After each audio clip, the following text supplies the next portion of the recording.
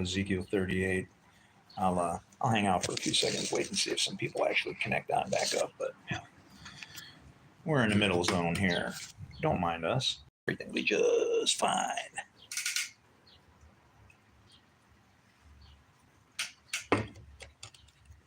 Back shortly.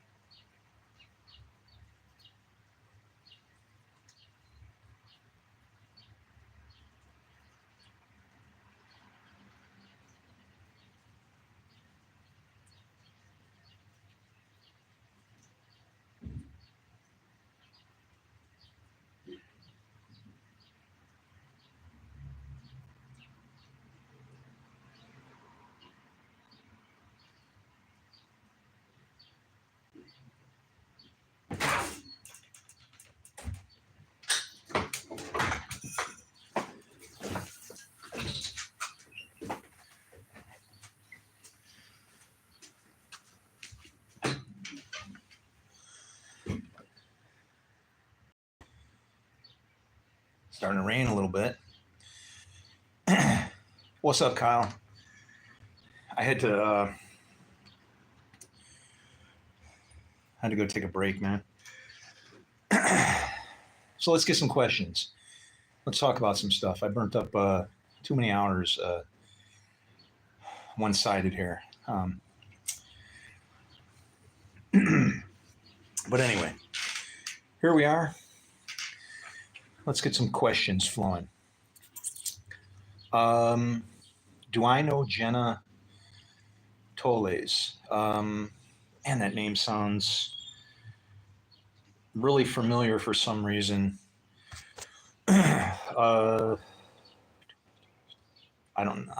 Maybe. I seem to have heard the name, but I'm not sure why. What is it? You becoming a wizard? um, I think we're all wizards at some level. We're like victims have been given a power that we just don't even understand how powerful it is and what we can get ourselves in trouble with. So we start breaking everything, and then we, oh God, help us. And he's like, I did. I made you. I let you experience pain. Wasn't that good enough for you? It's like, what is it going to take to learn, right? What kind of questions am I looking for, dude? Anything, man. Are you a genuine pirate of the Caribbean? Oh man, I respect pirates because at least they had a code that they followed, right? Yesterday I was in a store and I just was pondering the idea of Jesus saying anytime will do, right? And somebody brought up the idea of, yeah, doing the same thing over and over and expecting different results. That's insanity. And I go, oh, you mean kind of like Christians, right? Yeah, you ride a bike. Yes, I have a bike. I ride bicycles, motorcycles, mountain bikes, road bikes, like 10-speed kind of things. And as far as motorcycles, I used to do kind of not sport bikes, but like sport touring, fast bikes, but save on the back maybe. And then, and then I finally, got a double. And then I finally wound up with a big cruiser. Okay, if you've ever seen have you ever seen a Roadstar? Not a V-Star, but a Roadstar Yamaha, like the one with all the fairings and bags and all that. Yeah, I wound up getting one of those because I don't know. I promised my mom I wouldn't ride after I had my motorcycle wreck. When I was talking about when I shattered my wrist, put this bone sticking out, like out to here and kind of thing. I promised my mom, I said, I'll never ride again. I promise.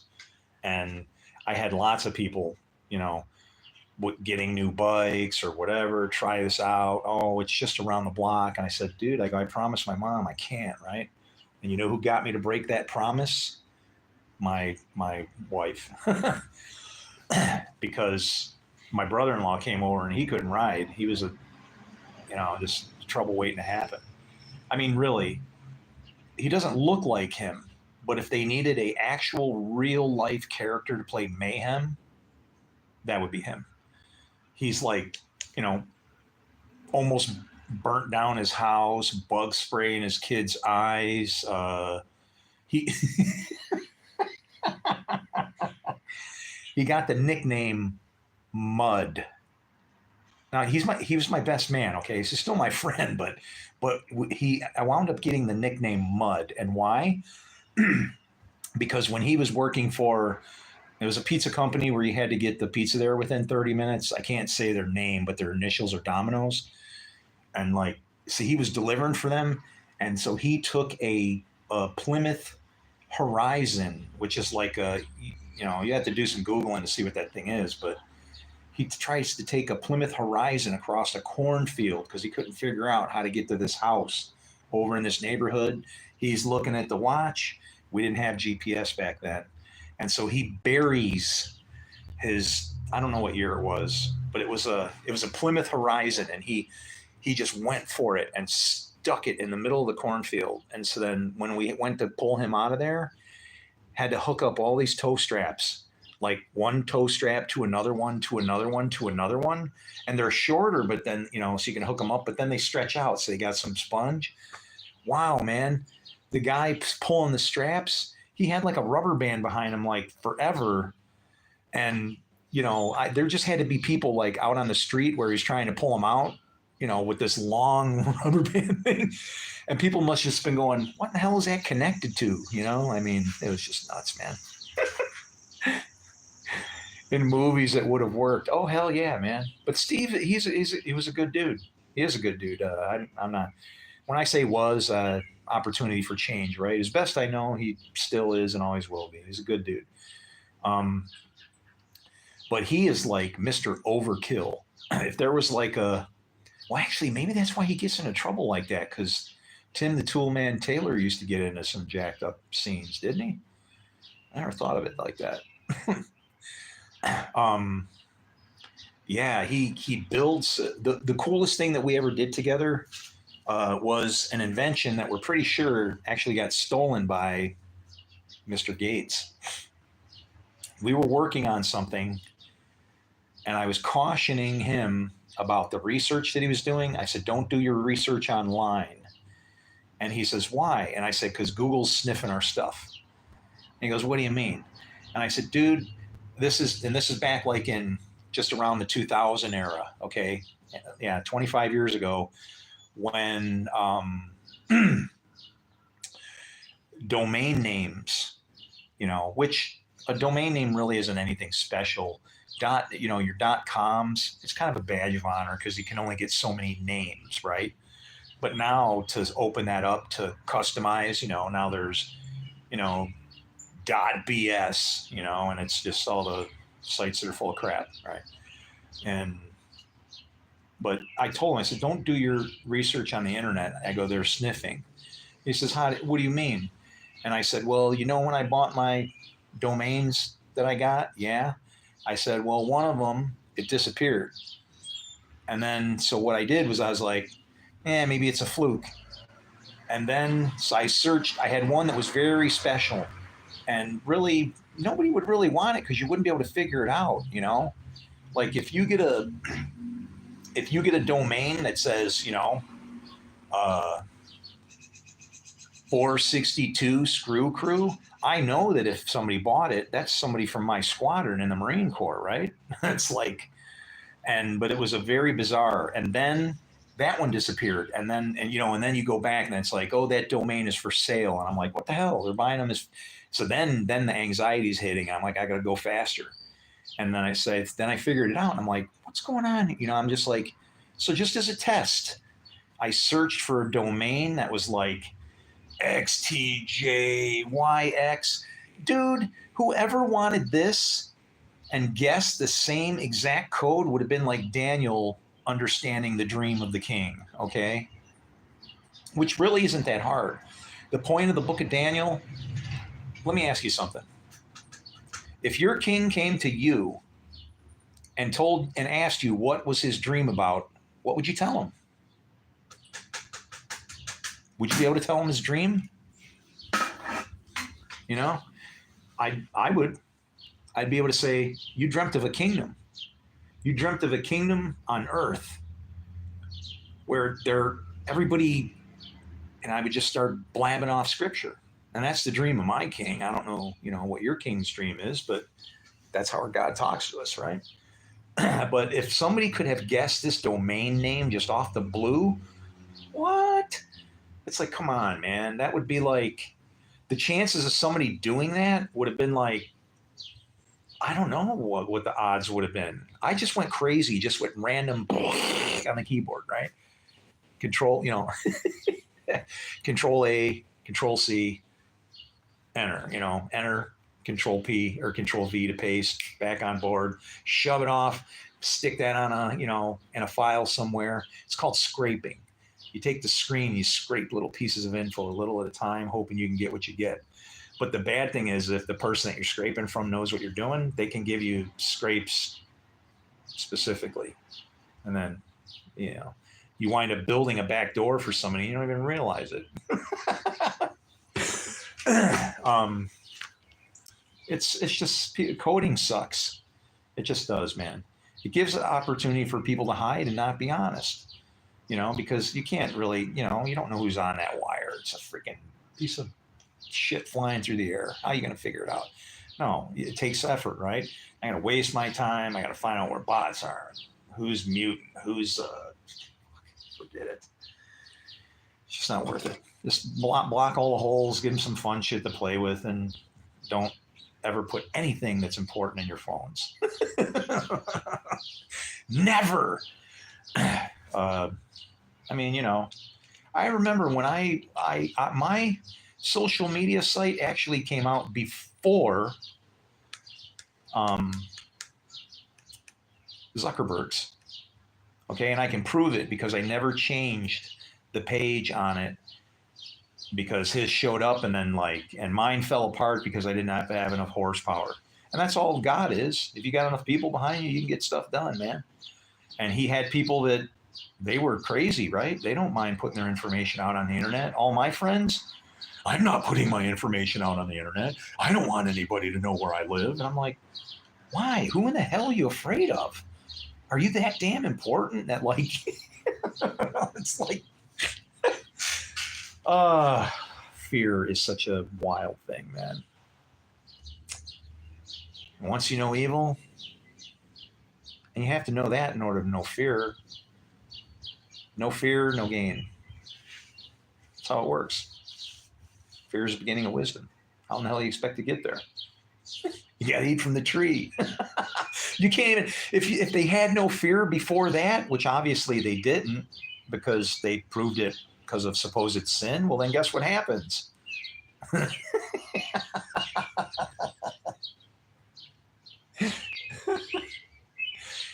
We wouldn't even be able to, you know, have any wisdom ever, like nothing, because we would have no fear. There would be no fear of the Lord. But it's what? It's the beginning of wisdom. It's just the beginning part.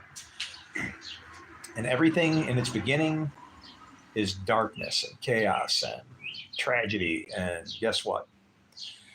All I can say is go Potter mode. Form it, make it, turn it into something what it could be for better, right? Hey, Julie. Kenya, get out of here. Hey, what's up, man? Wow, you guys are really going off in here. I love you guys. Dragon claws.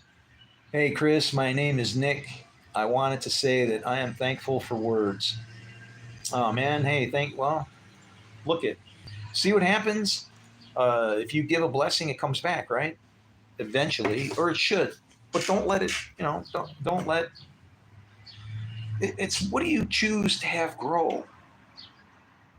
Let me get this. This'll, all right, none of that now.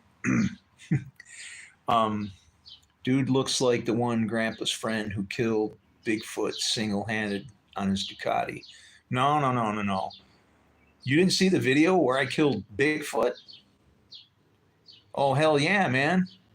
You know what? The only thing I had as a weapon? I had my pocket. Hold on. I'll show you exactly what I had.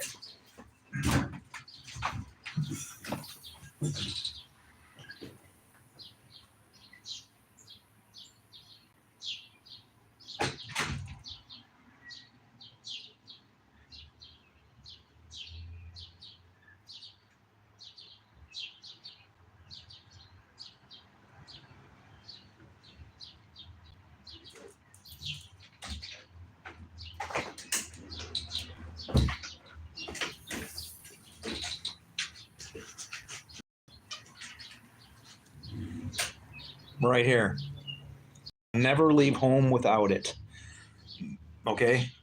And guess what happened? So I'm like just taking a walk. This is total bullshit. All right, so I'm just like taking just forget I said that part.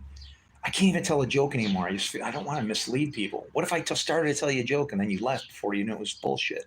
And you're like telling people, this guy said he killed a bear. And then then here come the people. It's like, dude, it was a joke. Yeah. But anyway, you'll like it. So now I'm like out in the woods, man. Ridiculous. I should be, this is like a paved place. There's markers. It's a trail, right? And they say there's bears, but it's like, you're thinking, shit, I'm going to be a bear around here. Really? They're going to let people wander around? Well, guess what? There's bears. So as usual, I'm stopping, taking a leak. And then I hear like a noise. I think it's my friend is caught up to me, and I kind of turn around, and it's like you see it, and then you just stop, and you're like, oh, you freeze in fear, right? What do I do? So me, you know, there goes the knife. Flying into the bushes, I'm done.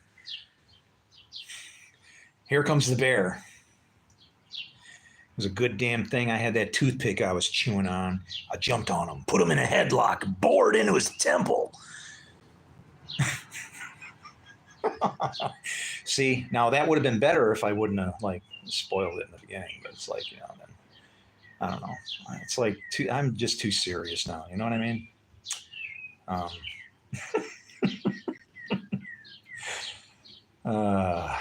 I'm doing all right, cool guy.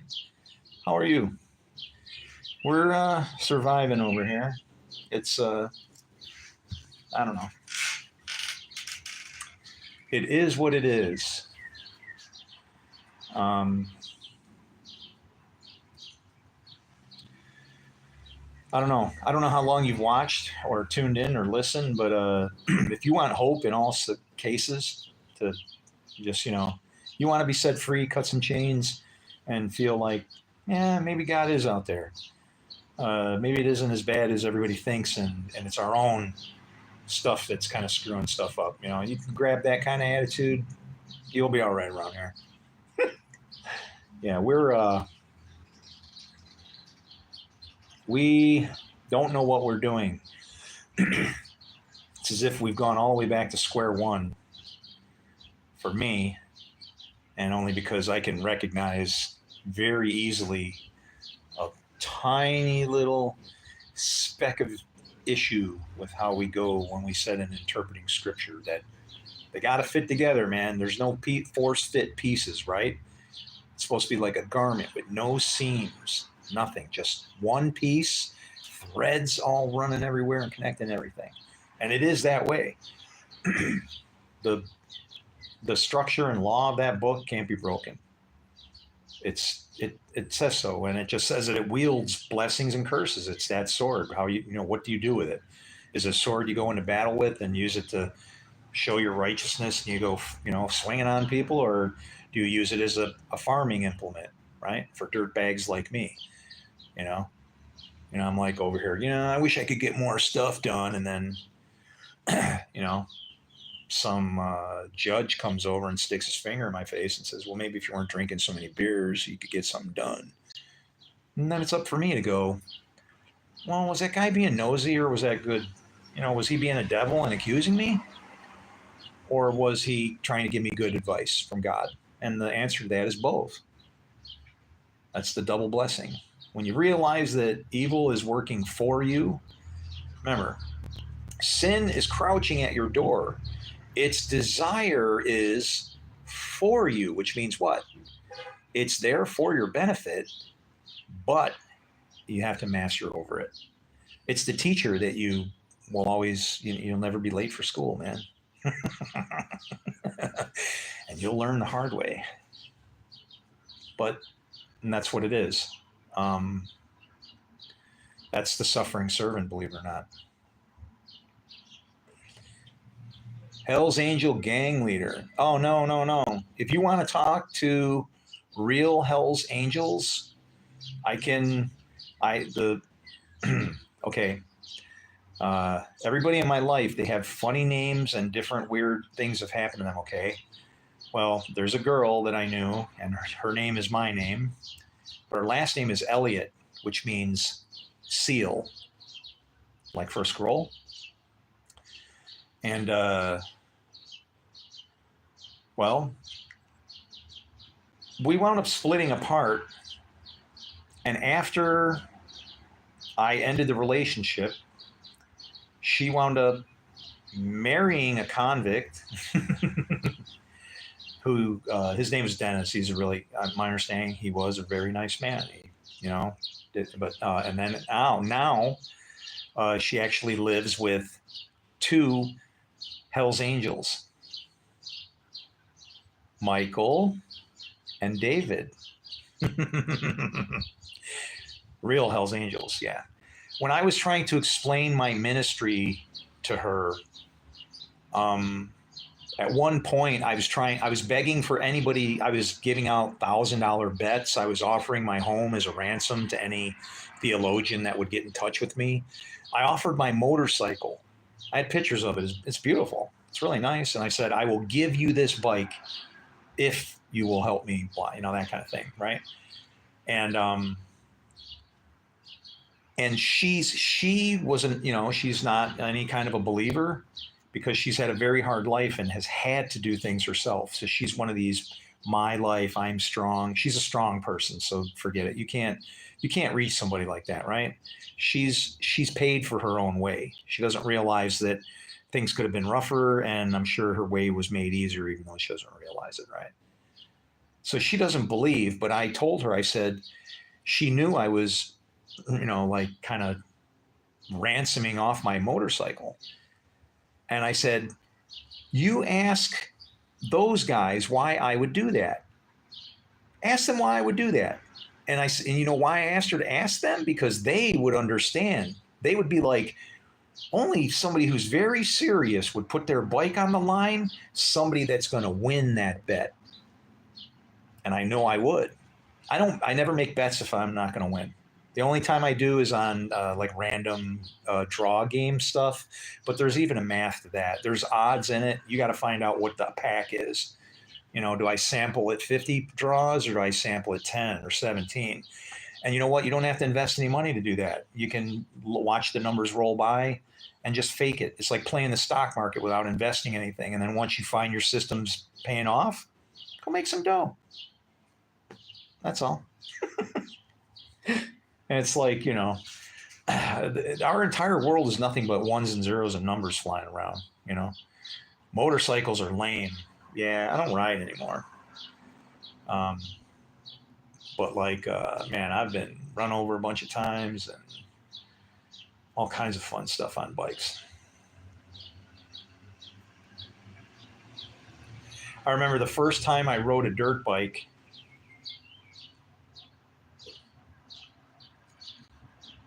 It was an XR75 that belonged to this kid named Mark Bartos.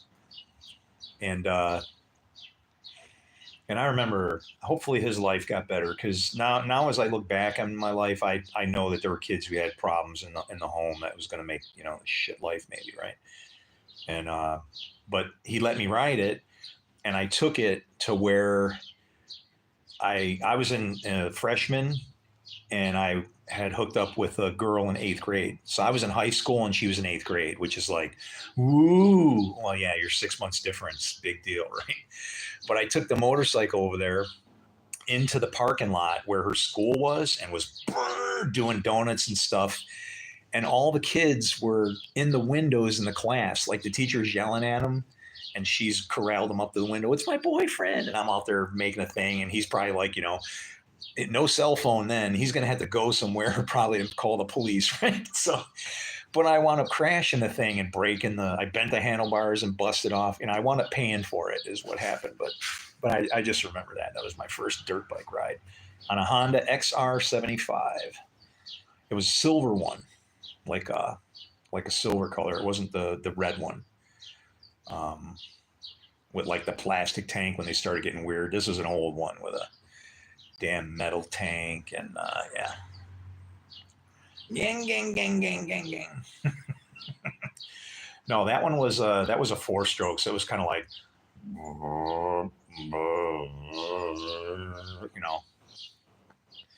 and then you get lucky and blow the baffle out of the exhaust and get all that back pressure out of there. Man, you do that on a 2-cycle, and it's like you just hit nitrous or something, man, because the bike's tuned for that back pressure. It's not expecting to go shoving all that fuel through there. Get it nice and warmed up, and then all of a sudden, boom, there goes the baffle, and then the next thing you know, you're like hanging on because it's throwing you back and then hanging on to the grip. You're like, it's caused you to, yeah, you should always ungrip on a motorcycle. Like try to come underneath it and go forward and work that way. Kind of dangerous because you can break your wrist easier, but at least if you're flying and going nuts, you're not going to get on gas when you're wishing you could bail off. So But it's crazy when you're flying, all those gyroscopic forces come into play. Like you ever see, you cruising through the air, when the front wheel's spinning, when both wheels are spinning, they're keeping the bike stable, right? Well, guess what happens? If you want the front end to come down so you can land, say you're coming high on, you're coming in high and you need to level it down so you can kind of scooch down on that rear wheel and not, you don't want to plant. You just want, a nice skid in, right? Well,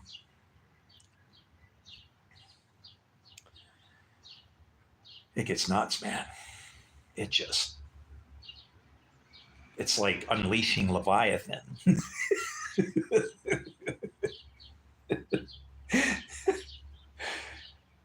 Speaking from experience, fun times, mechanical failures,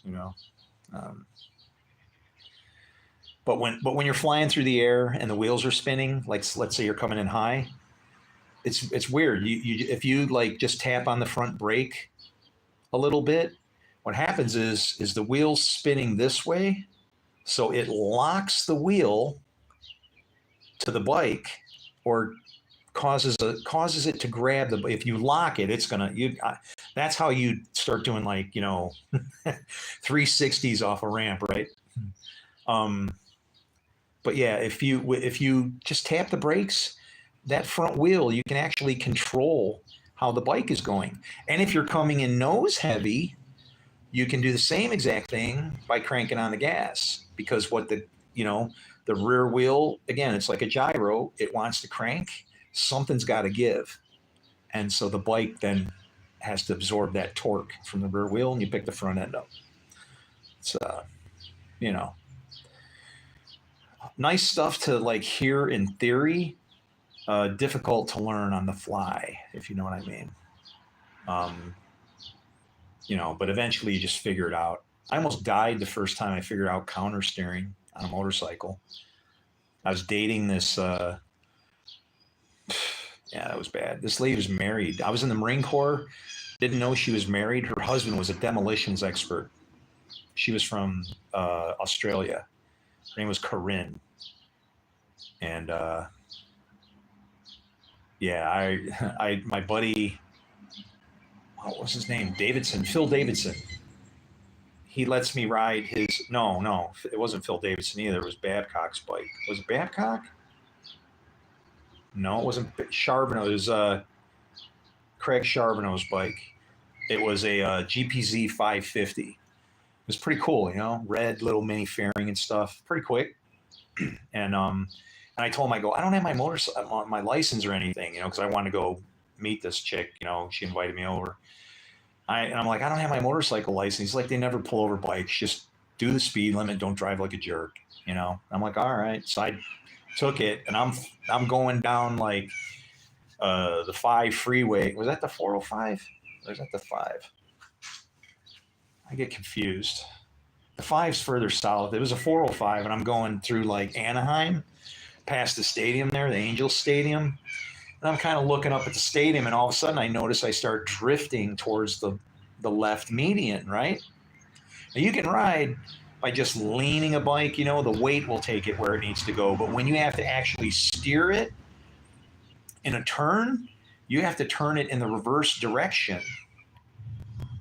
You have to turn it in the reverse direction. You have to counter steer.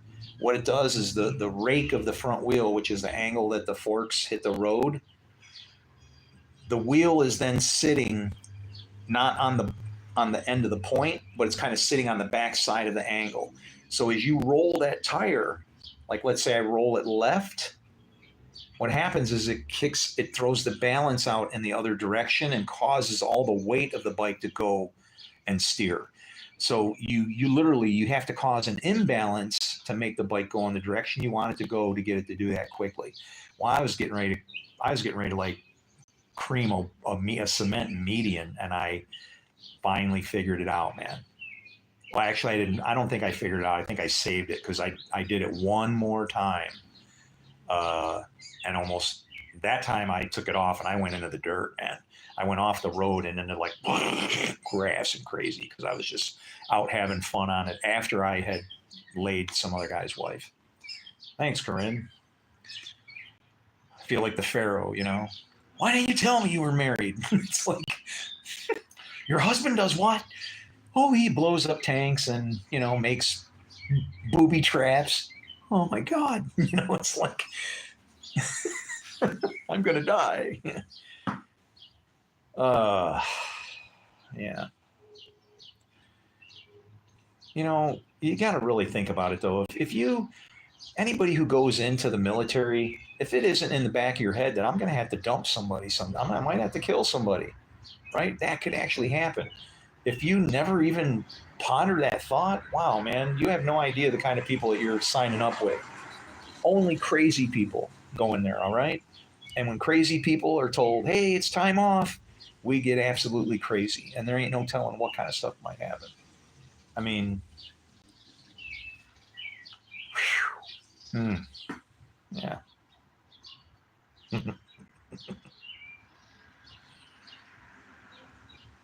I don't know. I guess maybe we live like there was no tomorrow because that might be a real thing, right? What are some of the wildest stories you have from the time in the military? Well, it'd be the time that the Lord saved my life because my gunny asked me if I wanted to go to Korea, and I did because I had met a bar girl there, and we had a little equipment malfunction. And I'm not talking about ED.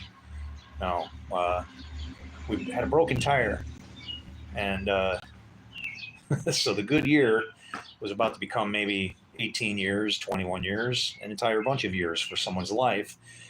And what if she's pregnant, right? So when last time I left, I gave her my photo ID. This is a chick I might not ever see again. I said, look, if that's my child, he needs to know his dad. It's important to me. Here, this is how you can find me. And so that was the last time I saw her. And my gunny asked if I want to go to Korea. And I'm like, oh, hell yeah. And because I thought I was going to see her. And her name was Amna. And that's a religious name. Look up that. Amna. Momna. Really weird. But she probably birthed the Antichrist or something, right? But he asked me to go, and then as soon as he asked me to go, he like then sets into scaring the crap out of me for even wanting to go. You know, he's like, if anything happens to that airplane and you get stuck there and you got to pay your own bills for your food and blah. And it was like, all right, never mind. It's like, you know, it's just, he made it appear like, you know, there's too much headache. And I got to trust him. He's my leader. If he's convincing you not to do something, listen to your boss, right? I would even say, listen to your wife. Yeah, as long as she's your ma, because your mother will never. If she's your wisdom, let her speak. If she's leading you into trouble, then it's up to you to decide. Do I give grace and save the relationship, or do I go to the work of God and, you know, see what happens? Uh, but but yeah, the hop was supposed to go to mainland Japan to something called Friendship Days, and then you give out candy on the on the flight pad. You come in like parade style, give out candy to the kids. You know, basically the purpose of the thing is to is a candy bars to me aren't really recompense, right? There should be a lot of tears and promises and never agains said. But yeah, it's to basically tell the Japanese people that we're your friends, right? Yeah, we blew a couple of your cities off the map and vaporized your ancestry, but we're still your friends, right? And then we give candy bars to the kids, but there's people there that obviously aren't happy still, and with rights, right? That war is never good. One of the things that people don't realize is that the Japanese ambassador was trying to surrender before we dropped the bombs because he had seen what was going to happen, and so there was no reason to do that. If they were going to surrender, saying "Whoa," they should have just left it alone, right? But yeah. Anyway, I didn't go, and because I didn't go, I missed out on a flight where I would have been eaten by sharks in the East China Sea, along with the 17 brothers of mine, or 16 other. Then there would have been one less, and it was really bad because of all things to find out, because then they're going through the manifest, right?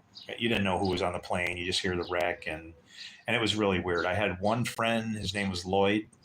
Well, his name is Lloyd. Sorry, obviously it was because I'm referring to the past, right? His name is Lloyd, and he was supposed to be on it. Okay, so he was on the paper manifest, right? Well, here's the problem. Lloyd happens to his dad knew military people and like people in the Pentagon and stuff. And there were a lot of people like that within my squadron. One of the guys in our squadron, his dad was a general. Okay, but Lloyd was supposed to be on that thing, and so that was some of the trouble that was caused. The one guy calls Pentagon, finds out that Lloyd's supposed to be on it, calls Lloyd's dad. Yeah, your son was on that plane that went down. Oh, and what does Lloyd do? He calls up as fast as he can. You know what he's saying? Don't sell my Camaro. Don't sell my Camaro.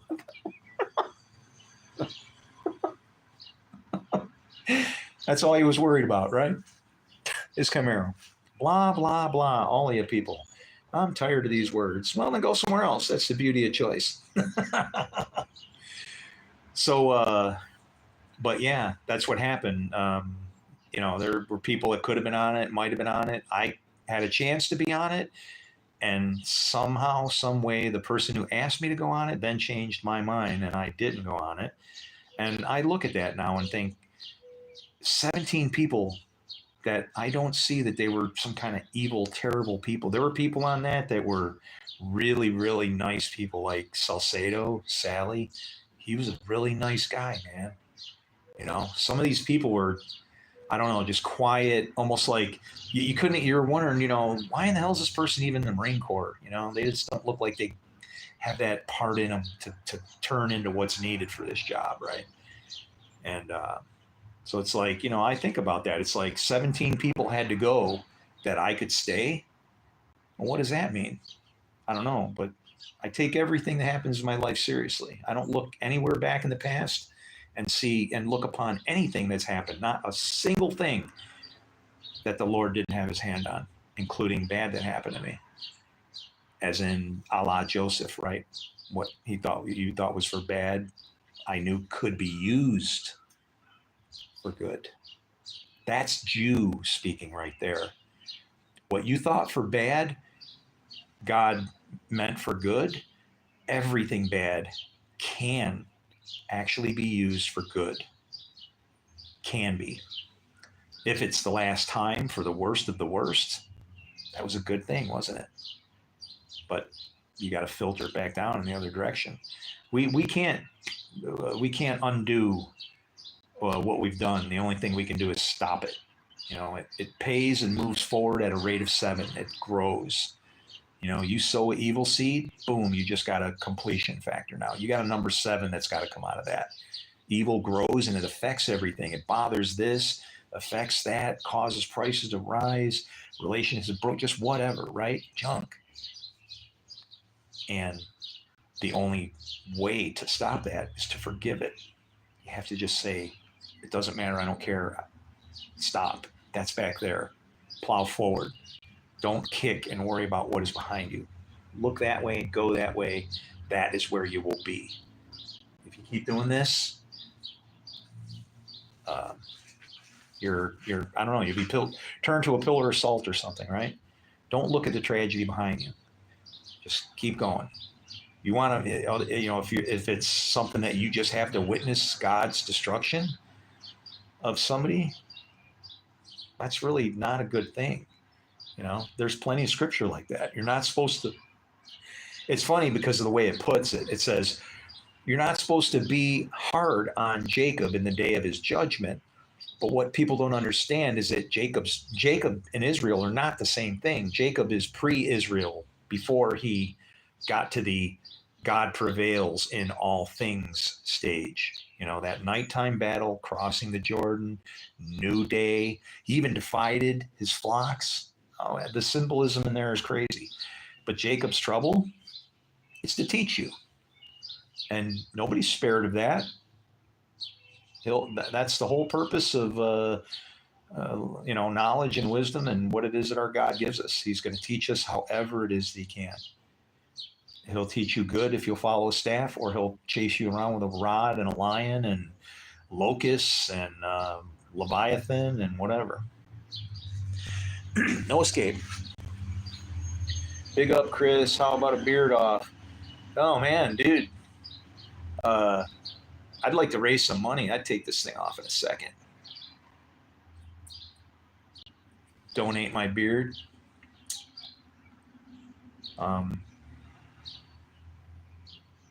It'd just be back in like, I don't even know how long this is. It's barely a year.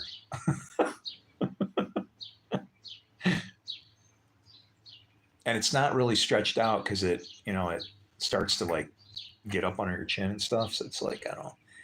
Right, my chin is like right there. And there's lots of it. I mean, I'm not kidding. I mean, really, saying it's just like, I consider all day and just hair everywhere. Elijah ain't got shit on me.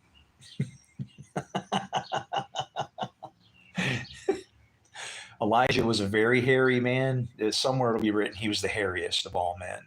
He was the missing link. He was the Bigfoot between Leviathan and Levi.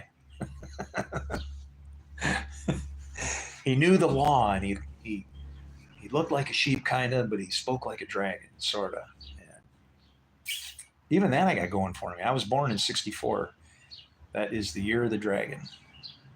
So it's like, but we misunderstand all these things in this book. You know, we turn them into monster stories and scaring each other. And, you know, people wasting their time and money. I don't know, watching the sky, I guess you could say. Our Lord is not returning that way. He will return when we say, "Blessed is he who comes in the name of the Lord." Do you say that when you see me? I'll say that when I see you. I don't have a problem with it. I hope you come in the Lord's name. There's only two names. You either come in the Lord's name or you come in, your own name. Even Jesus didn't even come in his own name, but people miss that. He says it flat out. If a man comes in his own name, you will accept him. Okay, so what was he doing? He was complaining, and you have to state then he's not coming in his own name because he's not being accepted, right? He was coming in God's name. So really, when you think of what is the name of Jesus, it would be Yahweh, because it's the name he came in.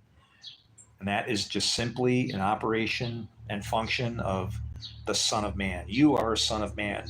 Every person out there is a son of man. A bag of dirt.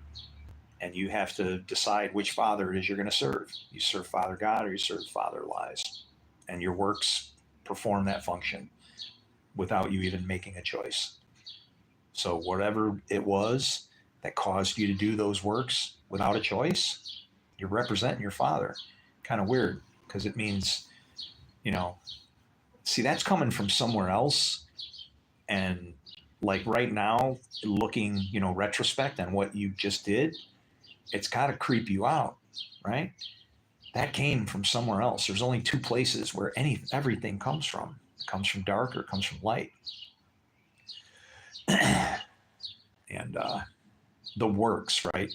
I mean, if you're talking flat out source from point zero, everything comes from darkness. There's only one good, everything else is many. May 26th is our last day on earth. Oh, really? Who said that?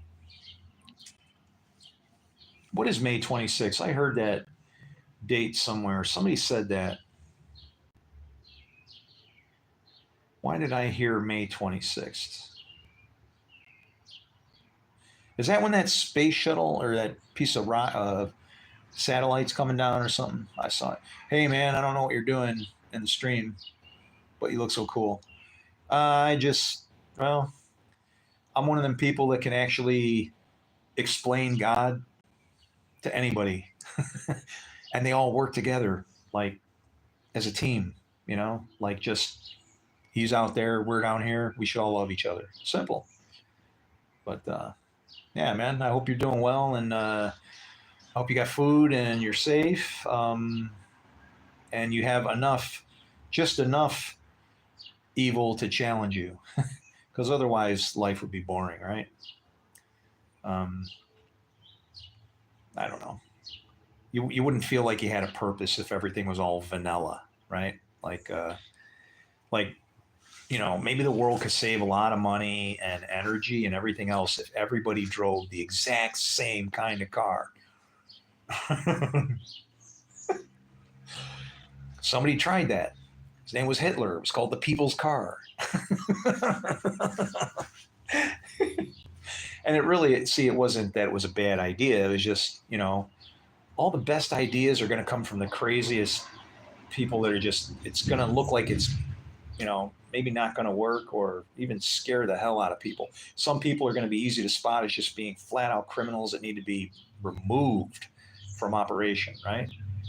Yeah. You're into harming people, hurting people. Wow, man. Sorry. No, not here. I'm in the Marine. I was in the Marine Corps, and I'm going to tell you something. If I was asked to go to war right now, I'd only need one bullet. Right here. I ain't going to hurt nobody. I have a God that tells me I shouldn't do that, and I'm not going to do that. Not for war. Because the prophecies say we're to study war no more. And that's the problem. The prophecies can be fulfilled without sitting around just waiting for something to happen, okay? Um, that's called constipation or retaliation or, you know, lack of contemplation or maybe consternation and maybe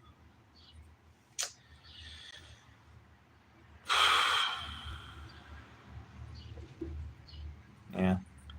We can't go around blaming mysterious invisible things for our problems, right? Not until they're showing up and paying taxes like the rest of us. That's what I think. Here's to us.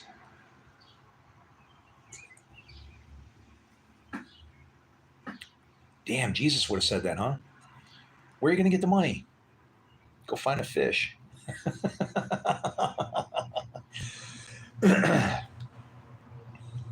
What we got? Nice beard. Oh, it's insane. This thing is mad.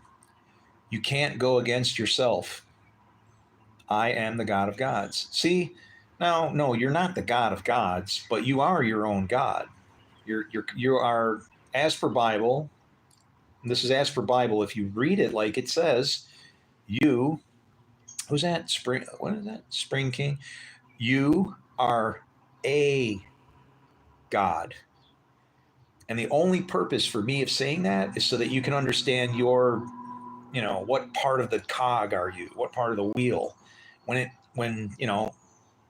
Yahweh, the Lord God, is not the same as Elohim. Okay? Matter of fact, Jesus says something that makes you a God. You ready? He said, if he called them gods to whom, now he's like chewing up the Pharisees right now, right? If he called them gods to whom the word came, was Jesus the word? Did he come? Who did he come to? I say they're gods. That's what Jesus was trying to explain, was when we see all this God stuff in there, yes, but we have to realize that we are, our governing authority, if you will, is the God of gods, which probably would be better stated as God of all gods. So now you wind up with a set of, now this gets really good because the commandments can't even be broken, right? Because he's the God of God. Well, where are all the other gods? They're past him. You will have no other gods before us, in between us. You will have no other gods before me. So when we know him, he knows or causes the other gods to do what they do. And you're going to go, well, but those gods do evil. And I'll say, then I suggest you read Isaiah 45:7, my friend, because it says, I form light and I create darkness. I make peace and I create evil. I, the Lord, do all these things. And that's out of the trusty old King James Bible. It doesn't water it down. As time has gone on, that verse has been, yeah, mixing water is what's going on there. It's been changed to, I make peace and create calamity. What's the difference? Is calamity not a bad thing and peace is a good thing? And that's what we don't get is when if it's stated like, I love Jacob, but I hated Esau, it's really funny because, Jacob was obedient, even though he was a damn criminal, right? He was trying to do things right, but he was being misled by everybody. His own mom told him to steal his brother's birthright, okay? Who gets to blame for this war that's going on between Jacob and Israel right now? Or Ishmael, rather. It's like, we need to look at this thing as to what it actually is. And when you do that, a much different story appears. And it's almost, I don't know,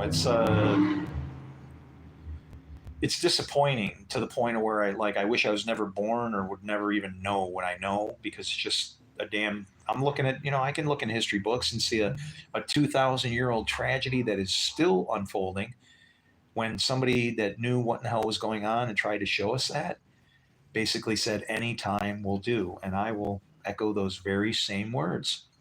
Our kingdom's right in front of our face. If you want it, build it. Oh, God, no, the works of man. Well, then let him use your hands. That's all I can say. We're the body of what with this thing, right? If you want to put it that way. If we don't do the works, then we do the anti-works. We sit around and wait. And it's like anything else. It's going to fall apart after a while. It goes in one direction. You patch it up, fix it up, or as it's written, bind it up, put oil on it, smooth it out, dress it up, take care of it, nurture it, fertilize it. Or you what? Let it rot. But yeah. I look like Jesus. Who nobody really knows what he looks like, I never seen any pictures of look like that, but I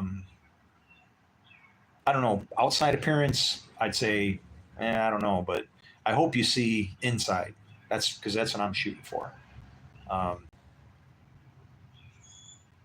When he appears, you will be like him. I see no problem in trying to, with diligence and honesty, and especially with more concern for others than self, to go for it, right? Keep the beard. We all need beards. Make America great again. Everyone grill beard. Oh, grill. Probably saying grow beard.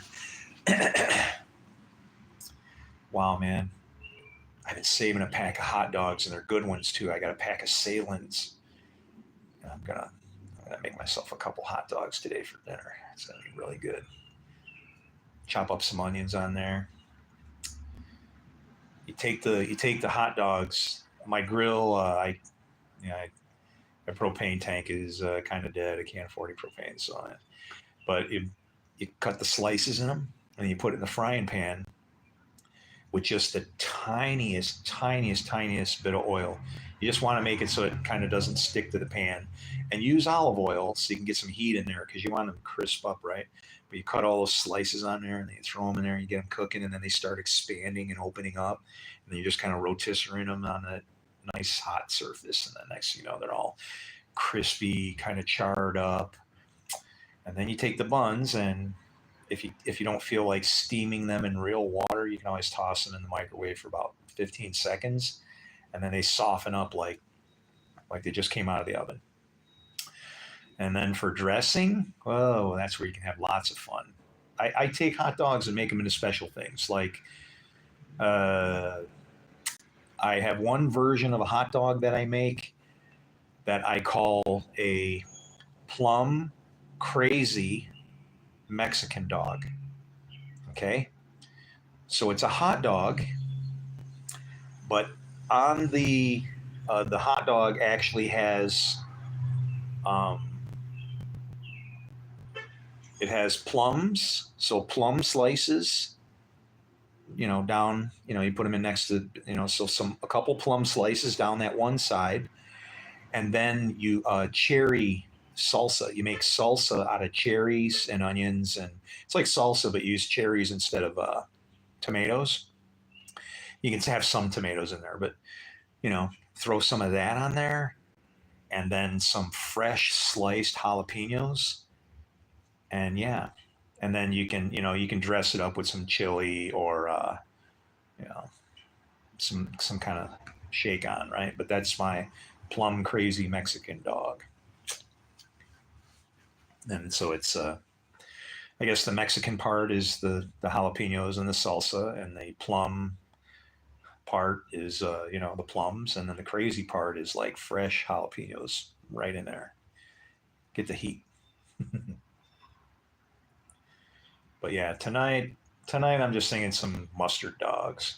I was thinking some mustard dogs, and if I really wanted to, I don't know, do something special, I think I would cook them and then wrap them in foil really tight, and then throw them in my back pocket and sit on them a few times, smash them around, mush them, and then they'd be all mangled up like those hot dogs that you get for like $12 when you go to see a baseball game.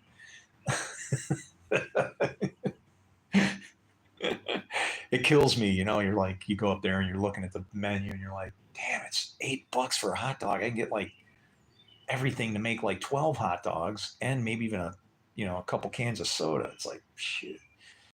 Yeah. I don't know. All that going out to have fun and spend money, them days are gone for me, man. At least for now. I don't have it. And honestly, if I did have it, I wouldn't spend it on that anyway. I have a neighbor that's losing her house or trying to foreclose on her. I'm helping her as best I can. And but yeah.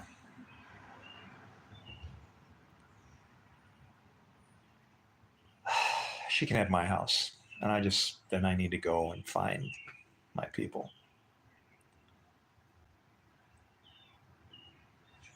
Or maybe my people can move here. We can all shack up together.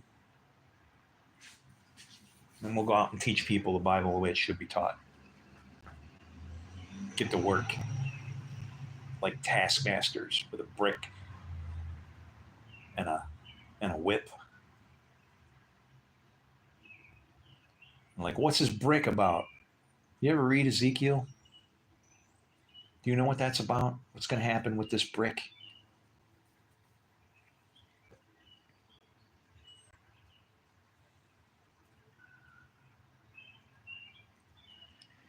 It's like all those stories. They personify God to such a level that we feel almost as if he's like puppet master, right? But it's really not that way. He said, and in some of those statements, he uses computer programming, the good old if statement, where you have a choice between if, then, and then you get an option.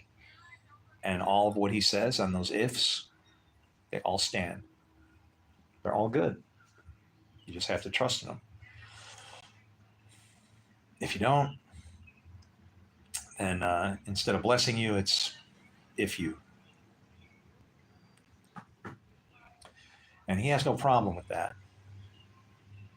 He has no problem beating you if you are just, it's literally a turn against. You fight yourself.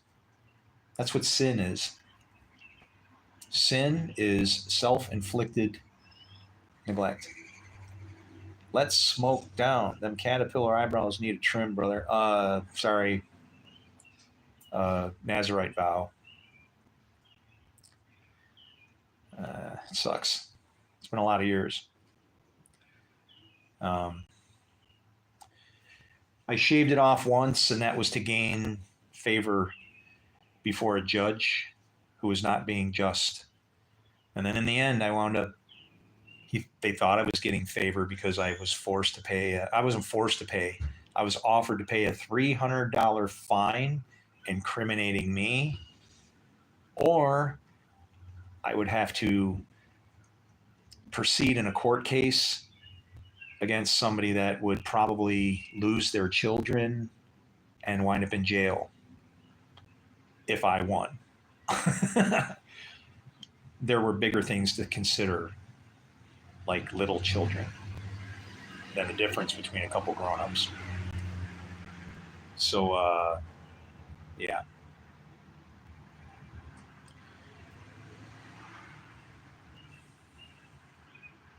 And I shaved it off. And the DA told me, he goes, well, that's a great deal, ain't it? Look at that. $300.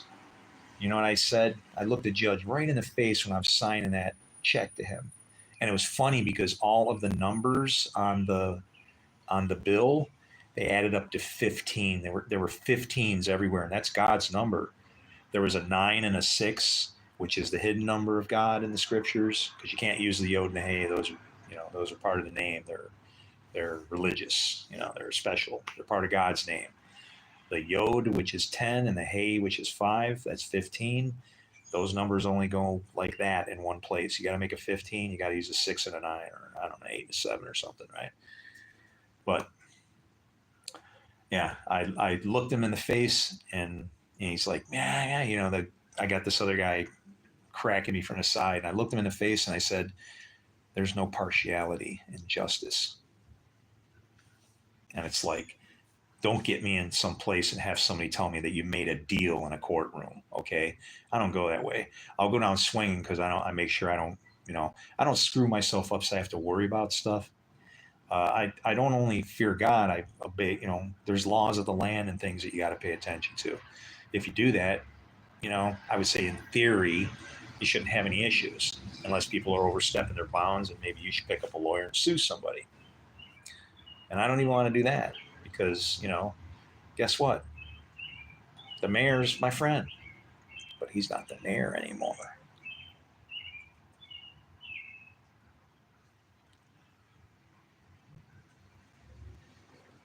Doesn't matter. It would still come back to him because he was the mayor, right? It's just what happens when people get power and they abuse it, right? I don't know.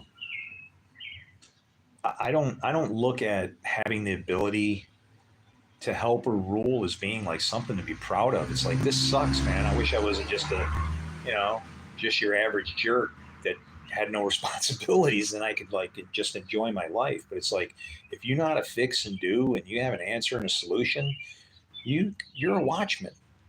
You're a watchman for people that are hurting and suffering. You got to do something, you know? How long haven't I shaven my beard? February 2nd of 24. And then before that, it was from 2019 to 2024. This is a year, but this is the first time ever that I've grown my beard without starting with a goatee. And when I start with the goatee, I don't know, it gets uneven and it gets really long and weird. But now it's just like a damn wall. It's like it's mad. But I can't wait to. I just want to, I that's the thing. See, if you make a promise, you should keep it, right?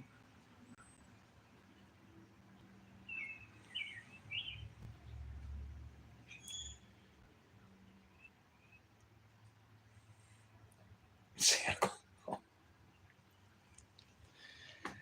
Ho, ho, ho. Nothing personal.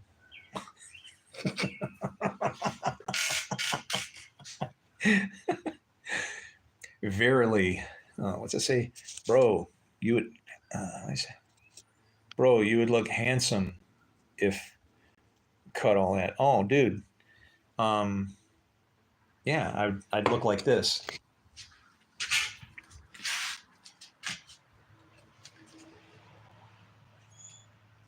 Where am I? How about right? Yeah, I can't even see because I got a reflection in my face. Here. Can you see me? I can't tell. That's my wife. That's not me. Where am I at? You can't see. If I go there. Here. How's that?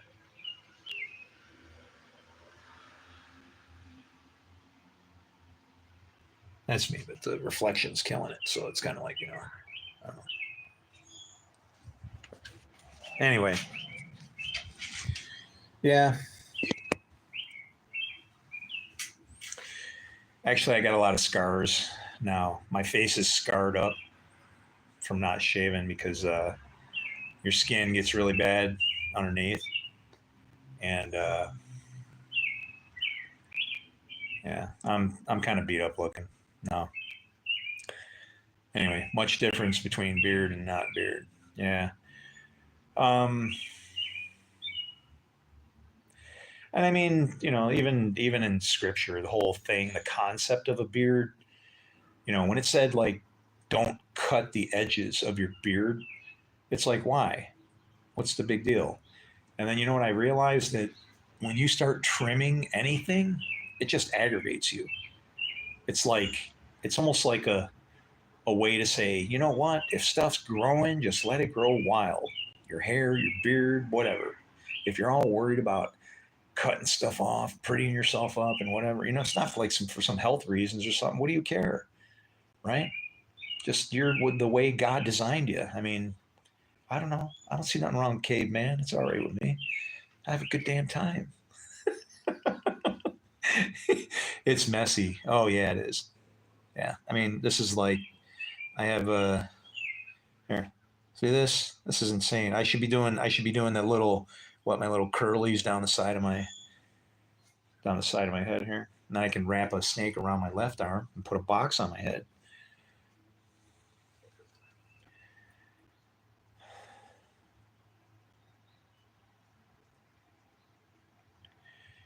Yeah. I think our problems started when looks dope. I was 18, shaved it every morning. Didn't then it started growing, right? That's what happens, man. Like when I was in high school, I had a giant goatee. I'm serious. I had a giant goatee in high school. It was black. It wasn't gray. Um, but I had a giant goatee in high school. And like, so I was the kid, when we were going out to like buy beer. Well, just being honest. If you're too young to do that, don't do that. But yeah, that was my job, right? And like, I'd walk in, and I'm sorry, but when you're 15, 16, you look 15 and 16. Your skin is like porcelain. And here you are with this beard that looks like it doesn't even belong to you, right? It's like, I'd walk up to the counter and, throw us, 6 pack or 12 pack, or we drink quarts. We like to drink the 40s, right? And you walk up to the counter, and then the guy is looking at you like he's going, he's kind of like looking like trying to see, is that glued on? What the hell? It's like, what kind of vitamins does this guy take? He looks like great. He looks like a little elf or something. He's so cute. He's kind of skinny and he's got that little beard. All he needs is a hat.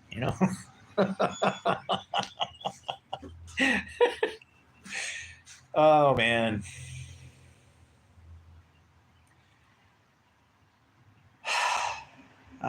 Wow, man. I guess that's what I wish. If I had or like on last request kind of thing, like before you're convicted, sentenced, and all that, it would be. I want everybody to know that my life was fun and I had the best blast damn time you could ever imagine. And now on the way out, I just feel like I need to pay it back somehow. And so I found something that I just want to share. We're reading our book wrong. It's the great sword that has taken peace from the earth, and we seem to be oblivious to that. So let's get it straight and do it. You like my sense of humor. You wouldn't if you lived here. No, like uh, sometimes I'm in the store, and somebody will like, they got to scoot by you with a cart or something like that. And they'll be like, excuse me. And I'll be like, phew. Well, if I say that, you better run. Sometimes they call a hazmat team, and then they're like, what? And then they get it, and then they're, I don't know. I can't help it, man. I'm silly. You just gotta, that's what's, when it talks about Abraham, that through his seed, everybody thinks that's talking about a kid. It's not. It's talking laughter. All right? Laughter. Not, it's not about physical bodies and stuff, right? It's on one side, you got brother against brother, hand against hand, you got conflict. And then on the other side, you got what? Laughter. I've never seen anything where people are laughing and beating the hell out of each other. I don't think that I've never seen, unless you're just having such a good time. And then they're really not beating the hell out of each other. They're just like, it's like a pillow fight or a wrestling match or something. It's like when that spirit gets in there, then things are different, right? Things are different.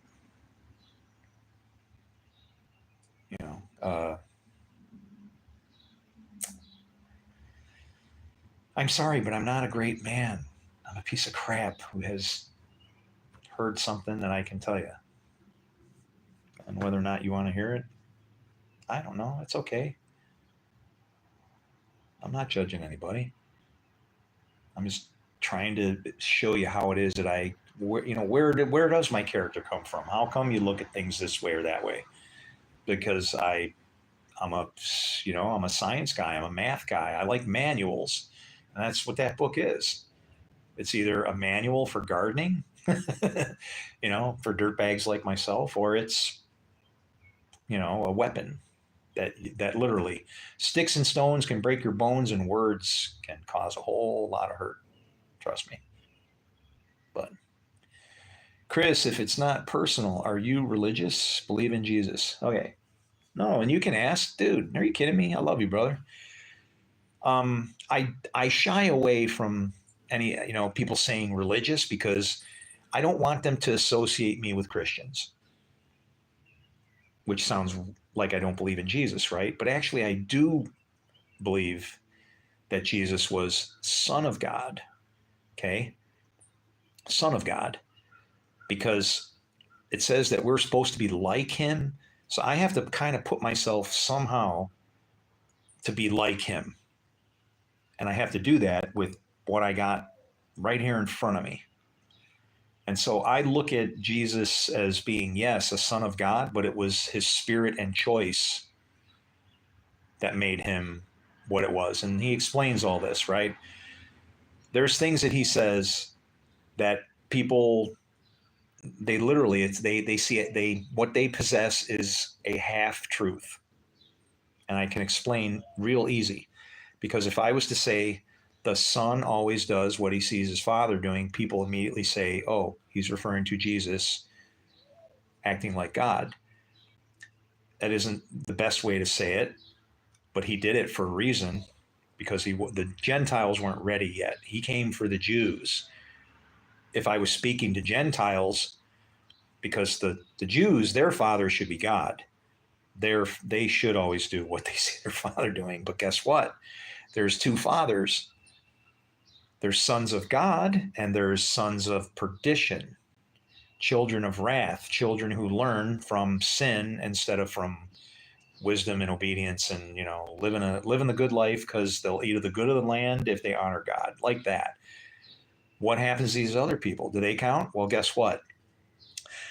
Those sons always do what they see their father doing too. Oh, wait a minute. So it's the sons. So you are a son of man, as I am. Everybody is a son of man because we are sons of Adam, son of man. Right? Here's the thing: the son of man, as a son of man, you would just be like dust. Now there has to be a spirit inside of you that causes you of your works of good or bad. And guess what? It's only good or bad. So guess what that means? Two teams, two masters, and Jesus brought peace because he said what? We are not to judge another master's servant. So, since the sons always do what they see their fathers doing, I got two different kinds of sons. If I look at you and I see you doing something that my father wouldn't approve of, I guess I got a couple different options, right? I can either, if I know how the law works, okay, the law is like a lion. The Bible's like a lion. You don't have to defend it. It's just a set of things that if you do this, this will happen. If that happens, this will happen. And it works. It doesn't have to be defended. It's like a lion. You just turn it loose, it'll defend itself. But I have a couple options on how to deal with you since we're on different teams, right? But what's the most important thing I definitely can't do because we're on different teams?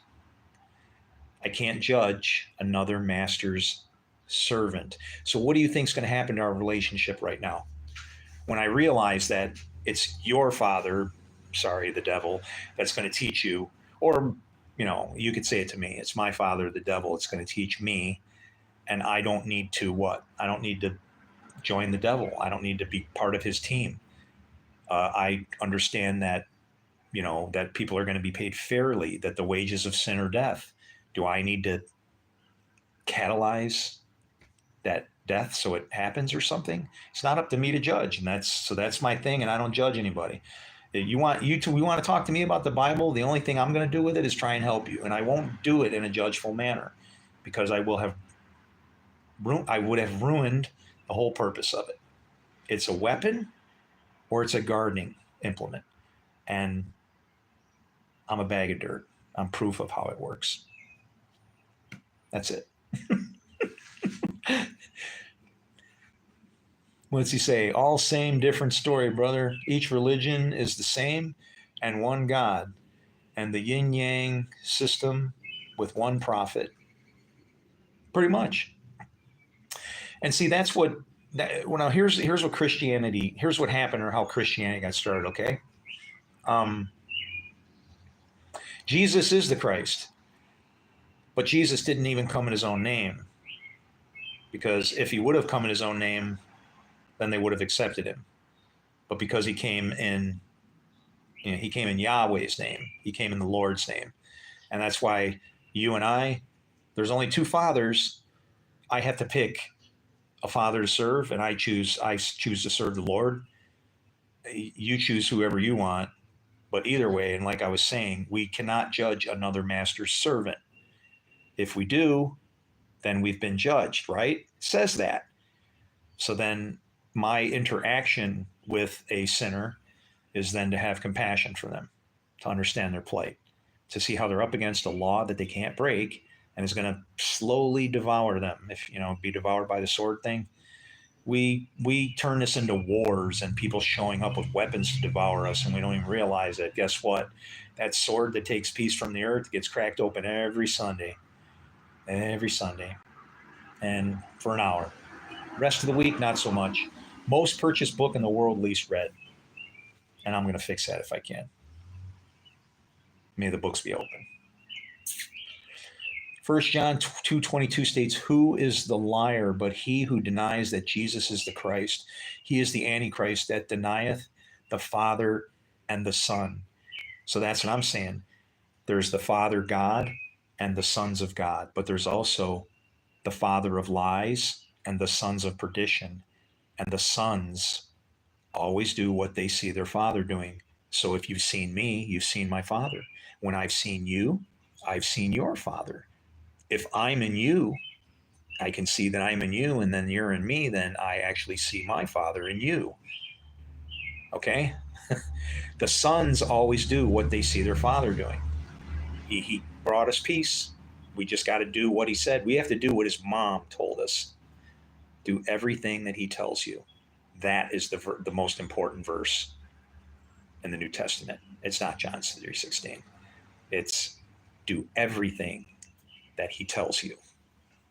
Because you know why? He does anyway. If you do good, you're repeating and doing what it is that he said. If you do bad, well, what does the law promise for doing wrong? Curses. So then you get the promise of the curse. We are slaves here. Pick a daddy, serve him well. You have no choice. Your works and your actions will show who you serve. And there's people out there who say your works don't matter. Sorry, your works prove who your father is. Are you going to smoke? I don't smoke. So you don't believe in the Trinity? Yes, there is a Trinity. It was a way to explain, uh, like a math equation. Okay, you have to have three parts. Okay, what is at the backside of that equation? That's either going to be good or evil, right? What are the other two things? A father and a son. Those are variables and can be good sons, bad sons, good fathers mixed with a good son, bad fathers mixed with a good son. All of these things are when Jesus was talking about the relationship thing, where he says, I come to start a war between a father and a son. I have to give you a scenario. In this place where we are right now, this is a fallen world. The brunt of the people living here, their father is the devil. That's why we have to be reborn. Used to be my father. Okay? That's where we are. And so we have to choose to serve that other father. And us as sons of man, it's via our works. Jesus, when he did like a Solomon thing, he cut the baby in half, except that he made it sheep and goats. But once you separate anything into two pieces, they're either going to be equal, perfectly equal, or there's going to be a greater and a lesser. Which one do you think has more power? Which one is going to be more adaptable? The smaller, lesser one. Because all in one and unity is good in God, and that doesn't change. Evil, or the lesser light, if you want to call it that rules the night, that can change. Evil's like a stem cell. It can be used for evil, but it can also be used for good. And that's why I bring up Rahab's lie. It's what you do. You can't live by the letter of the law, because the letter of the law will fail. Right? If I made a law, no speeding through my town. Here come the fire trucks, not fire hydrants. Here come the fire trucks, and I'm like, giving out tickets while the houses on the other side of town are burning down because, you can't speed. That's where the law fails. But the spirit of the law is for safety, right? And in the case of, for us, the spirit of our law is to give us a hope and a future. And you can't do that if you're destroying the stuff that the future is made of, which is the least of these. Do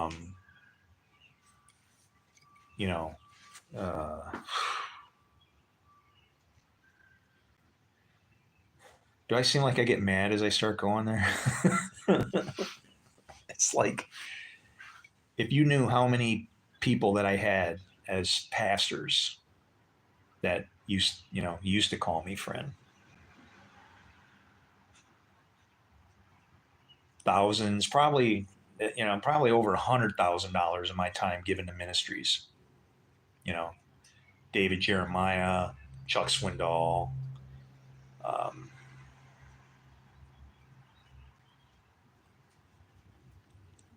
and to just have them turn around, it's like, dude, I'm the same damn dude you knew before, man. I just see something that I got to show you so I can get some help on this, right? And then you get shut down and blown out. It's like, it doesn't feel right. I just feel too like the only person here in this, and there's something weird about it. So I don't know.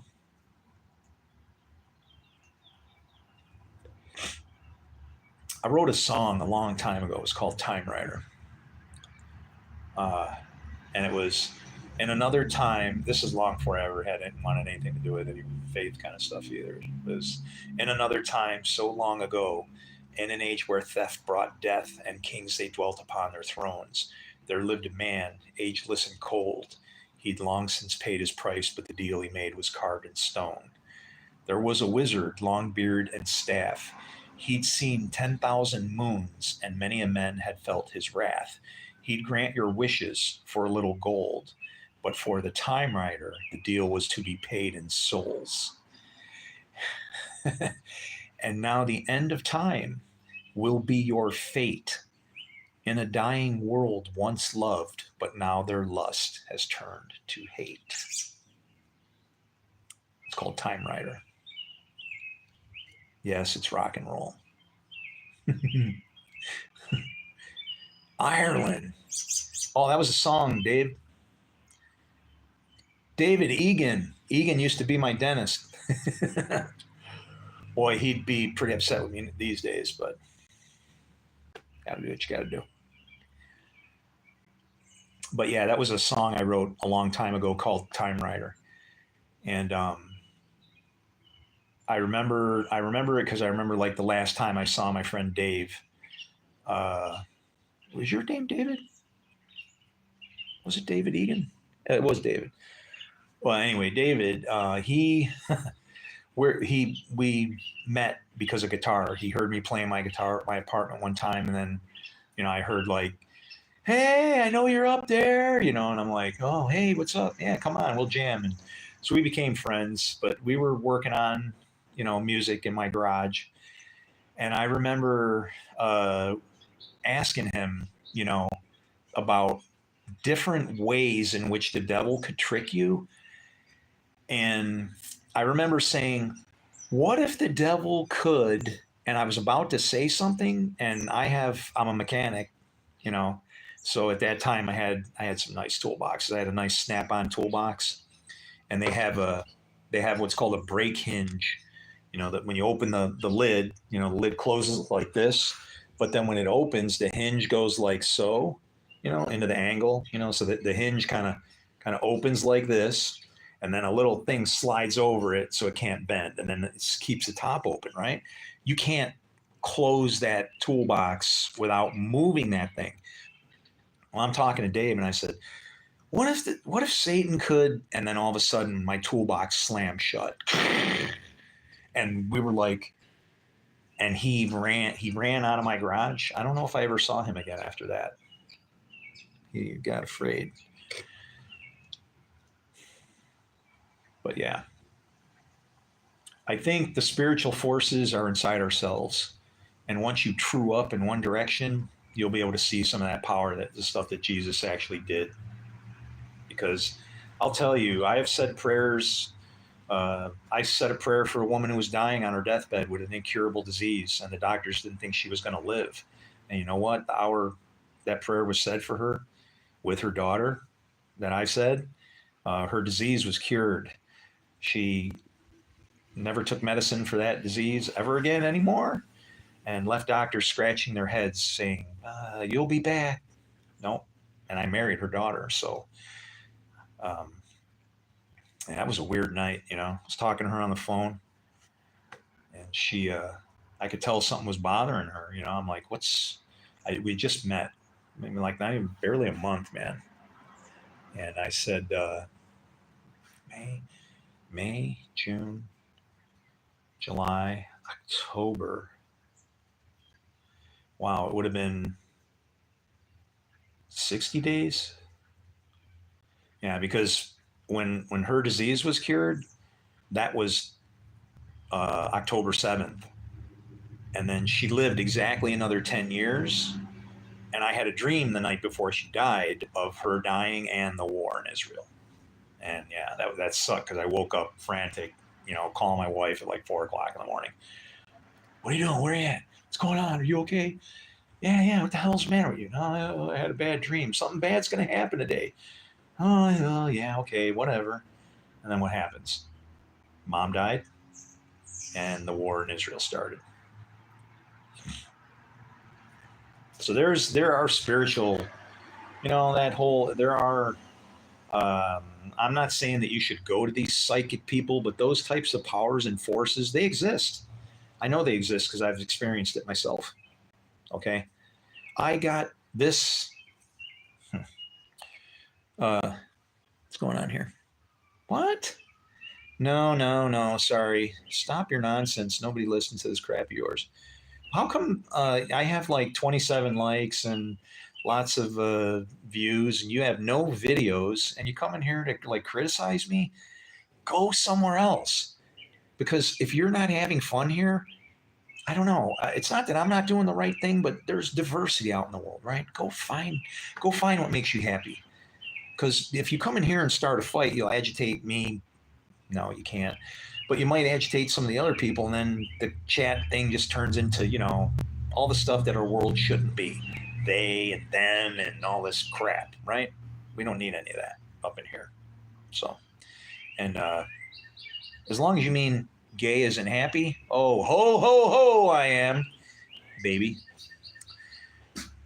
Oh, I know. And it doesn't bother me. It's like, sorry, nice song, but cool story about the toolbox. Yeah, power of prayer is amazing.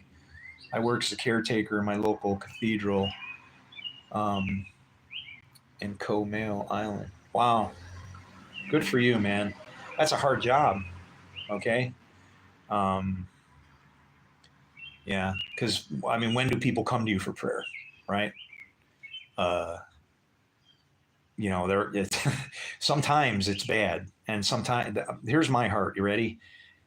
A girl that I was dating, actually, if you heard the story about me missing church, skipping church for 2 days in a row after promising I would go, and then lightning struck the road and I crashed my car, and the bill was $6,006.06. Yeah, that's a true story. I got the bill. Leaving her house, but she comes over to my to my apartment now, and man, I really had, I don't know, I had dreams of this family because I'm running late. She already had 3 kids, no dad. The kids were out of control. They needed structure. And so one of the first things I did after coming home and finding Cheerio explosion, everything everywhere. And then of course she comes home. We got to spend 2 hours clean up after. No, no, no, no. It's called this money. So I made my own form of currency and posted classifieds on the fridge. Wash the dishes, 5 credits, 6 credits. It's 2 for this, 3 for, and so, but we broke up because her kids didn't like it. I was watching the oldest one abuse the younger ones, and I couldn't stand for it. It wasn't right. This happens on Halloween, sorting out the candy, and little Joey is separating out all the Reese's cups. And I'm like, wow, man, this kid's got it going on. I'm like, ooh. I'm trying to figure out, I knew what I was going to say. Oh, saving those for last. Those are the best, huh? I bet you wouldn't give me one or something. Yeah, Reese cup, right? And what's he say? He goes, oh, I don't eat those. They're just dog poop covered in chocolate. Elizabeth told me about them. And I give them to her. She can eat them. And I'm like, okay, yeah, no, that ain't right. She's totally scamming him out of his Reese cups, man. I'm like, you what? Am I not reading chat? Hey, dude, hi. Yeah, but I'm telling stories. How is he a creep? Oh, I'm a creep. I tell you. So anyway, yeah, she was stealing his food, but here's what the creep did later on. I was in my apartment, and she pulled up in her minivan. Her parents actually lived below me, and I saw her pull up, and I would still help her unload the kids and whatever. So open up the side of the minivan, and here's her youngest daughter, MJ, and her eyes, man. Spoke in tongues, miserable kid, hard to get to sleep. Her mother proved patient. She would just hold her in her arms for 2 hours until she would calm down. But once this kid got energy, forget it. And she talked in tongues, literally. She would walk around the house. You didn't know what the hell she was saying. It was great. But she had purple eyes. Her eyes were so blue. And that door opens up, and there she is in the car seat. And her eyes are all full of tears from excruciating pain, yet she's holding out her hands like, like save me, right? Hold on, I don't want to cry. And I'm like, I asked her, I go, what's the matter with her? She's, oh, she's got tubes in her ears and they get infected. She's got an earache. And I was praying hard. I said, God, this child has no right to deserve this pain. She didn't do anything wrong. Why does she have to have this pain? Give it to me if somebody has to have it. I'll take it for her. Just let me have it. And guess what? The next morning, I woke up, felt like an ice pick in my freaking ear. And I was like, oh man, that's a prayer. You got to be, that's how I pray. If I can bear it, give whatever they're suffering with, just give to me. I'll deal with it. I don't carry my own cross. I carry 50 of them. Okay. And I called Michelle and I said, how's MJ? And she goes, she's fine. She's all better today. And she was like all happy about it. I was just like, in pain, saying thank you.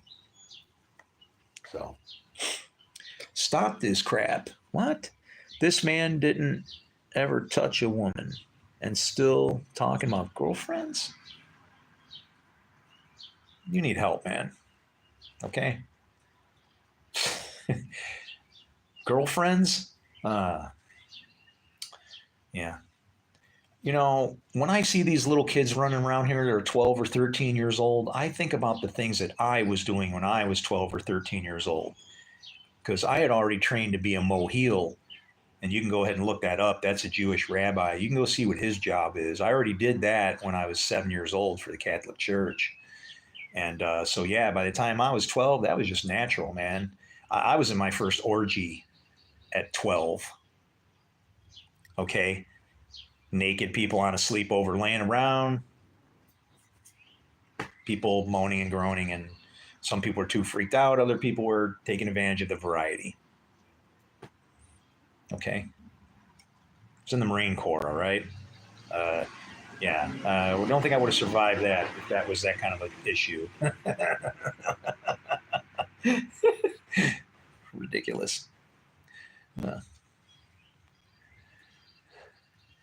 Anyway, Philippians 2:3-4. Do nothing out of selfish. All right, hang on.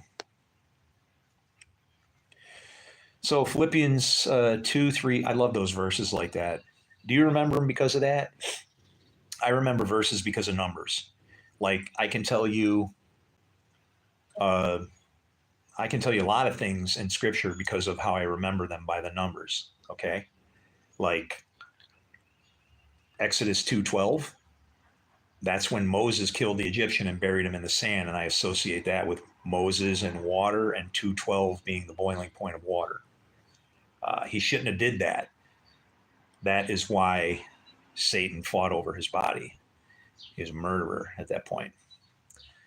You're not supposed to spill man's blood ever. Sorry, agent of peace. Do nothing out of selfish ambition or vain conceit. Now, vain conceit. Is there good conceit then? Yes. Okay. But in humility, consider others better than yourselves. And that's the truth. Because actually, when you think you're better than somebody, you just became a king. And they just became a part of your kingdom, and you're supposed to take care of them. That's the way it works in the kingdom of God. In the kingdom of God, I'm responsible for everybody. But while that all seems like some kind of a glorious job, it also seems kind of futile, right? But the idea is that, guess what? Everybody else in that kingdom has the exact same job, all responsible for each other.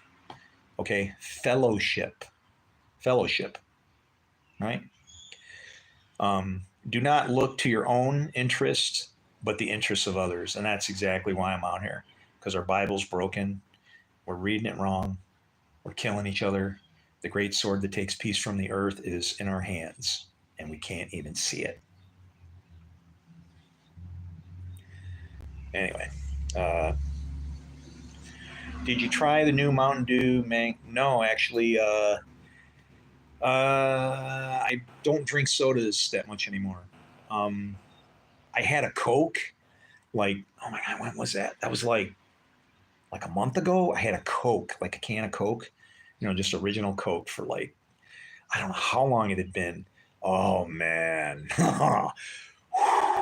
It just tasted like full on syrup. And I don't think I don't like sodas. Like when I would go to the, where you go to McDonald's or something, they got the little soda dispenser. Every time you bump it, it gives more syrup than water. So I was a bumper, man. And that stuff was pouring out of that glass like tar. Me and high fructose corn syrup, yeah, we're great enemies for sure. Um, what's it say?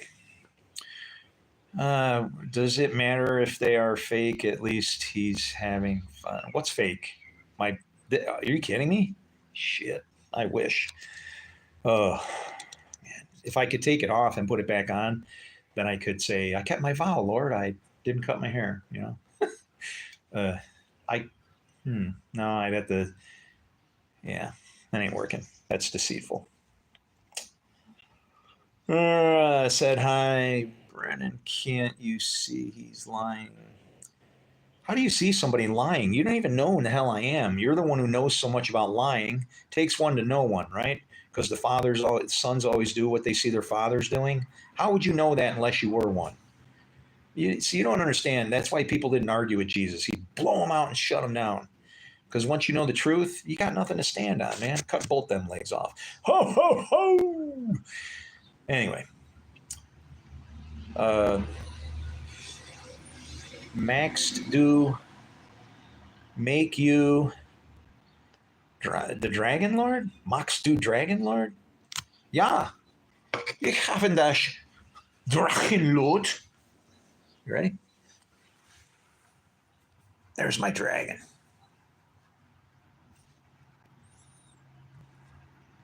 Right over my heart.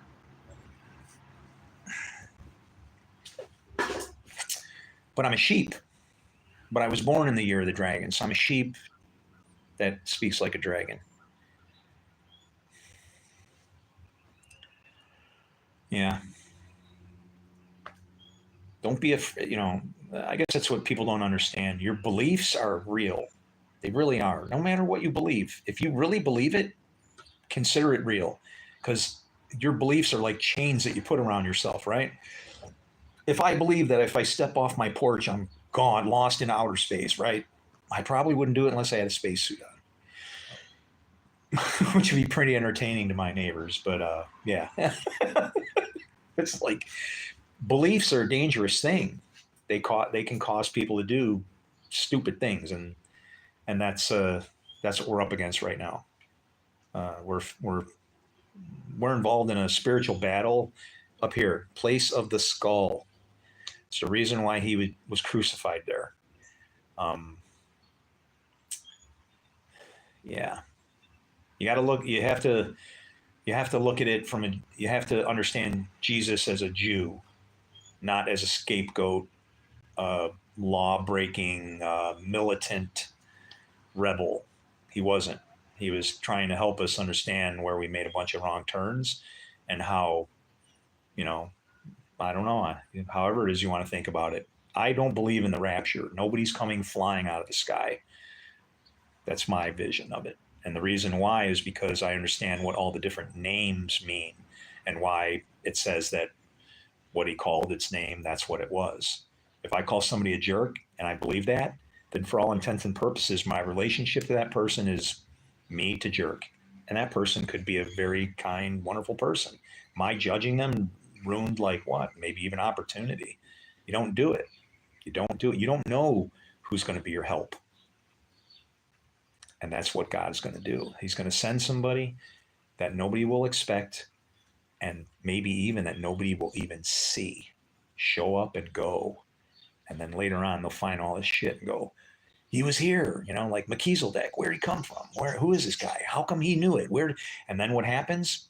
It's more of the same crap. Start trying to figure things out, when instead what needs to be learned is you need to listen to somebody if they're trying to teach you about things, right? Especially if you're a theologian and you have the job of teaching others. You have to change your respect mode now. If you believe in God, then you actually have to realize that, well, maybe this person is like going to go past me. God only gives you what you're supposed to, but we have to support each other. Once it's, that whole thing, well, he's preaching on this and you're preaching the same thing, but they're going to him. Once you do that, you're dividing over, vanity, pride, and all kinds of stupid things. It won't work that way. It just will not. Message retracted. I love when it does that. He is not acting like he is Jesus. Oh, I like that. Are you saying I am Jesus? He is not acting like he is Jesus. See what happens when you read words the wrong way? That's how our Bible's been read. Just like that. And many will come in my name. That's not talking about people coming to say that they're Jesus. It's talking about all the pastors and preachers that are out there coming in his name and will deceive many. Oh, wow. See? Reading it wrong. And it's pride. It's all pride. Once you feel I'm chosen, I'm saved, I'm all good. Wow, you're making the worst, biggest mistake you ever did. You just like accused a fair and just God of partiality, being unjust, lawless, giving stuff to people that they don't deserve. No, it doesn't happen that way. What do you got? Jesus will save all of us. Well, the problem is what people don't realize is that Jesus is inside of you. You are the Son of Man, or I should say a Son of Man. That whole thing inside, that Son of Man that is in you, you're a son of Adam. You have to repent. Read Numbers 23:19. God is not a man that he should lie. So it's just saying all men are liars. Okay. Have I lied? Sure. Do I anymore? No. I realize the importance of not doing that. It creates a hole in the fabric of time. A lie is the most destructive, powerful force that there could ever possibly be. You know why? Because it's nothing and it's everything at any time and never and even at all at once. It's like what? And what? So what did how do you name that?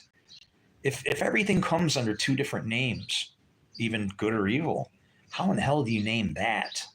That is like chaos. That's our God. That's how he works out of that.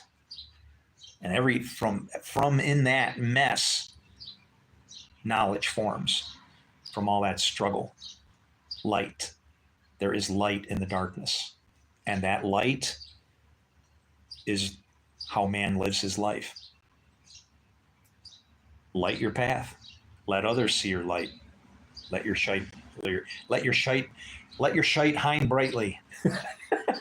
Let your shite brine heightly. That's actually Jewish. Let your shite brine is salt heightly.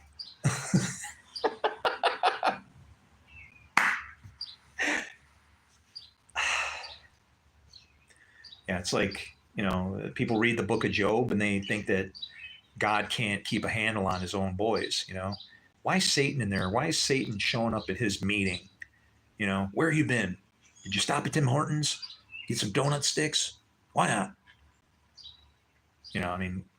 He has a job. His job is, well, the Satan serves God, okay? That's Judaism. He's not the dastardly enemy chasing you around. Sorry. Jews don't have a boogeyman to blame all our troubles on. Screw it up, we got to take fault ourselves,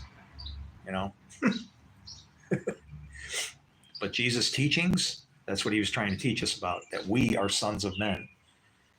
When he appears, you'll be like him.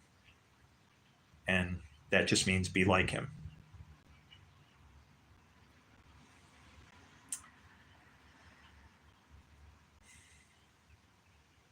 I guess what I tell people that, you have to lock them in. You have to use the scriptures to drive out the demons. You know, you have to tell them something that's in Scripture that they just can't argue with. And to me, that is something that Jesus himself said. He said a couple things that are getting messed up. Okay, one of them is anytime will do. This long damn anytime. Okay, 2,000 years. I'm not buying it. We're missing something. We did something wrong. Okay. Um, it's starting to rain.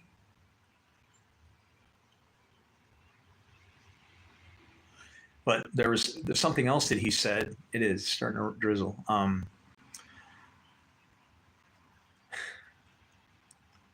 They were blasting him because they're saying, you know, you make yourself equal with God. That's a problem for the Jews because a human isn't supposed to be equal with God. But let me ask you something. If you are a pile of dirt formed from the ground and the Lord breathes his spirit into you and you become a living soul, is God in you? What made you life? What makes anybody in this whole place that moves? Okay? We're all tied together right from that point. And then what did Jesus? They were blasting him over that. But see, we don't understand Jesus' teachings. He didn't consider it, you know, being like God something to grasp. I'm like God. I just don't consider it something to grasp. What is my likeness? I don't know. I'm built in his image, it says. I'm a man. What is his image? What is his capabilities? I don't know, but I got kicked out of some place I wish I could be because I'm like him. Scriptures say that. I'm like him. So are you already. There's nothing to do except choose. If he called them gods to whom the word came, and Jesus came to us, what does that make us? Small g. And when you start to correct these, you know, the problem is in the West. If you were to go into the East, they have different gods that they think of, right? You know, I don't know if they consider each of us as like gods, but that's what it is. The concept of a god is just something that you pay homage to. You can do it through worship or whatever. You can pray to it. It might not even do anything for you, but yay, that's your God. Well, guess what? Those are gods of stone and whatever. We are gods as for Jesus, but we are sons of God, of the living God. But we have to represent, because although that spirit within us makes us, you know, gods, it's ridiculous. It's like, I'm sorry, no, I can't fly. I don't think of it that way. I don't consider it something to be grasped. I consider it like as a curse because it means I'm responsible for more than I wish I had control over, and for the only reason that I know what the right thing to do is. And I'm bound to my Father to do exactly that and only that. It's a tough gig, right? But, you know, we don't read the scriptures in the right way because as soon as we see gods, it's another conflict if it ain't our God. And that's not how it works. He's the God of gods. All the gods that came before our God, they were worshiping our God. And in fact, Dagon, the fish god, the first time he was found in the temple with the ark, he was prostrate before the ark. He was on his face worshiping. And then what did they do? In defiance, they stood him back up. And then what are the ways that you know God? Either through blind worship, obedience, or through your works. You will know your God through your works, because your works will either find him for you or burn you up as you're trying to figure it out, I guess, right? It doesn't have to be that way. We know who our God is, and you can know your God.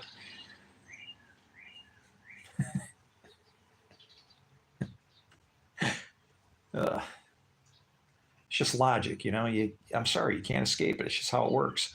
It's been sitting on a plate and a table and churches everywhere for thousands of years while we're killing each other because we don't understand it, what he said. Or we, again, associate some kind of grandiose level of pride by saying that you're a God. No, I'm a son. You know, if I got that, who's my father? What is he? Well, if he's God, well, I guess that makes me a little God or something. Somehow, it's just defining how to describe how we are, and then to corral us in all the terrible things that we do and how miserable we are to each other. It's a bad thing, man. How to resist temptation to get drunk when I want to let off steam. Well, see, that's the problem. Me, I can't anymore. I can't really drink enough to get drunk. It just doesn't happen. It's not for lack of trying, okay? I'm a very troubled man. And yeah, I try to, I don't sleep well at night. This sucks because I could give the key to happiness to our entire world if I could find the theologians that would be willing to listen to me. And I'm not a God. I'm not Jesus. I don't want to be somebody's Messiah. Everybody should want to be the Messiah. Everybody should be of a help. Okay, that's Judaism, not assign it to one guy and then kill him. Oh my God, it's such a heresy. It's an abomination. When you're a Jew and you understand, if you read what those things say in there, listen, the God that Jesus is supposed to represent, he does, but not in the light of the way people, he's all of his work is like just utterly destroyed. Utterly destroyed. We're just sitting here asleep, exactly what he warned about, waiting, right? My God, how terrible it is.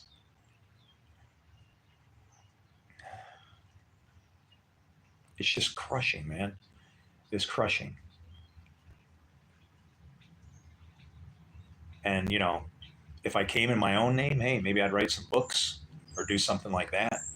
I don't want to write any books. There's other people that write books. I hate books. I can't even read books. I've read less than 10 books my entire life. It's true. I can't read them cover to cover like that, because when I read those words, like somebody said, what did they say? I forget what they said. They said he doesn't think he is Jesus or something. And somebody was saying, if you pause in different parts where you say that, you can take a sentence that reads one way and just totally twist it without any commas, just by your spiritual accent of what you want those words to say, because they can go either way. All words are that way. They're blessing, curse, or idle, which is probably even worse. That's what we are. We're a bunch of idle words sitting here of God's story. It's a damn tragedy. Let me see here. Oh my goodness. Oh boy, this is bad. You guys are blowing this shit up, man. This man is Leviathan himself. No, but Leviathan lives in my town. Thanks for bringing that up. I'm serious. We were out in town. I was walking with a lady, and from another church, because I was trying to set a bug in her head and get her to start asking some questions, and she could go ask her pastor, and then her pastor maybe you stay away from my people or something. And then at least I could talk to him, right? This sucks. This totally sucks. But we're walking along, and there's a lady with a stroller and a little boy in there. And she, dude, when you get to be my age, kid, yeah, it's almost, I don't know, it almost keeps you out of trouble, because when I see a girl that's like 25, she looks like she's 10, 10 is like, how are they walking that fast, but it's like she looked too young to be having a kid. So I made the comment, I go babysitting, huh? And I go, are you aunt or, kind of thing. And she goes, no, he's mine. I go, he's a little cutie. I go, what's his name? And she goes, Leviathan. And the lady this is me and this other lady, we're going on like a prayer walk. And we turn around and look at each other like, I'm going, I ain't even going to say it. I don't even want to ask her, do you know what that name is referring to, But then, I think it's funny, actually, because the 2 days ago, did I mow yesterday? It had to be the day before. I think I mowed the day before, but they were walking by, and I saw them, and I go, oh, I go, is this Dad? And he goes, yeah. And I go, wow. I go, what's up, buddy? And I was pretty sure who they were. And I go, this is a Leviathan, right? And she goes, yeah. And then the dad goes, yeah, we call him Levi for short. And it's like, because that's what Levi and Leviathan are in the Bible. Levi, the Levites, they took care of the priests. They're the good guys. They help take care of the temple, right? They service the temple. Their inheritance, us, right?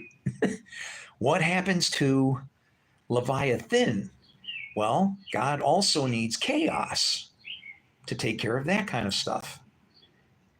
And when it says that he put a hook in the jaw of Leviathan, it's literally to say that just as he guides his sheep or his fish by hooking them in the jaw, it's by your words that you'll be condemned or whatever.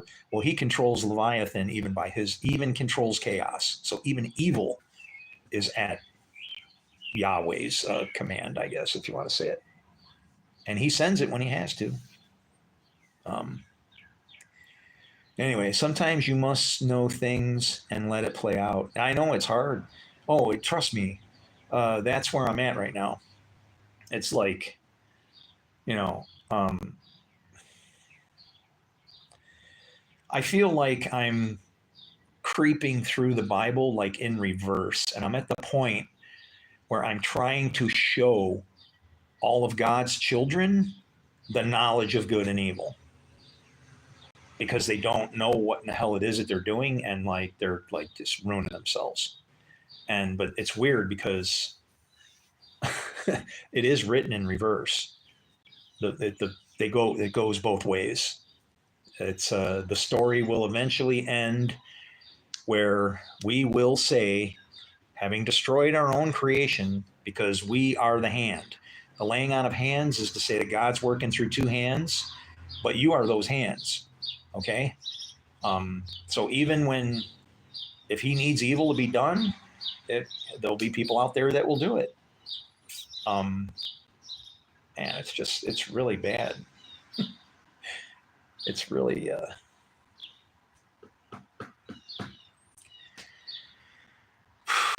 job in the military. Yeah. I was in the military. Or do you mean like, what did I do? I shot rifles. I worked on helicopters. I was a security agent. They didn't like me when I was on security, man, because like, yeah, I made them change their rules because they don't want any incidents. So they like send you out walking around on, to guard a post with a weapon that doesn't work. They don't do that anymore. But like the first thing I did was I'd break into the little pack. They had a pouch with safety wire and tape and all this crap with your rounds in there. And it's like, what the hell? Somebody's coming after me. What am I supposed to do? That's the very first thing I would do. Sit down somewhere, teeth and all, chewing this thing, getting out the rounds. And they go to the weapon. Now I can walk my post. And I remember one time they knew me, and some people they'd still screw with you. You'd get these butter bars, lieutenants, right? They call them butter bars. They have they get a gold bar. It's like your first step, called second lieutenant. And, and they always get the crap duty. It's just how it works. It's everywhere. You can expect that, yeah, you're going to have to sit your entire weekend out, like in an empty building where nobody is, just in case the phone rings, and walk around every once in a while, write some crap down.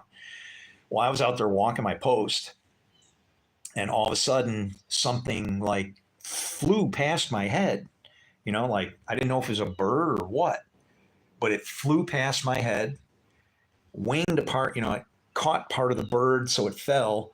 And then, I'm kind of like looking now, what was that? So then I go walking over there and I look, it was a cover.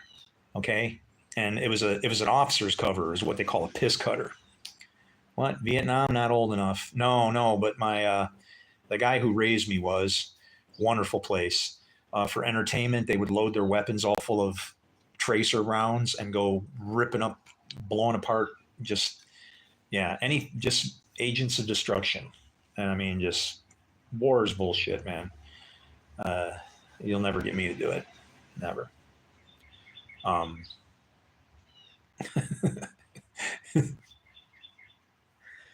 what the hell were we talking about? Um, yeah, load up an M16, fry the barrel, man. Just let it go. And they're all firing it into the thatch roofs and stuff. And so the whole place is on fire. People are running out, burning. Here they come. And then it's like target practice. Light it on fire. When they come running out, shoot them. Yay. Catch a rat. They caught a rat and then started torturing it. Like they gave it, different drugs. They sewed its butt shut to see if it would constipate itself to death. And then, I think the rat's name was Rocky, like for Rocky Raccoon.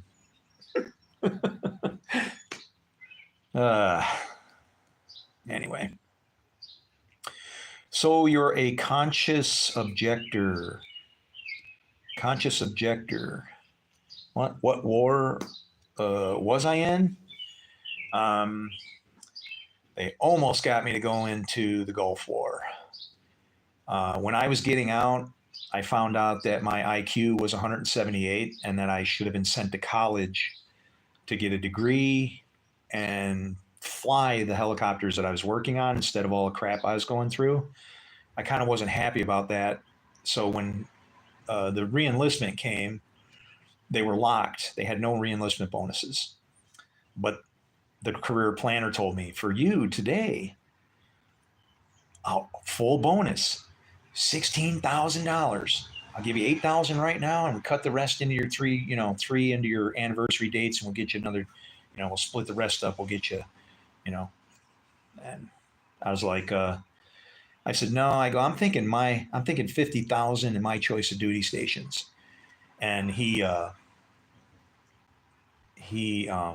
starts laughing. And I start laughing, and then he's like waiting for me to stop laughing at him, and I was like, this is great because you can laugh as long as you want because there's no way in hell I'm coming back into this shit. I'm done with you guys. You're a bunch of idiots. So yeah, that was that. I got out of the Marine Corps. And after that, they were sending all kinds of offers they were actually sending them to my mother-in-law, offering me a warrant officer's commission if I would come back in and the bonus. But my mother-in-law, who was here in New York, was telling my wife out in California, first wife, that, what was going on. And my wife said, just throw those things out, burn them, destroy them. No, don't even let him know about it. He ain't going back in there. So thanks to my wife, who was a deployment widow, by the way, that's one of those ones you go on deployment and she's a widow until you get back and then she resurrects, Wow, hon, it's still warm. What's going on here? Yeah, wonderful women I've hooked up with, man. Had some good ones, too many bad ones, too many stupid ones. Sorry to say it, but just bad women that I don't know, man. Bad, dumb decisions that cause too many problems, and it's like just not worth it, kind of thing.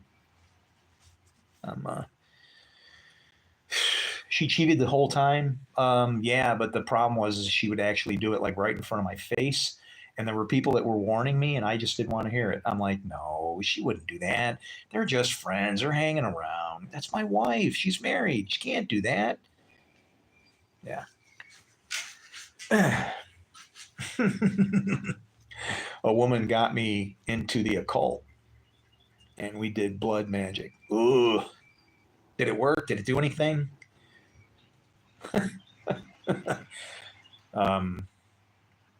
Yeah.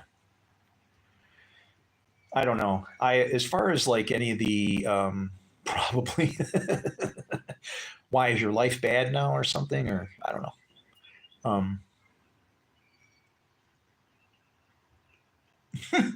You're probably going to hell. So there's that. No. If the breath of life is in you, And especially if you're a Jew, you're just going to come back again anyway. It's, I'll be back. Because that's what happens to a Jew. Jews just keep coming back over and over and over. They get recycled, reincarnation. That's why they said that when they come across the blind guy. They're like, who sinned, him or his parents, that he was born blind? How in the hell can you be sin before you're born? Reincarnation. You come back, and like, I'm going to tell you something on some of these psychic people. People say that these powers don't exist. I think that they exist within us, and we consolidate the wrong group, right? And wind up doing harm and wrong instead of what we could do good. But I remember one time I was walking out of a grocery store over here, okay? And there was a lady hanging up a flyer on the wall, and it said, let me double check. Okay, got it. It said, like it was a psychic party, right? Like you could go to this party that they would have, pay $15 to get in there, and then they'd have all these, people that are reading your palms or whatever they do, right? Just whatever. Divination. And so this lady's walking out as I am walking out, and I was hypersensitized at the moment because I was having one of those things are getting weird days. I started walking, and the first person I run into is Paul. Paulie was a prison guard over here at the local prison in town, and we go for a walk. So then we stop at he's walking, and I see the pizza place, and I'm like, I'm going to go get a slice of pizza, man. I'll catch you later. All right. He takes off. I go get a slice of pizza. Well, the guy who's in there is arguing with me. He wants me to buy more. I don't want it. And I just look, man, pizza. And when I leave, though, I say, hey, I'm sorry. I know you're probably trying to give me a good deal. Subs smell good. I just, whatever. But I shake his hand. I'll see you later. I'm Chris. And he goes, oh, my name's Preston.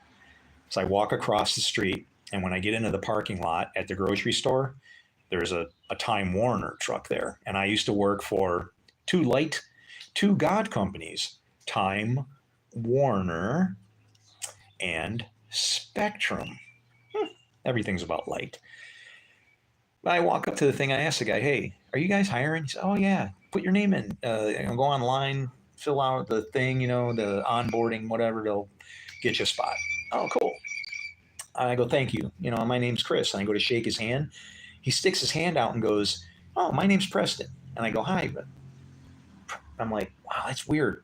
Nice to meet you. Shake his hand, go in the store. When I get in the store, there's a big argument going on. There's a guy at the service desk where you can pay your bills. You can go in there and pay your phone bill, electric, whatever, right? And this guy is at the desk, and they're having an argument, and I'm overhearing the argument. He's like, you don't understand me. There's somebody in the town with the same name as me, and they're paying my bills, and I got to find out who it is.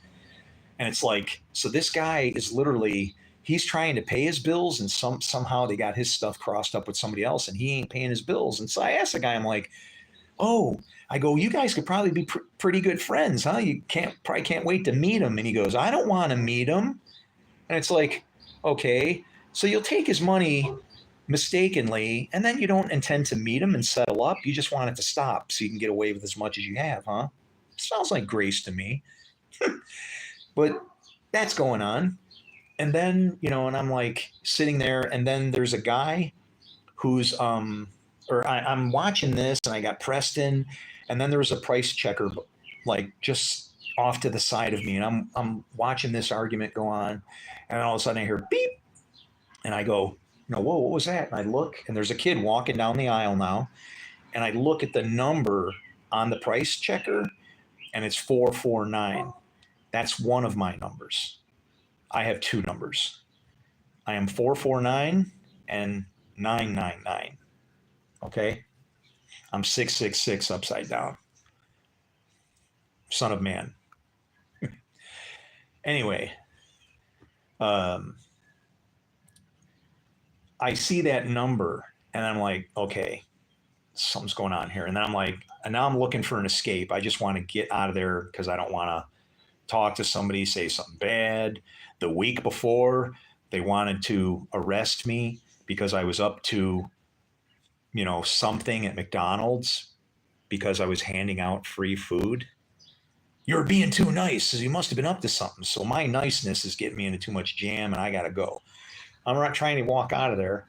There's a guy buying lottery tickets and I go, and so I said, hey, I'm thinking maybe I need to duplicate somebody. So I said, give me the tickets he got. And then I went, whoa, wait. I turn around and ask the guy because they're his numbers. I shouldn't just, hey, tell some stranger, give me what he's been working for, right? Maybe he's got a system and I'm going to steal half his jackpot.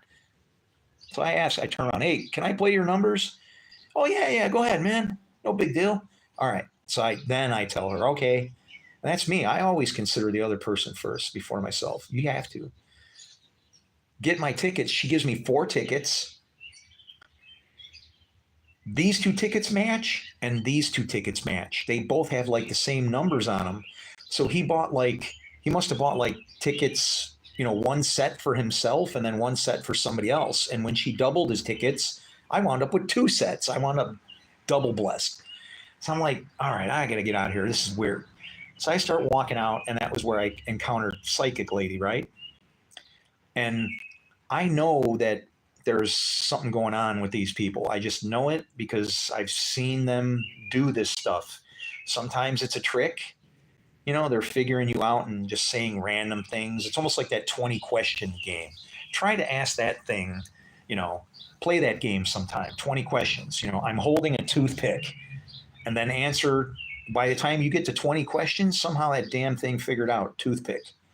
Sometimes if you say, like, there's one time I said a condom, and then it said, can it fit a loaf of bread? And I'm like, well, actually, yeah, and so I'm answering all the questions.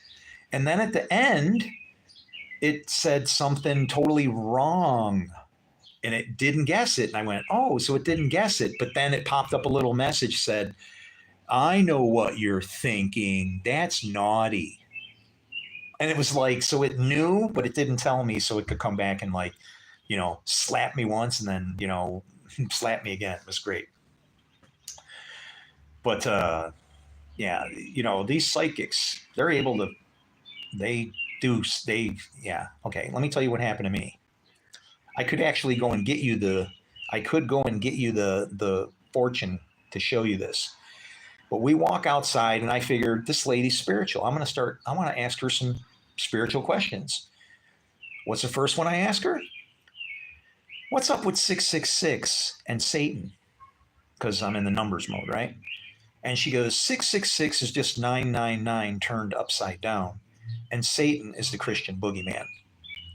And so I'm like, okay, now she's like, Satan is a boogeyman. To me, he's like, hey, he's battling with God, right? So my next question was, I said, you believe that the universe is in perfect balance, right? What do you think she said? Actually, what was really weird was the way the whole conversation started, because I walk up to her, I go, she's hanging that psychic thing. I go, I'm pulling her game now. I go, are you one of them psychics from Lilydale? And she goes, why, yes, I am. Was she talking to my son of man? Or, what was that yes, I am about, right? So then we get into this thing about the Satan Christian boogeyman stuff. And I said, you believe the universe is in perfect balance, right? And she goes, oh, yes, the universe is in perfect balance. And I said, well, if I've got this all-powerful positive force called God, what's the all-powerful negative force that will balance it out? And she flipped out. I rattled her bad because she stepped back from me and she was pointing like this and she was like that. She said, this is exactly what she said. She said, you just remember that your focused mind is the most powerful force in the universe. And then she walked away. And I went, okay, I need to get the hell away from her because like she's like lost her freaking tree, right? I'm the most powerful force in here, please. Well, guess what happens? I guess mosquito, come on, where are you at? I'm going to get you. Okay. I don't want to get bit because then I itch. And so I leave there and I go have lunch. All right. Go have lunch. And there is a girl sitting there, like as I walk in, and she's got like, again, some things aren't too hard to figure out. One girl, 7 bags of Chinese food, and the lady's piling it in heavy and deep, and this chick's trying to figure out how she can carry it all, right? She's a gopher. Somebody sent her on a lunch run, right? So I look over, small talk, gopher, huh? She's like, yeah. I go, where are you working? She's got a lot of food. It doesn't look like the place is something from this town where there's that many people all in one, like an office, right? So she says, oh, I'm over at the housing options. And that was a place that I told her, I said, I went there when I first got back to town. I go, when I got a divorce, I went there thinking, they could, they help you find an apartment or something. And it was for people on medication or mental people, right? People who need help. And so what does she tell me? She goes, oh, well, you might be suffering a little depression from your divorce. And if you go down the street and see this doctor that I know, he can write you a prescription and I can get you a better place for cheaper. And I'm like, what? I mean, that's just wrong right there for her to be selling better places for cheaper by getting somebody to take drugs. But I told her, I said, no, I go, it's not like that. I go, I'm okay. I go, God gives us these things so we can help others. I go, I had to leave my town. I lost my home, my kids. She didn't know my children died, but I told her my kids, my dogs, all my friends turned against me. And you know what? I didn't even realize I was blabbing out so much about my life. The chick was totally destroyed and in tears. Her name was Angel. And she goes, that's exactly what's happening to me. And she said, you just said everything that's happening in my life. And I'm like, oh my God, what the hell's going on here? And I had to patch her up and say, no, it's okay. Just, he doesn't give us more than what we should be able to hang with. So just, it's to toughen you up. Okay. And I just felt like crap, right? I'm trying to boost her up. And she just happened to be at the point where she was going to break, and she did. And here's what happened though. I am literally, hey, what's up, Adrian? I am literally, looking at my fortune cookie now and thinking, I said, God, this is, Lord, I say Lord or Father, right? And I'm like, Lord, this is, what is going on here? Can you give me a message in this cookie? I prayed over the cookie to say that.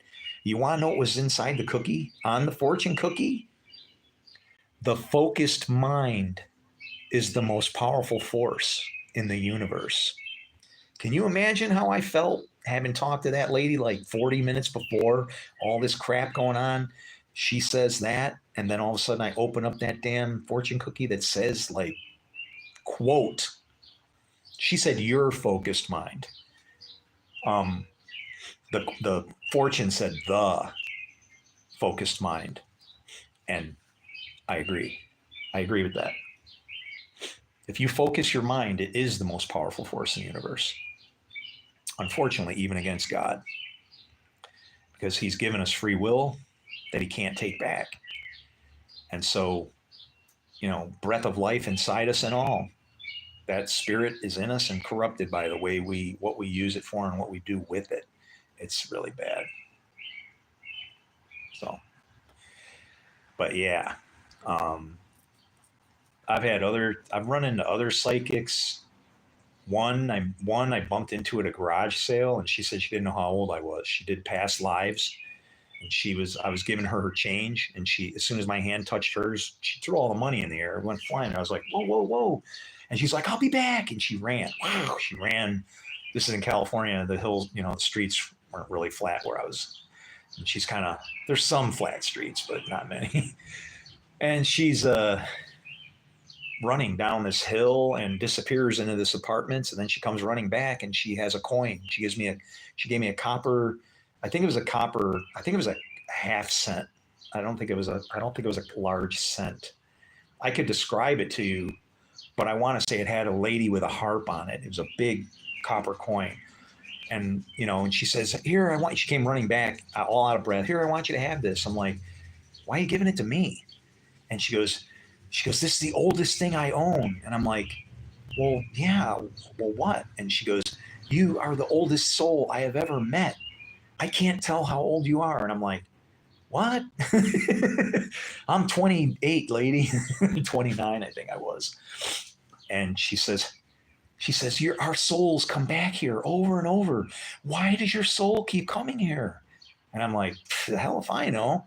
My life's been shit. My wife just left with a guy that I took in off the streets, and I lost a music career out of the deal, and a company my company was building computers 286s before Gateway, Acer. Who else?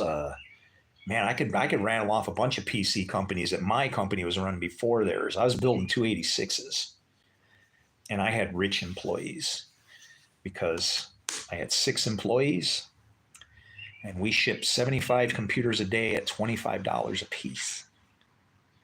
And you want to know where I got my employees? I picked them off the street, and I had to learn Spanish so I could speak to them. When I told them, I said, I'm hiring you because I want to trust you. And I'm going to leave here and go do some other stuff. But if I come back and there's anything missing or anything, you're guarding your own jobs while you're here. If anything's missing, you're all gone. I just go drive down, pick up, 6 more people. I had 3 husband-wife teams, but guess what? I didn't rip them off like most people do when they hire, migrant workers. I paid them $150 a day each. That's a 91.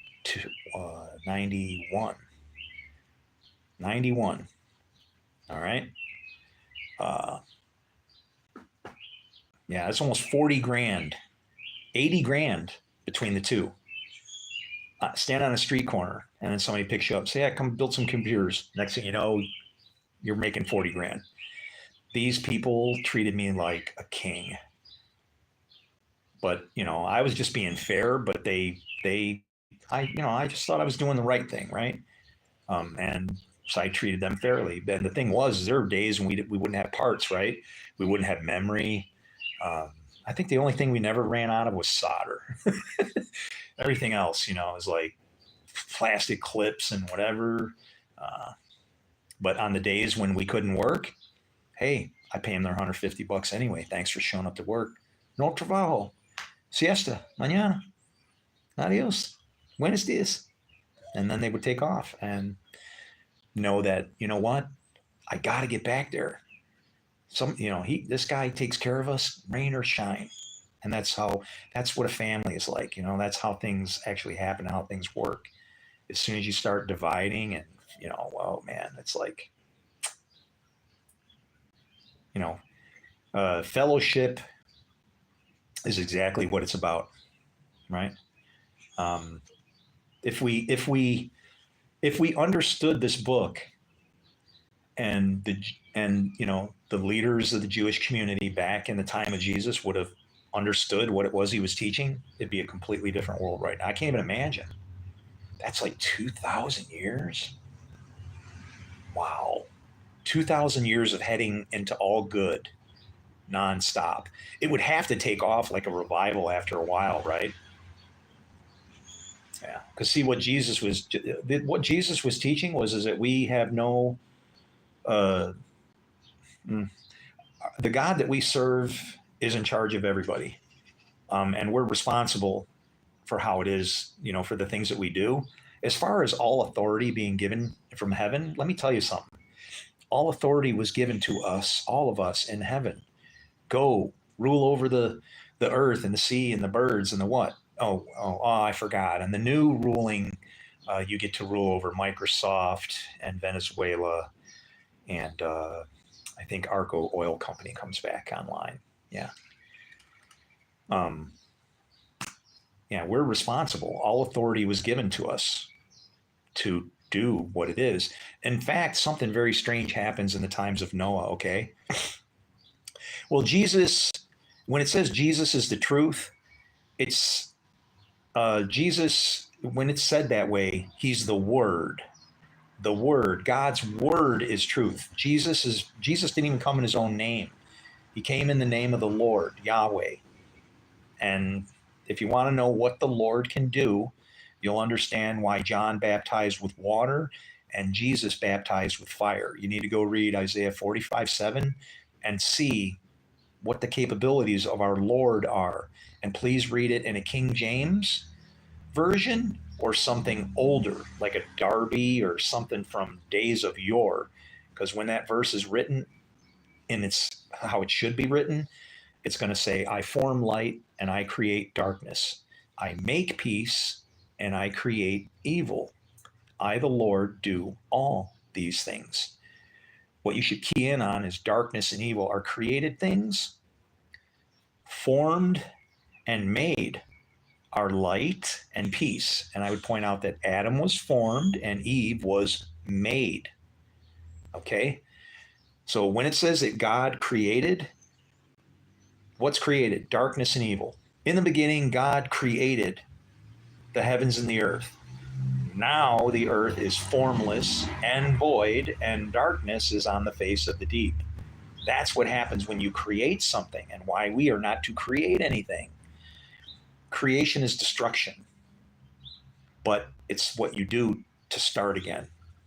And what happened in the times of Noah? See, in order for us to serve God, we had to take from the tree. We had to know what fear was. Without fear, how could you have fear of the Lord? Okay, we needed the tree. But in understanding the Lord and all of that, if that's what route we want to go, well, then we have to master over it. But our problem is that sin is for us, like as an advantage. Really, cursed is the ground for your sake. Why is it good if the ground is cursed? Because that's where creation comes from. Let's say the ground was entirely, utterly, completely cursed. What would it be? Rubble and dust, formless and void, and ready to start again. That's how he knows the end from the beginning, because the end is the beginning. And when the times of Noah hit, see, we're supposed to fear the Lord in order to serve him. In the times of Noah, do you realize what happened? The fear and dread of you will be upon everything. What did that right there? He said, okay, I tried to have you to fear me so that my image, so I could do things through you, but you're screwing it up. And we read the scriptures to our deficit. They ruin us. Like when it says, the thoughts and inclinations of his heart were evil all the time. That's what, before the flood, that's when Noah shows up, right? The thoughts and inclinations. The inclination is to do evil. The thought part is going, look at you over there. I am a Christian. I'm a devil and a judge, and I'm an accuser, and you're going to burn in hell with me. It's like we get on the wrong team because we separate ourselves thinking we're special instead of just being, sons of the devil in a fallen world that need to be reborn to the right Father. All of us the same, nobody better than each other. Who in the hell am I to judge anybody? Nobody. And nobody. But yeah, Jesus should not have been killed. That's what 1 Corinthians 2:8 says. If the leaders of the time had known this, they would not have crucified the Lord of glory. And that's, people say he had to die. He didn't have to die. The people that killed him didn't have to do that. Okay. He willingly laid down his life because he could see how our book was destroying us. In the end, where it says, and then the books are open, that's not to see who's bad or good, like Santa Claus checking his list. No, the books are open are all the books.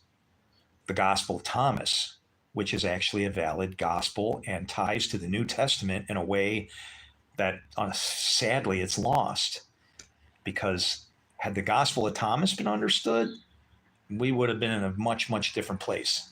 But here's our problem. Oh, it's about knowledge. It's about this, not, everything. We find ways to fight over stuff. Let me tell you something.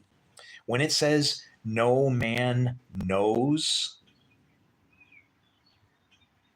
that's not saying that no man will ever see it or know it.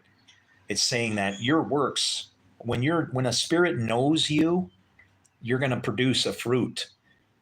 If you're doing the works of God, that fruit is not yours. That's what Paul was saying. What I want to do, I don't do. It's the Spirit of God moving through me. So when it says no man knows, it's just saying that you won't see the Lord's day doing man's things. If you do the work, our kingdom is right in our face. Right now. Immediately. Sitting here. It's sad. Anyway, are you... But you got to understand, my teachings on Jesus are from a Jewish standpoint. I need to show how the Christians got it wrong from a Jewish perspective, and I need to show the Jews that you absolutely can kill your Messiah, even if he is the right guy, because we have free will. Yeah. It's not a good thing. He had all the right teachings and he knew what he was doing. He knew what he was doing. What people couldn't understand about him was the ways that he taught, like about the Son of Man. He always said the Son of Man. When the Son of Man. Why? I don't know about you, but I don't introduce myself as the anything unless I'm calling myself the White Rabbit or the Rabid Rabbi. That's when I use the word the when it refers to a title. And when if you research Son of Man as a title and look at it in that way, you'll find a different definition. We are sons of man. It doesn't mean that we're Son of Man doesn't mean that you're good. Just because you're a son of man, that doesn't mean anything. It just means that you're a son of Adam. And it automatically means that you're automatically bad because that's the world we're in. If you read Numbers 23:19, it'll clear that up because part of it says, God is not a man that he should repent, or a son of man. Or I'm sorry, God is not a man that he should lie, or a son of man that he should repent.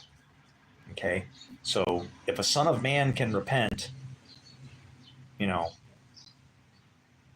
was Jesus the Son of Man? Yeah, because he was manifested into the flesh.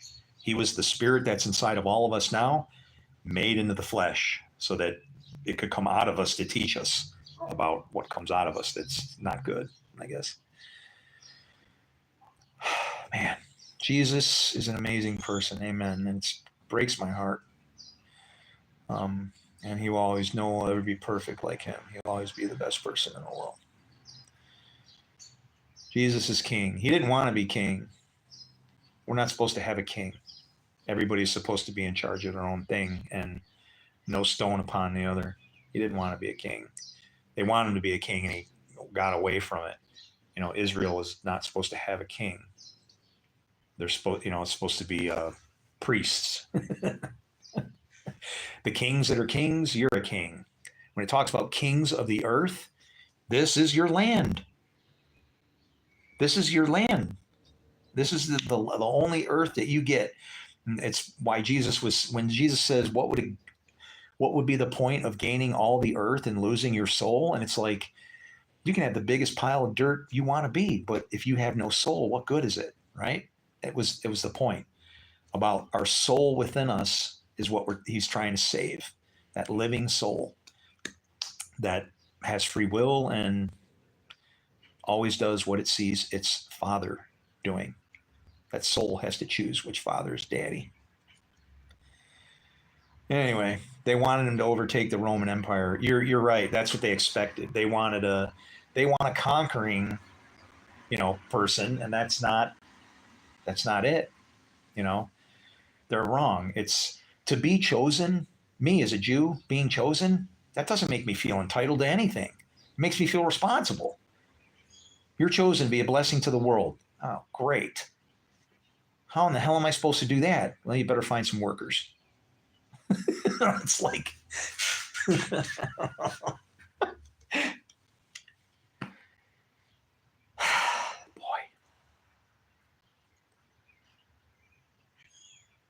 Yeah.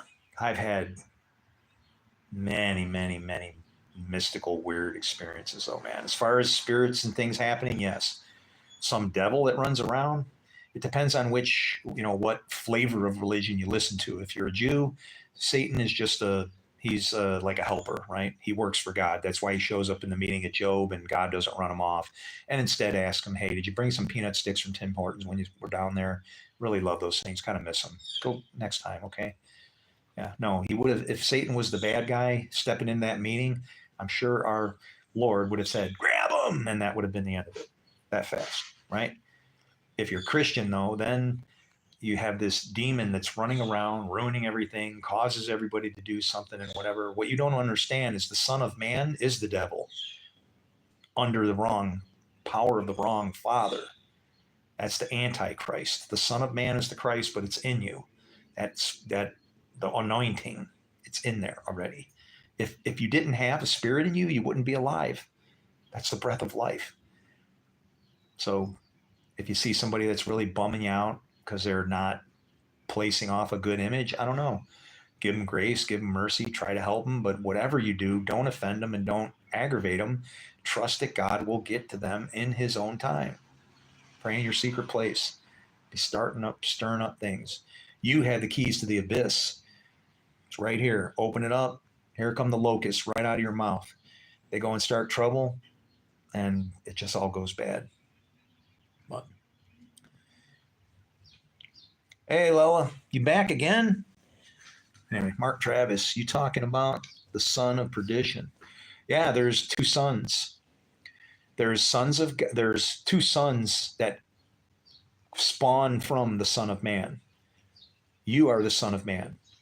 You will either serve as a son of God or as a son of perdition. It depends on which father you are serving. And the sons, plural, always do what they see their fathers doing. That's how I can tell them by their fruit.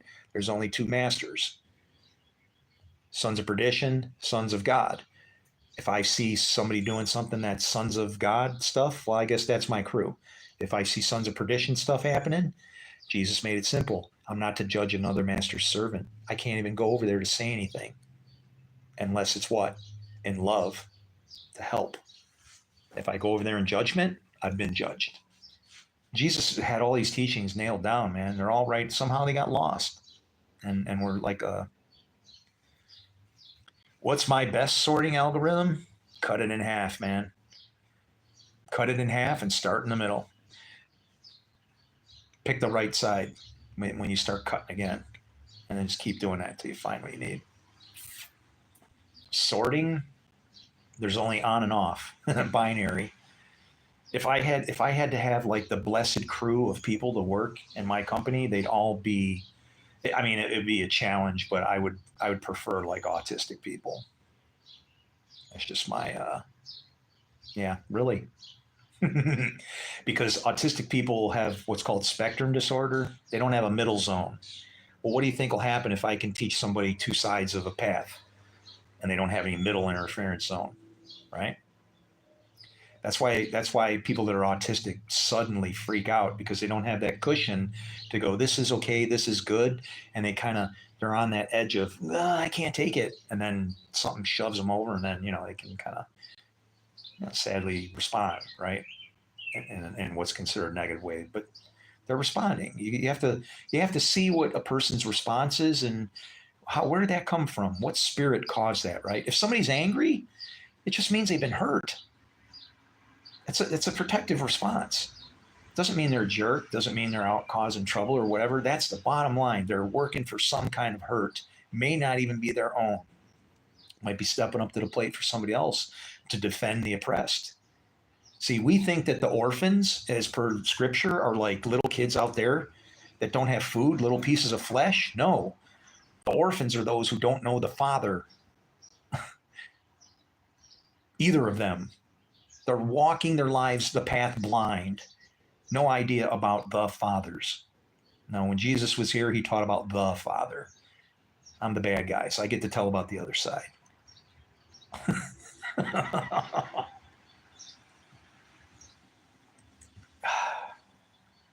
It's crazy. It's insane. He laid it out so simply and so perfect. And I mean, can you imagine them grabbing your, I don't know, your graphic arts teacher and just dragging him out in the parking lot and punching him full of holes and killing him like that just because they couldn't understand what he was teaching? It's not easy to relate the concept of how a spiritual force acts upon us, but we exist because of, according to this book, I am animated because of a spirit that dwells within me. That spirit is the Lord's breath of life. Okay, well then why is it I can do such shitty stuff? Right? Where does that come from? Same place. Same exact place. Form light, create darkness. What is the problem? I'm creating. I'm doing something I'm not supposed to do. He's supposed to be working through me, right? Not I give you a job, go blow it up, make it yours. No, it's called, this is my kingdom and I want things done a certain way. You know, there's certain very basic rules like fellowship and loving each other that you cannot deviate from as soon as you start to, you know, and we grab words that we want to say mean things that they don't, like, I'm redeemed. Yeah, I'm going to redeem this can for a nickel after I'm done drinking the beer out of it. Or actually, it's worth more.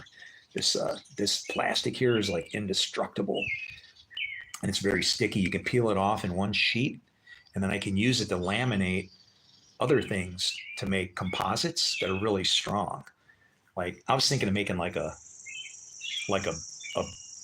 birdhouse or something, you know, like cardboard, and then I could hold it together with all the. But then I realized that if I peel the stickers off, I don't have the redemption code, and I can't get my nickel back.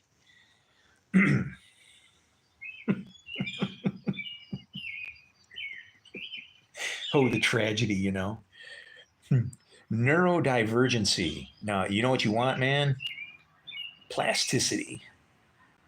You want your brain to be cut in half and then rejoined as one. It's weird. They've done experiments like that where they've severed the two sides of the brain. One side is logic. It's weird. One side is logic, and then the other side is artistic. And what happens is if they block the logic side, which is what? I mean, figure art, you know, just think of this in biblically, right? Light and dark. Logic should be light, right? Can we agree? I would hope. You know, confusion and artistic expression, that's saying my way. I did it my way. I gotta. Got really quiet in my neighborhood all of a sudden, you know. What are you talking about? So, you know, you got the one side, logic, and then you got this artistic side. Well, what something interesting happens? They figured out how to block signals from one side or the other, and it's great because, like, I want to say, I think it's the logic side starts sifting the artistic side to like create answers, and it's I think I can't remember which way it went. Those are the pieces, but it's like even half a brain can still figure it out. If you have half a brain, you can still come to a conclusion of this is good or this is not, you know. And it's just part of life. Our whole life is nothing but good and evil, and we're thrown in the middle of it into a lake of fire. And we walk this thing trying to get to a throne. And the only way you're going to get there is if you wind up being a lamb and you're allowed to be slain in service of our Lord. It's weird. You got to die to live, but I don't know. I didn't write the thing, and I'm definitely not feeling like writing anything else because we have enough books. Yeah,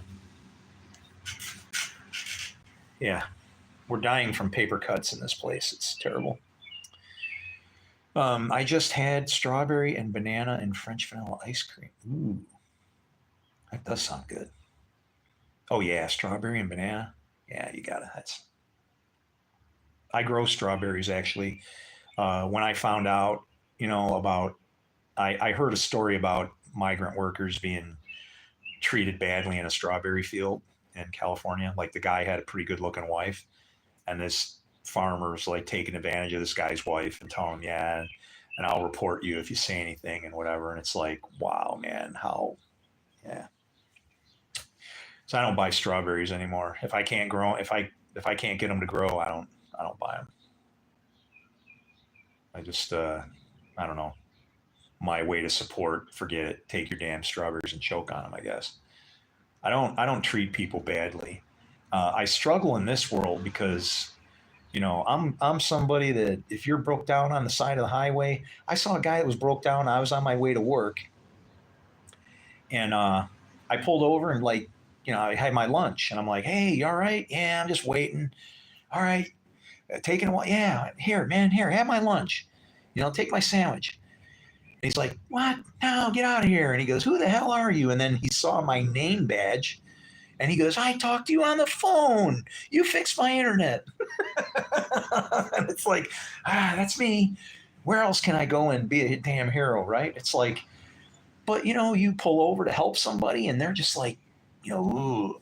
It's like, this is a bad world, man.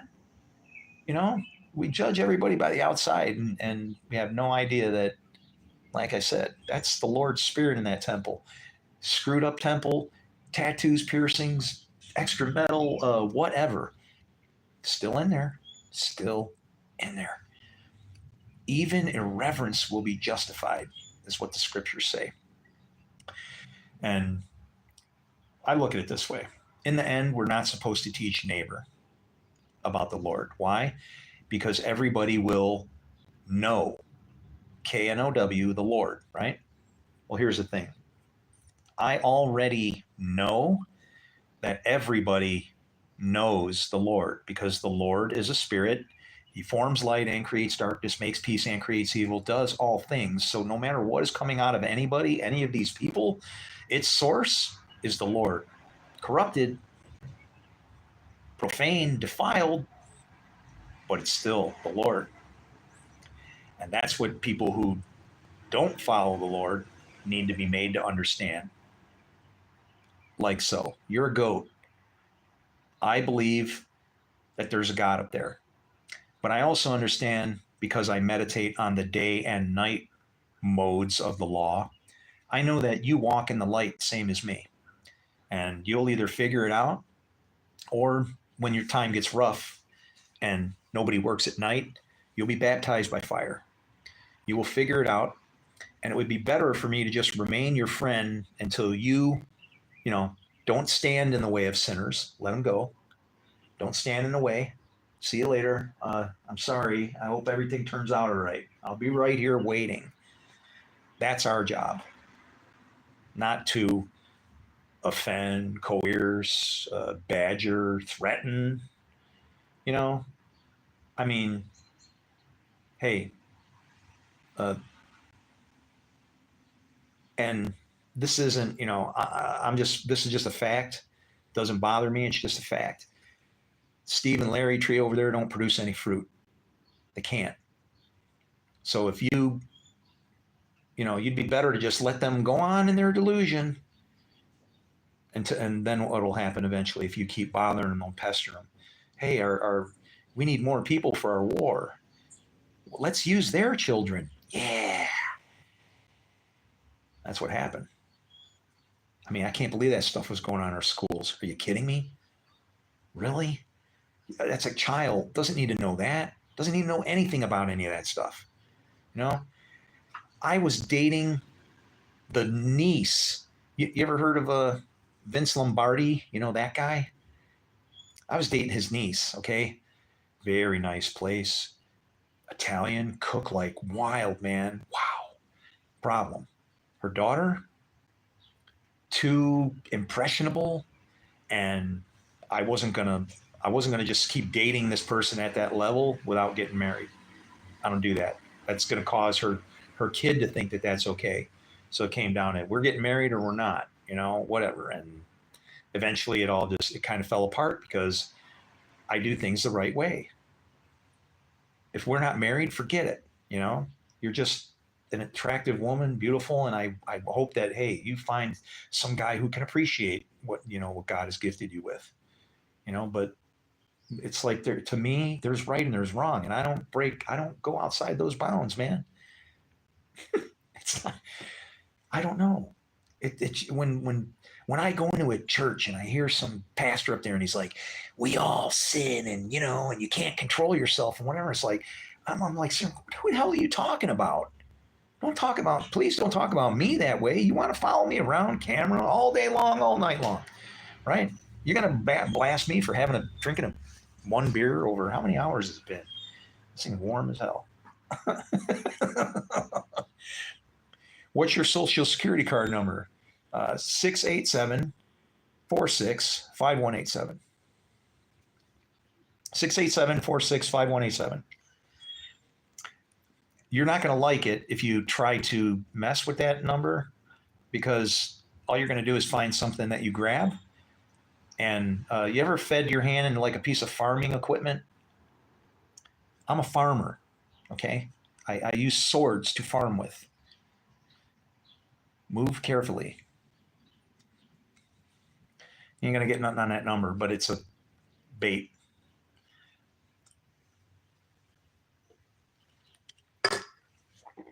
Yeah. Why would you even ask that? Just you asking that question is now implicated you in that type of thing, man. You don't want to do that.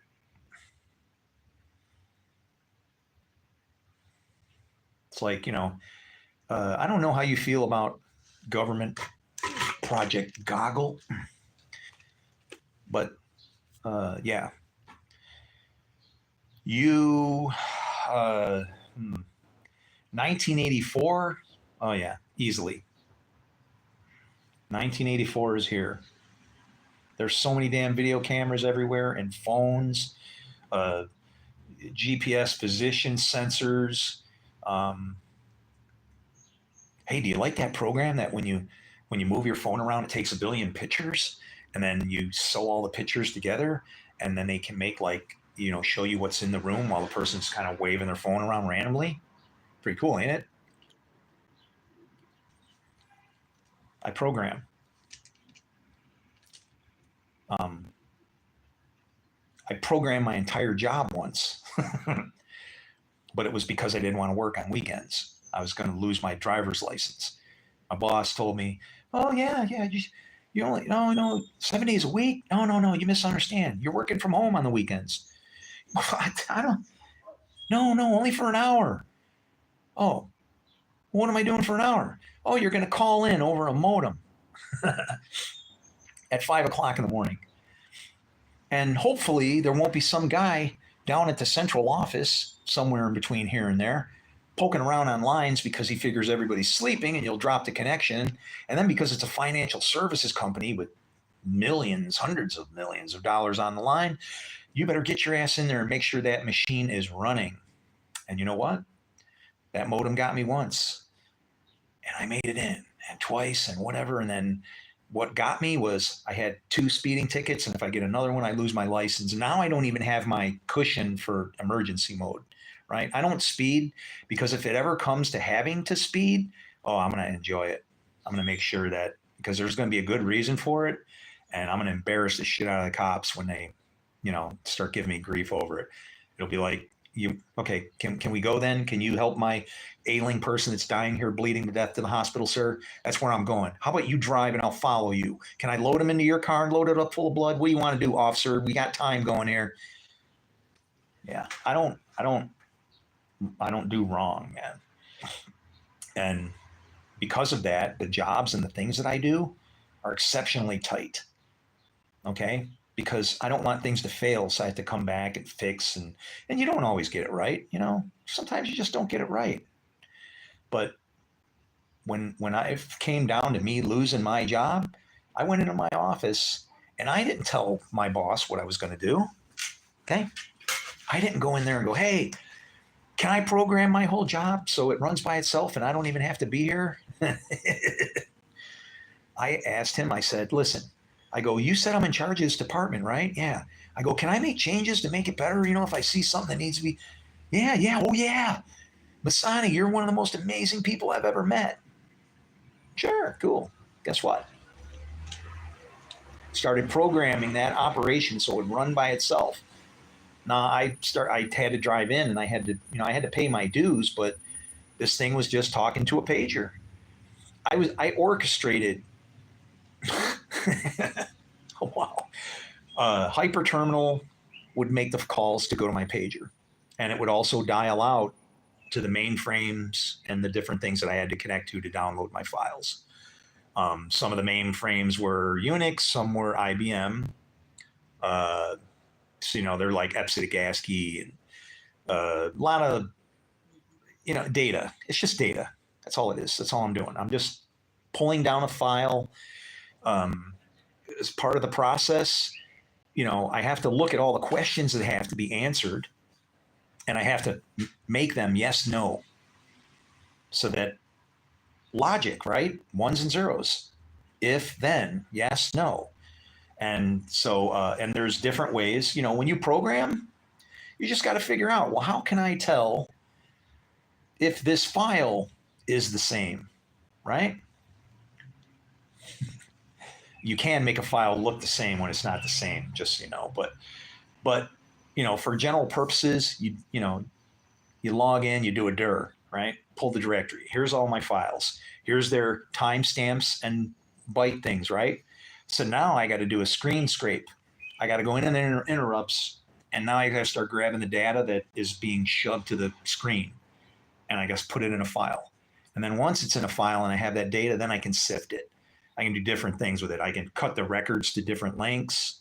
So or I can concatenate them. I can divide and split. So now a single column is busted into individual fields, maybe, a date, phone number, whatever, right? I just programmed all this stuff. And once it started running, well, I was careful. I didn't want to get deuced, but I don't want to break something. This is this is people's money. Like, this is a big, serious, right? So, it was weird. The guy I replaced was very strange, and everybody made fun of him. They said he could never get anything right. He was always screwing everything up. And his solution every time to just make him feel self better, he would go and have a steak. It was really weird. And the first time I got wind of who the guy I was replacing was, the guy's training me, okay? And this is Ed Swiderski. He's not The Bachelor. This is a different Ed Swiderski. But he's teaching me this stuff, and he goes, so, like, if you ever come in and you don't know what day it is, just type time. And I'm like, what? The hell's going to walk into work and not know what day it is? And that was when he started telling me about this guy. I was like, oh, man, what a train wreck. Well, it shouldn't be too hard to shine here, right? If that guy could, hang around for a little while, I would be good for a few months. And so, yeah, I just started programming all of the steps, and I used all kinds of different programs. I used all working together. Notepad, Hyper Terminal. I used to massage the data fields and to form the file, because I was pulling from a IBM system, and the file download is in a format called EBCDIC and ASCII, and I got to strip out certain characters and do stuff to it. Well, but the program that I used to do that, I got off the internet. It was called Mud, literally Mud. And then I I had, well, yeah. Some tools, that's where you get white hat, right? You can find your way in, but if you're in there breaking stuff, you deserve to go to jail for a long time, okay? But you can access. So I had programs where I could get inside stuff too. And those I programmed nice because it's like I need a connection to this, push a button and leave it go, and it'll just keep working. It'll take a break, take a time out, try again, do this, do that. So it's like, yeah, it's just data, and you're just teaching this thing to do your job. It's just AI. You're teaching it every response that you can make, and in some cases, you're just checking for values, right? Check the byte size of the file. If it sees my file there, it's going to be blank or it's going to have some size. Compare it to yesterday. Is it different? Okay, it's different than yesterday. Well, it must be today's. Grab the thing, go, right? And this thing would just do everything. And I let it run, and then at one time, I turned it on, and it ran for about almost 8 months, almost 6, 8 months, with nobody touching it. It just ran, and I forgot about it because it was running. It was doing my job. So my whole, early part of my day, my whole morning routine was just all taken care of. All I had to do is go to the printers, and it did everything. Printed out the checks that I would take all the managers. Here's your checks from these clients that to mail to them, and what we got from them, and yeah, and everybody's wow, you're always on top of things, and you're always walking around helping out, handing out files, and I'm like, yeah, because that computer over there is I did VAX. If you ever heard of a VAX, it's VMS. It's an old. They still have them. There's nothing wrong with them. But it's VAX. VMS stands for Virtual Memory Systems, and the VMS, right? So this is the rumor. What people say is that when Bill Gates made Windows NT to compete with WMS or VMS, he said, I'm going to make it one better. So VMS became VW Windows MNST, Windows NT, WNT. I don't know if that's true or not, but that was a great job. And then when they discovered it, because I got busted. Kitty Fiddler? No, that's you, man. You're sick. I'd chop your junk off and eat it myself in front of your face just so you couldn't hurt anybody, and then cut off your hands after I poked your eyes out. Yeah. Don't mess with kids around me, okay? Because I'm one of them kids. And now I know how to fight back. And defend. More defend. I don't have to fight back anybody. Nobody's pulling any wool over my eyes. Go ahead and harm a kid. I don't know what I would do to you. I know I'm going to probably go to jail afterwards. It'd be worth it. Absolutely. You don't harm children. Not on my watch. Not a one.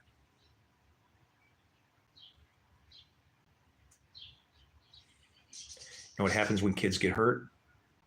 They grow up and hurt other people. I'm one of the lucky ones that didn't turn into a monster after all the crap I've been through.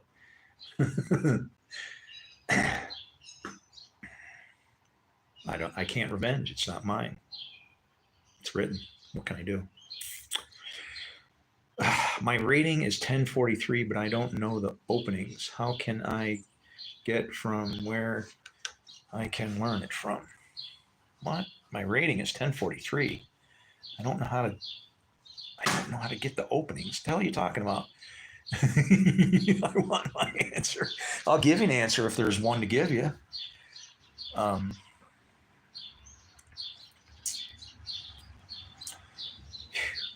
My rating is 1043. I don't know what that is. Is that a credit score? That's pretty damn good. Mine is going to go really bad here pretty quick. But that's okay because I got love to do. No, sir, you have to. I have to what? I don't know what you're talking about. My rating is 1043. Your security rating?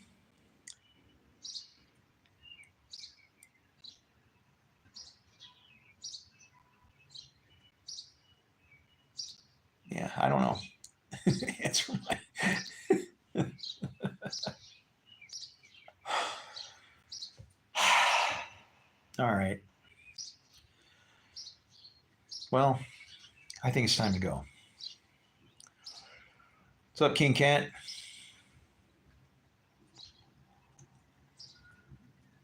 Yeah, if there's an answer for your question, I'll gladly answer it, but I don't understand. I don't know if you're translating your response or your chat or something, but it's something about your rating, and you're trying to learn something and you can't open it. I'm doing all right. I am burning out. I gotta make a head call. I'll be back. Oh.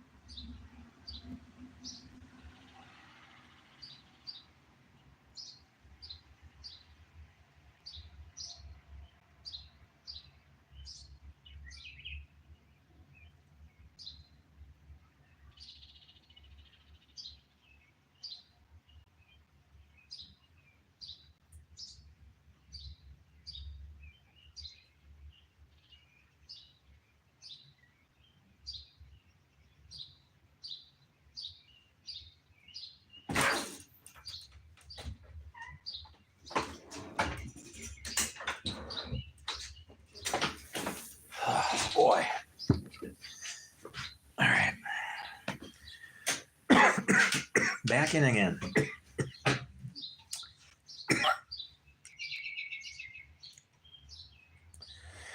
I probably got a hairball. You know that? Actually, I do have a hairball. I I lose so much hair that I roll it into balls and save them. And I have balls and bags of hair. I can't get rid of it because it's all numbered. So I have to save it so I can chop it into thirds, burn some in the city, chop some with the sword, kind of thing. Not looking forward to that.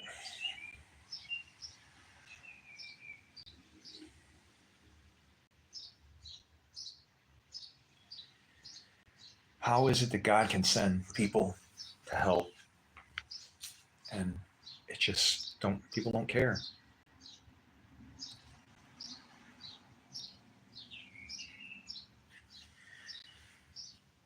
Oh well.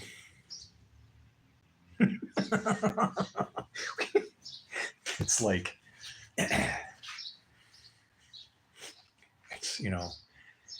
that's the problem that I see is our free will. We literally have to make a choice on who it is that you're serving.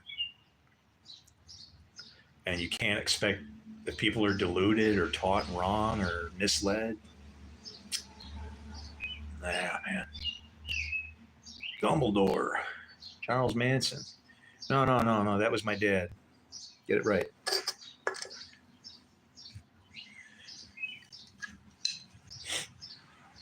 I know who my dad is. I just don't know who my mom is. Could be my mom. Could be my sister. Nobody knows.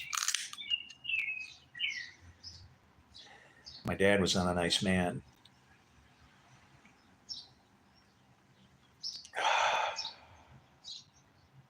He did very, very, very bad things. That was my real dad. My stepdad, he was a murderer. He killed him and his brothers killed an entire family of people that lived behind us. I was 7 years old. I was 53 years ago.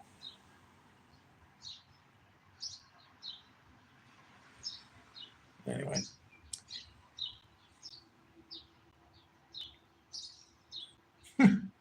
Like, what a goofy question. What was the question? Oh, hey, Curtis Knight, when you type in LOL, that means drowning man, right? Yeah. The ones that mocked, they always drowned.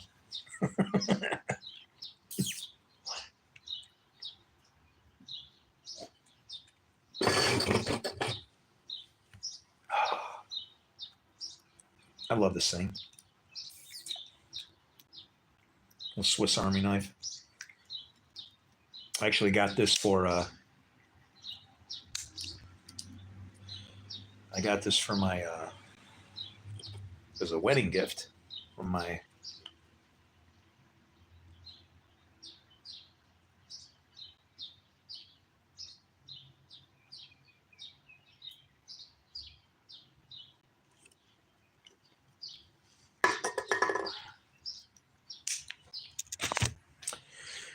All right. Ask me a question.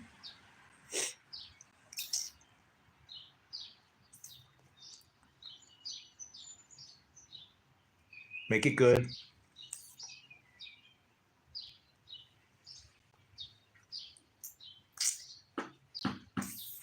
Juicy is okay.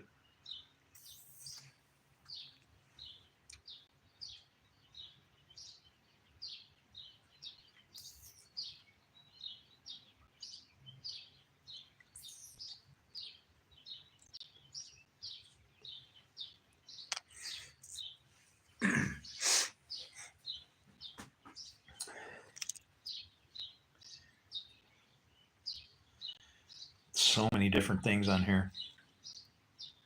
It's like you get a little screwdriver in here. This little guy. Corkscrew. You can use that for a lot of things though, because it's like the way it's situated. You could screw that into something and use this like a handle to pick something up that you can screw the corkscrew in. Picking up a piece of wood or whatever.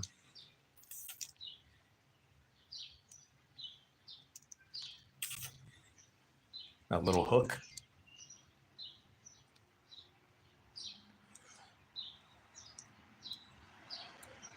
Now, in theory, this is supposed to be strong enough to where I should be able to hook onto a zip line like this and go. You guys try it and let me know if it works.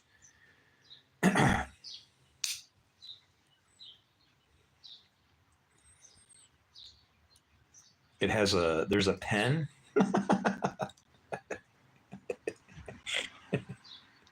Wonder if it still writes. It's kind of old. Oh yeah. Blue ink.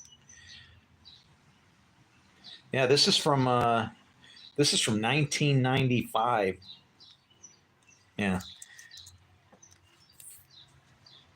That was my second marriage.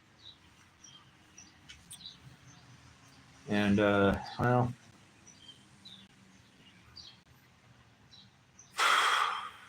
what do you do?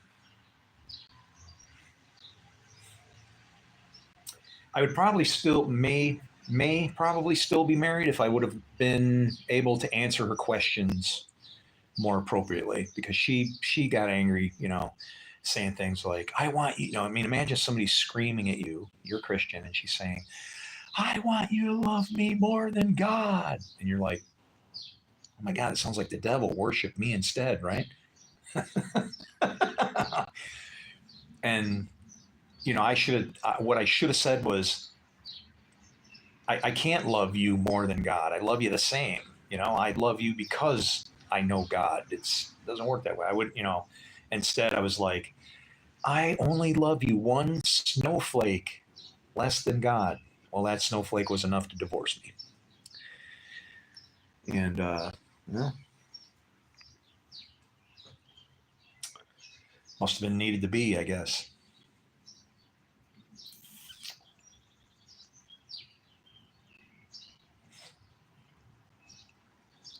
It's weird because I used to have a little Bible that I would dumpster dive in.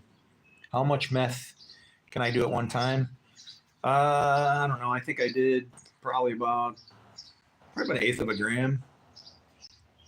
Blow. Now that's different. I had a guy that tried to kill me one time. He was my dealer when I worked. I worked in Downey, Illinois, or not Downey, Illinois, Downey, California, which is pretty close to Compton. This guy, we got into it, and he thought, I felt like he was ripping me off because, I mean, the stuff costs more than gold. You're stupid for putting powder in your nose. It's just dumb. So, yeah, but hey, at least I'm not dishonest. I'll tell you what I've done. And but we're having an argument, and so he's like, oh, I'm going to take care of you now, homie. Come on, I take care of you. And he takes a freaking 8-ball, gets in a bag, and he's like crushing it, trying to crush it in his fist so he can get enough chunks off of it. And that's probably half. That's probably a half ounce. He's pouring it out on the back of a toilet tank, like a toilet where the lid on the back of the tank. Okay, we're just at work in the bathroom where everybody goes to get high. And he poured all that out there, and he goes, as much as you want, homie, go ahead. And yeah, I rolled up my bill and I went for it, man. And I had gravel falling out of my face. And then probably within 5 minutes, I realized what I did. And I was just like, sparks flying off me. And I go, I gotta go. And he's like, go home, homie. Ride home fast, homie, is what he said. He didn't think he'd ever see me again. And I rode home from Downey to Huntington Beach, California, white lining because I white lined, and I was doing probably like 120 all the way home. And then when I got home, I pulled into the driveway. I don't even know if I parked my bike in the garage or what I did, but I did walk up the stairs and I kicked the door off the hinges. Literally at my apartment, I walked up and kicked the door in, and I went, give me a beer, give me a joint, give me something. Yeah. Meth, bad stuff. Meth is like, it's garbage. It's, you're putting stuff in your body that just doesn't belong there. As far as what does it feel like? Well, you take a little rip, snort some, and it feels like somebody took a hot poker out of a fireplace and they somehow carefully stuck it all the way through your nose and then burnt the back of your head with it, like inside. And you feel that. And then it's like, and then the next thing you know, yeah, you don't want nothing. You don't want to, stupid, right? Yeah, if you have to take drugs to be happy, then you need to find out why you're not happy and forget about all the drugs. Fix that, right? If maybe you're unhappy with the state of the world, well, then you call me and I'll show you how we can fix it. Got to start by getting into the church, telling these people they're wrong. Same thing with the Jews. You're reading your scriptures wrong. I'll show you what Jesus meant, why you shouldn't have killed him. Christians, I'll show you why it's not a good thing that we killed him and why we brought a curse on ourselves when we did. And why, just as you, I want them to come flying out of the sky to come and get us, but it's not going to happen. It's not happening that way.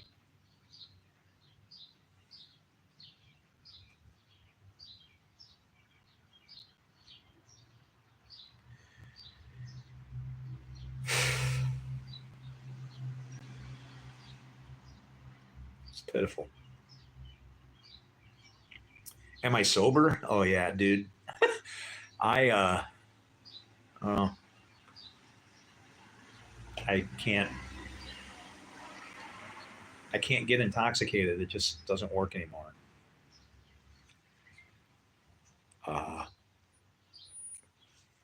can't remember the last time I was actually drunk or like felt a buzz. Uh,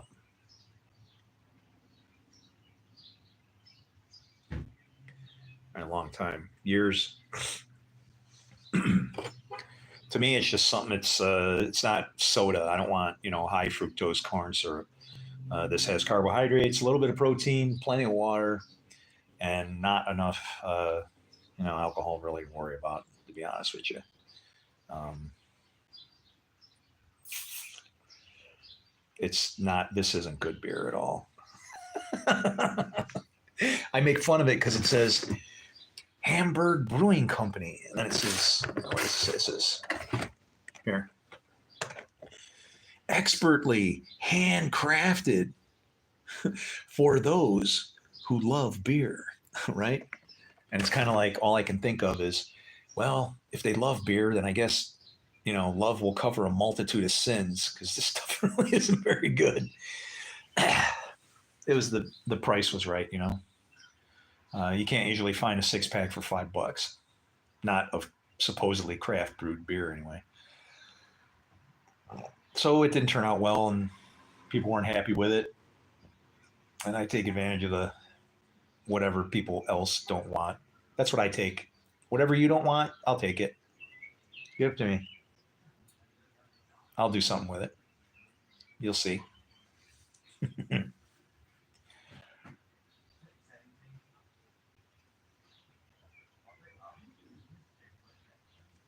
Uh-oh.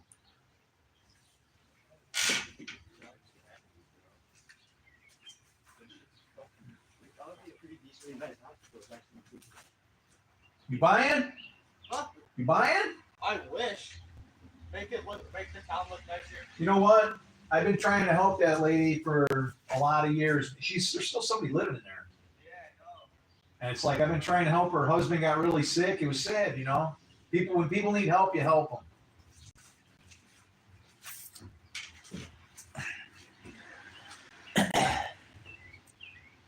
Make the neighborhood look nice.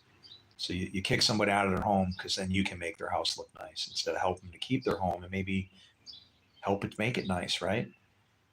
Man.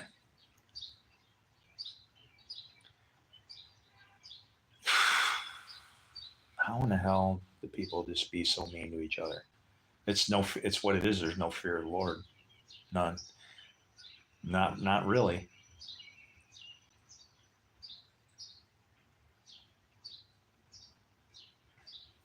It's just improper teachings. That's all. Cocaine is useless. I stopped doing it when they started processing it when it was Ronald Reagan. Ronald Reagan cut off the ether exports to South America, and then they started processing it with diesel fuel and gasoline and acetone, and it was like, what happened? This isn't even garbage now. Forget it. Don't want it. Now, if you want it, you should just go to the dentist. He can rub it all over your gums and get you higher than your dentist bill.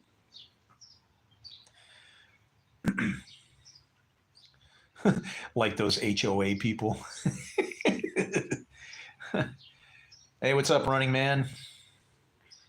That's a good movie.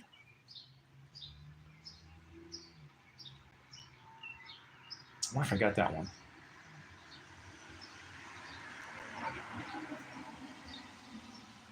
I have to check. You know what I've never watched? And it's really weird. When me and my wife met, we found out we had all the same stuff. We had the same plate set for the kitchen. We had the same movies, like as copies of the movie, but unopened. Like I had a copy of Gone with the Wind unopened. She had a copy of Gone with the Wind unopened. I think she had a copy of The Notebook unopened, and I had a copy of The Notebook unopened. There's just so many weird, like, you know.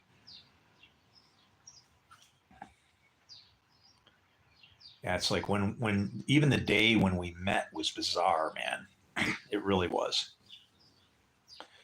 I'm riding into work. This kid gets behind me on my motorcycle.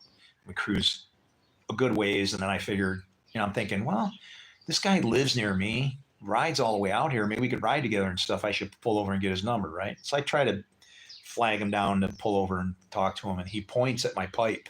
He's like, he points at his ear in my pipe, but I can't hear what the hell you're saying. So I motion to pull over. We pull over and talk, and then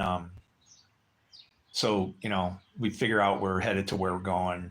He's going to take a test. And I ask him what it's for, and he says, I want to be a psychologist so I can help my son. He's got, struggling or whatever. And I said, I go, that's cool. I go, can I pray for you? And he's like, sure. So I said, Lord, this man wants to help his son with troubles with his mind. I said, but if he comes across some on fire Christian, please don't put it on his heart to medicate him out of his beliefs. In Jesus' name we pray, amen. And then the guy, he's like, thanks, and he drove off, giving me a dirty look, like he wanted me to pray for him to do good on his test. And it's like, I'm not for you. I'm for God, man. I want whatever you do to be good for his kingdom, not for you to benefit just for your own good, right? It's not how it works with me. And so then on the way home, I run into a guy that I prayed for. He needed to find an apartment because he had a special needs kid. And they were kicking him out of his school because they found out he didn't live in the town. So I see this guy pull over on the side of the road. He's helping a turtle out of the road. And I'm like, just grab it. And he's like, you can't just grab that. It'll take your fingers. I'm like, really? I never knew. And I had helped many turtles out of the road. In fact, my wife is a turtle. That's the clan that she is a part of. She's Native American. And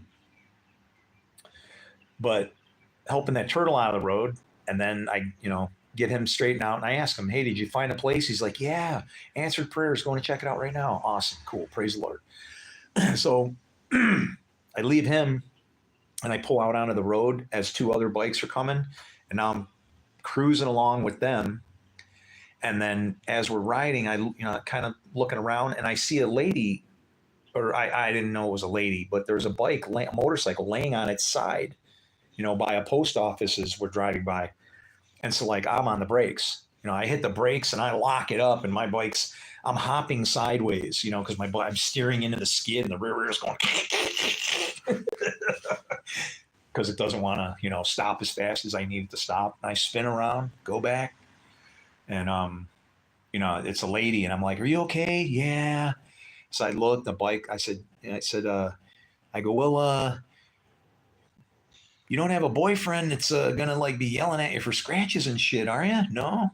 Okay. Well, you feel like riding it? Sure. All right. Well, I go, I'm gonna take it. They never showed you how to pick the bike up, and she's like, no. And I said, she goes, it's too heavy. I said, no, it's not. I go, I'll show you. Watch. So I helped her put the kickstand down on the left side, and then show her how to get on the right side, grab the handle on the on the back, and get, put some leg into it. She didn't have a very big bike. It was easy for her to get it up and get her on her way.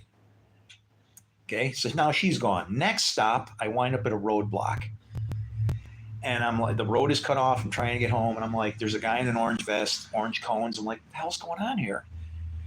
So I said that, and then all of a sudden it hits me. It was like a voice in my head. It said, get in the parade. And I go, I look at the guy next to me. I'm like on my bike, and I go, God just told me to get in the parade. And he's like, the hardly happening parade, and there's a parade. So yeah, there was a parade that day. So I can't, I'm trying to figure out how I can go see where this parade is running. Right. So I pull a U-turn, go to the first street, and the first street I hit angles back to the street that was blocked off at an angle, and right out onto the street. So now I'm driving down the parade route in the wrong direction. mind you, because they're going to be coming this way. I'm coming like here, and I'm going that way. I'm not a flight attendant, by the way.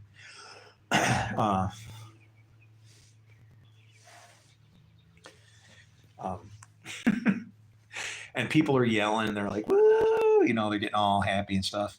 Hey, what's up, cool guy? And I got I got a lot of bicycles, mountain bikes, road bikes, but I ride a Yamaha. I got a Roadstar, 2003.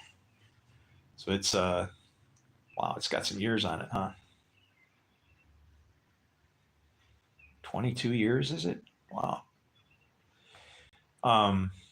But I'm on this parade route, and then finally I see all the headlights coming up over the hill, right? So I'm like, okay, I can get in here. So I hang a Yui, and I'm sitting on the side of the road, and these bikes are going by like 50 miles an hour now. They're like flying, but I'm looking, trying to see if I can catch a hole to jump in, right? In the least, I'd get the end, but I want to be in, more. So guess what? I blast off. I know how to ride my bike. I burn the tires, get in there. I'm next to this guy, and we're cruising now into town. And I merged into this guy next to him, and we ride all the way into town. Okay.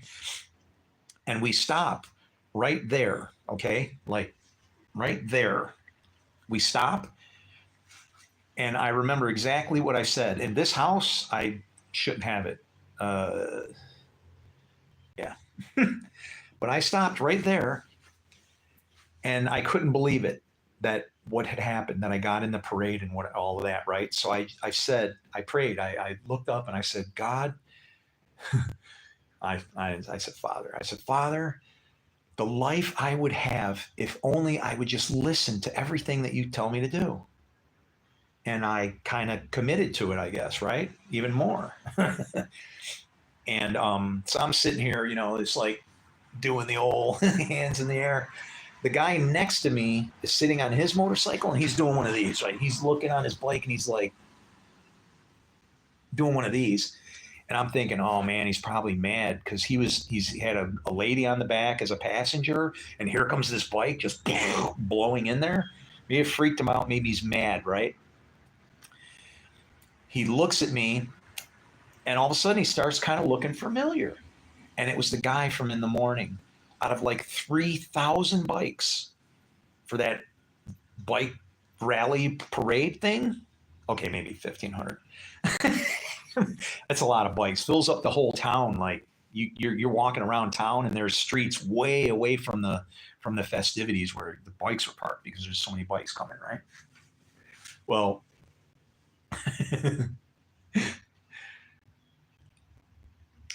I'm looking, and the guy looks familiar.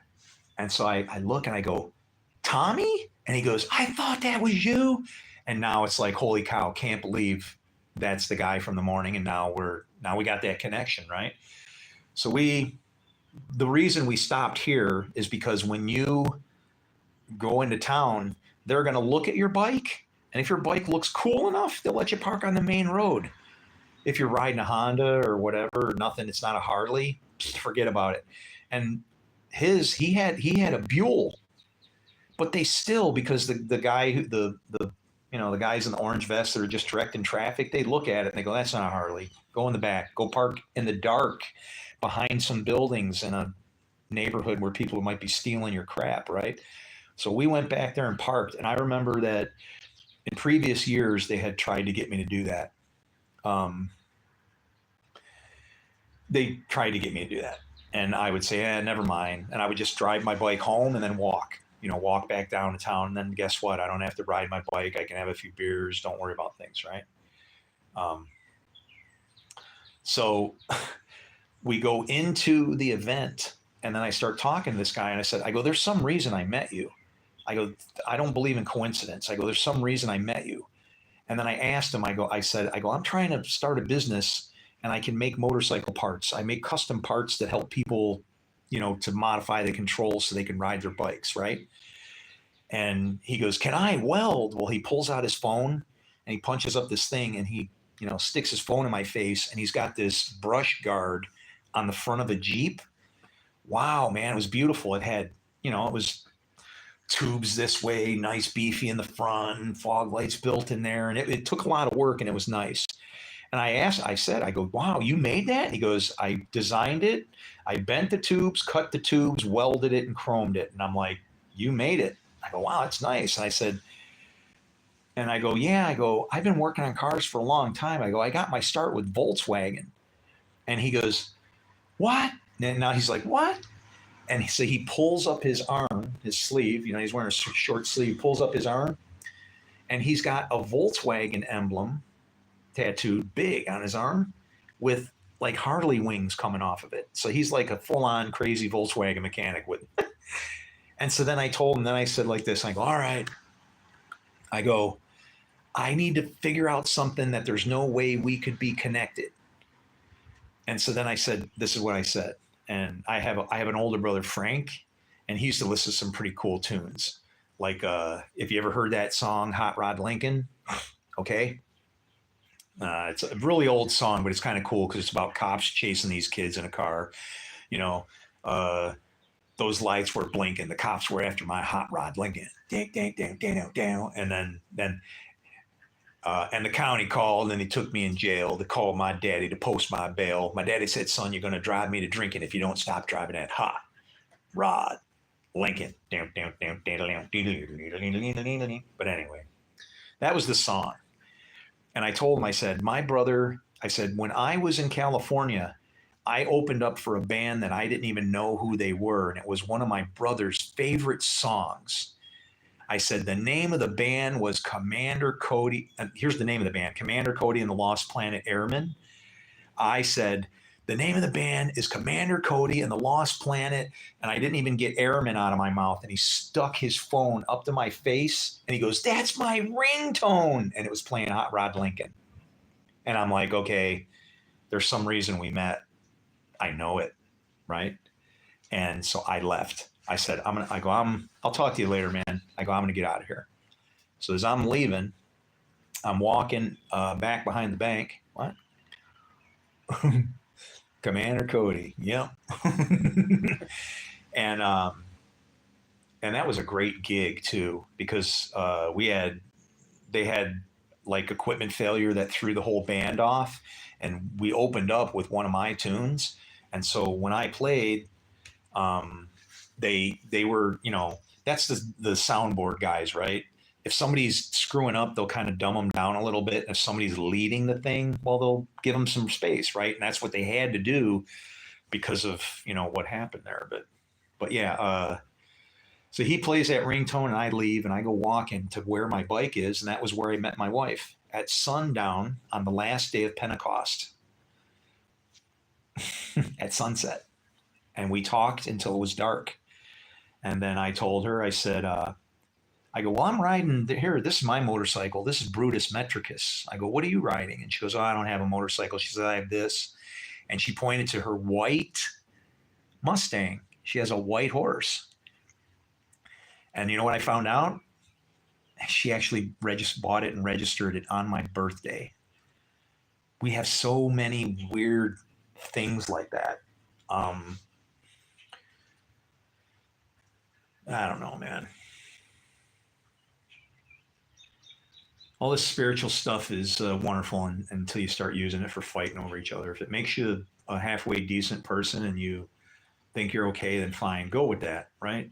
If you really think that you need Jesus, then go with that. But we need to not fight with each other over the different modes of hope that we build for ourselves to take ourselves forward, I don't know if Jesus is coming any more than the next person.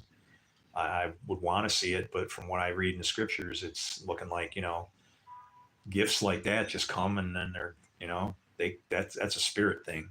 That what came in Jesus comes as a spirit, and anybody can have that because that very same spirit is inside of all of us.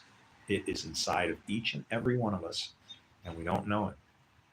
We don't know it, and people see somebody acting different, and suddenly, well, wait a minute, where did you get your soul from? You must have yours from somewhere else. And I know part of the Bible that I read where it says that there's some people with souls coming out of the devil, it just isn't how it is. So, use the doctrine developed Who is that? Dan McClellan. Data, not dogma. But at the same time, he has no spirit. He's an empty tomb. He's doing good to try and maybe straighten things out for people, but he's completely benign of any spiritual influence as far as feeling to be led, maybe. Because for as much as he knows, well, that's it, right? As soon as these people started to get big, who are they really working for? Are they just regurgitating vomit of days of yore, and the stuff is no good and invalid and is just contributing to our problems that we're struggling with now?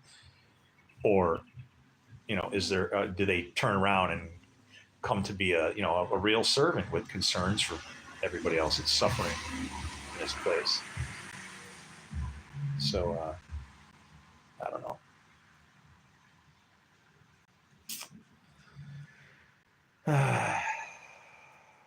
Anyway, Commander Cody.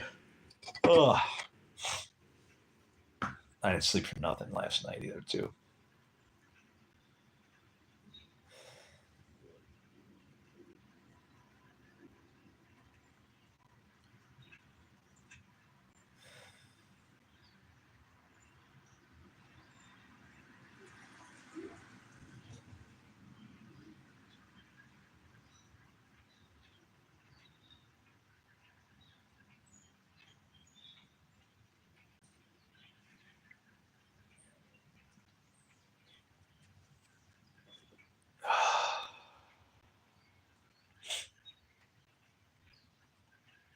Why do bikers look the same way?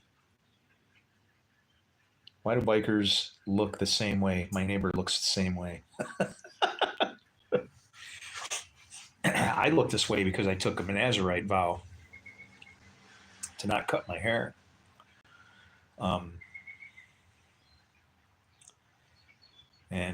Yeah, we're going to have to be done with that.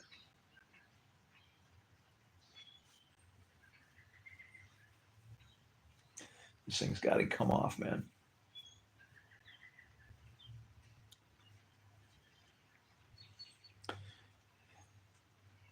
It's cool until you own one. Takes too long to show up, itches. It's hard because at night I cry in my sleep a lot, and I wake up and I got boogers and shit all in it. It's like just a pain in the ass. It's a damn mess.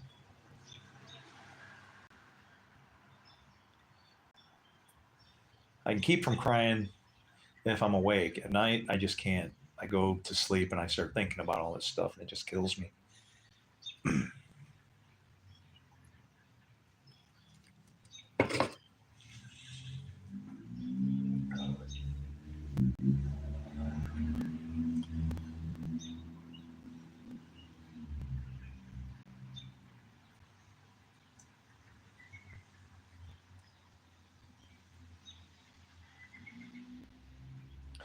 The epiphany and all of the teaching started to come into me when I started thinking as humbly as possible, and then reading the scriptures looking for,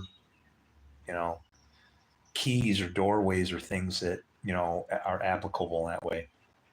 Like when I read scripture, if it's truth, it has to be truth in the was, is, and will be sense, right? And so, if God makes a statement or says something, it just has to be truth in every single sense of the word. So when you start sifting through there and you're finding things that kind of change when they go from the is to was, right? And it's in there because, I searched for somebody and nobody was found to go, right? And it's like, how do you read that? I searched for somebody, but nobody was found to go. Well, who's nobody then? He's going, right? And that's when I said that prayer and said, I'll go. I'll be nobody. I'll do it. I'll be the nobody that will go. What do I have to do to help these people? Do I have to commit and say, all right, you can throw me in hell and all the rest of them live? I'm only one person. That's a pretty rough thing to throw at me because, I feel like Paul. right? If only I could be condemned for all the brethren just to save them, right?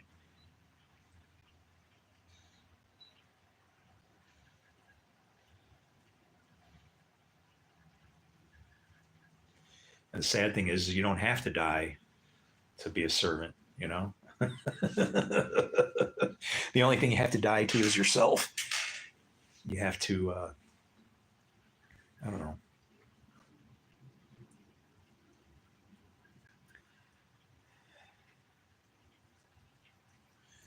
I guess what makes me happy is when I see somebody smile that, you know, I did that. I feel like I was successful, right? When you see a smile on somebody's face, it's like, okay, that's what's supposed to be there. Shoot and drive, you know, as much as you can for that.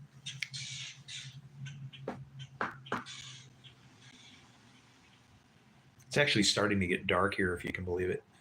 The video is being very very considerate, I have to say. All right, what do we got? React to HH by Kane West. What's HH? HH by Kane. It's got to be a song or something.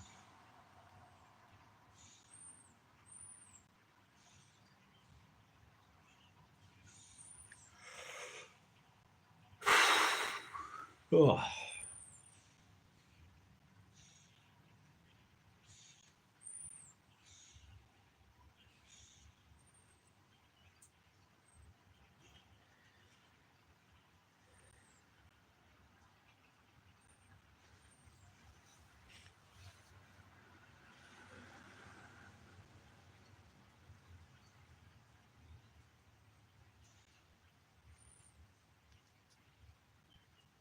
How's it going? Good, how are you? Oh, you know, waiting for night.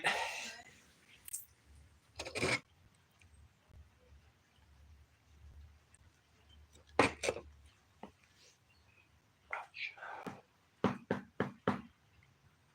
think I need another head call.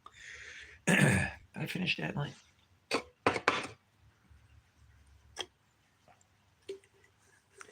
Cover up the top so I don't get no beer. Mosquitoes trying to suck off my beer.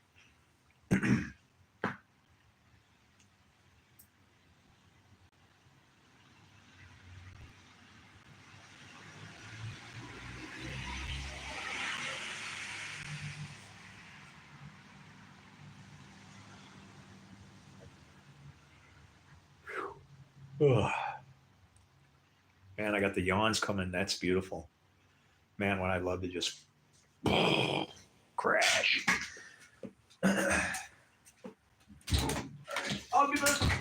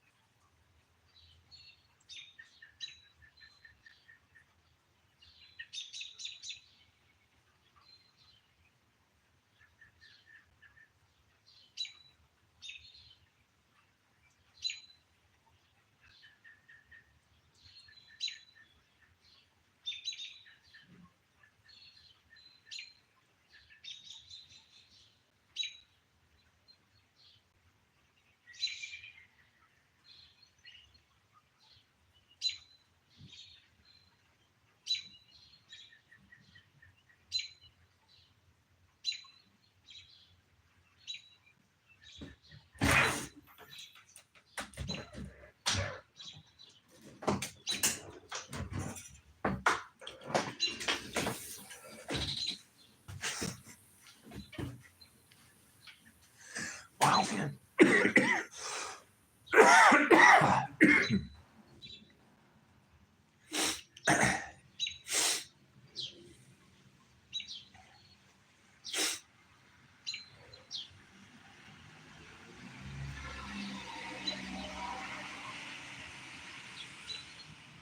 All right. Message retracted. Oh, I'm sorry. I got up early, and when it's the heat of the day and I rest and be dark, I'll go out and do something. That's what my dad used to do. Totally.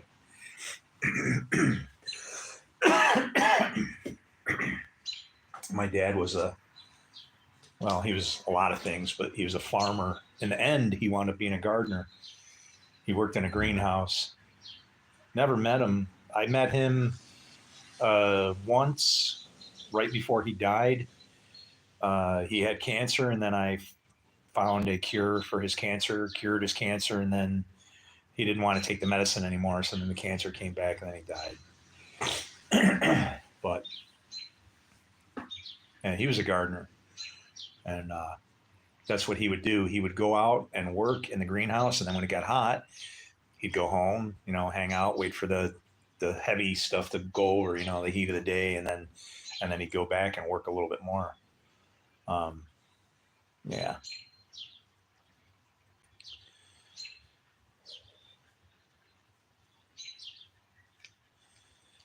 Yeah. I come from a weird family, man. Yeah.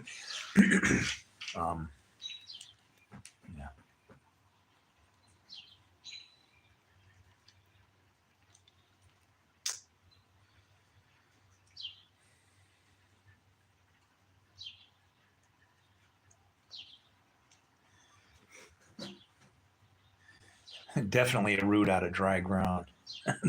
There was no living water where I came from.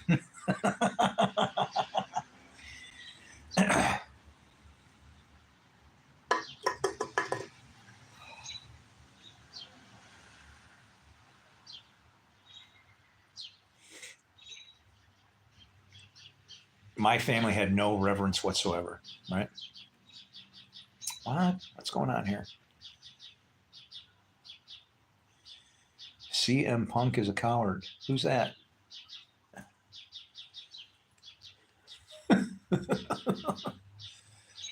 Yeah, okay.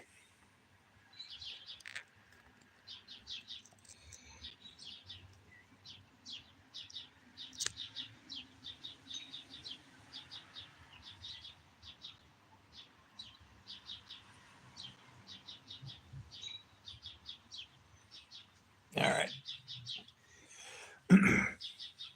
Ann was a UFC fighter. Who the hell is CM Punk? See, I don't do any of that. I don't watch any fighting stuff. That's not a sport to me. That's not a sport. You don't hit people in sport. Sorry. Not when they got blood coming out of them and stuff. That's like a throwback to Roman days. Even the cage stuff, man. I'm sorry, it's barbaric. I don't agree with it.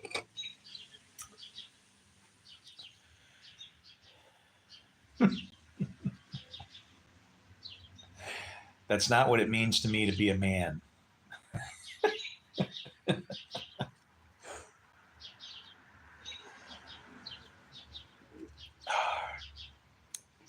Great, look at all that beef all over you. Can we hook a plow onto your ass and you can do something useful like make some crops? That's sorry, But you said you can clear cancer. Yeah, it was well, I found my cure for my ulcer online, which was a fluke. And then because I had luck with mine, I had an ulcer for like 13 years. Every morning was the same routine. And I hated it because I couldn't drink. I could drink Coke, but not Pepsi. It was really weird, but I like Pepsi. I couldn't eat any hot peppers, all the spicy foods, coffee, forget it. coffee was like, I just ran into Mike Tyson and he decided, give me a few gut punches and I'm doubled over hurt. And every morning I'd wake up and I would eat a whole handful of antacids and blow foam, like just puke foam, and then start my day. And that was every day for like 13 years. So when I found my cure, I went out to see, if maybe is there somebody out there that has, the cancer cures, right? And so I started doing a little research. And this is very interesting how some doctors go about finding their cures, because the United States food pyramid is messed up for the very exact same reason as we don't have that cancer cure from Canada that supposedly worked. But here's the story. You can do your own research. It was a Canadian nurse, and her name was Karen, like Karen, Karen, Cassie, Cassie. Okay.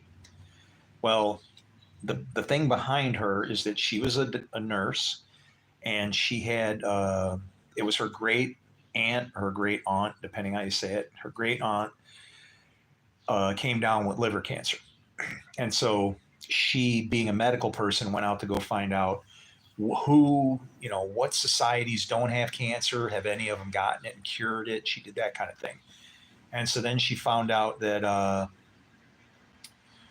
that there was like a Native American tribe, and they had this tea of these different herbs and whatever, and it would supposedly cure the cancer. Well,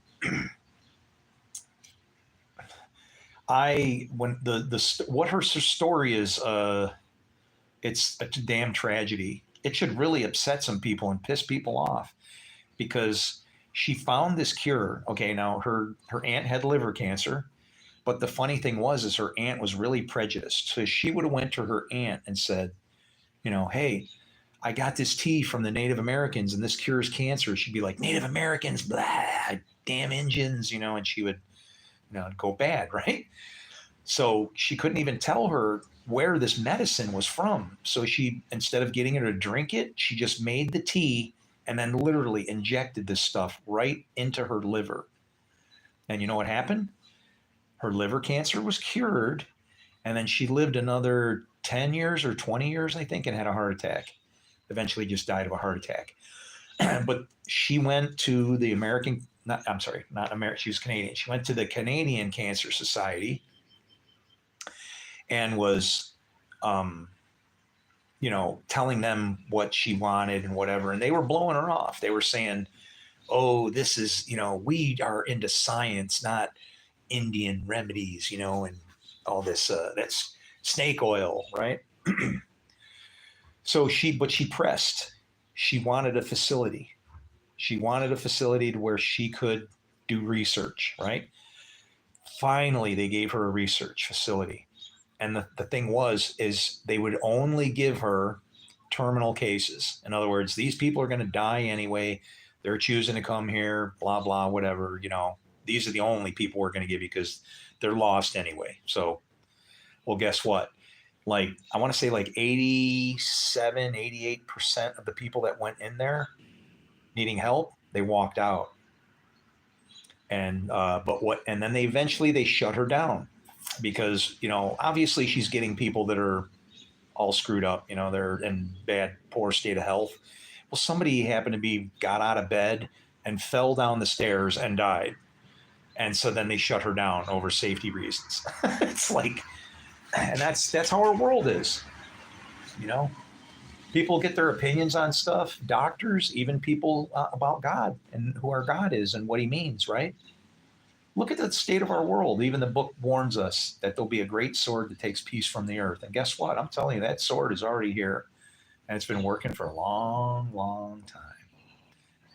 And we don't know what we're doing. How much battery I got left? This thing's like whooping ass here. Woo-hoo! Oh!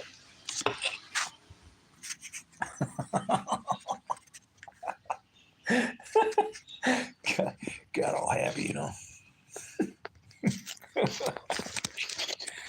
What's he say? So she injected the tea into her liver with no. She just said, I'm giving you medicine. I said, I'm giving you medicine. And it was like, okay. It was just the point is that she was so prejudiced about the cure, about the people where the cure actually came from. How many other things do we miss out in this world because we sit around and judge each other, right? Where some people have this ability or other people could do that, or some people are this, or some clown might change your tire on the side of the road, but he comes near you and he's got a freaky beard and looks like a biker badass, and you can't. All you see is mean person that's trying to hurt you, and it's like, no, I'm a man that cares for women and wants to make sure they're safe, so you can get home to your husband. Okay, that's it. And then she's looking at me all, oh, wow. Well, I don't have a husband. Yeah, well, the one you're with ain't yours now either. It's like, Jesus had all the answers, man. It's like, just, do the right thing and don't screw it up. Cars and beatbox and trends. What's up, man?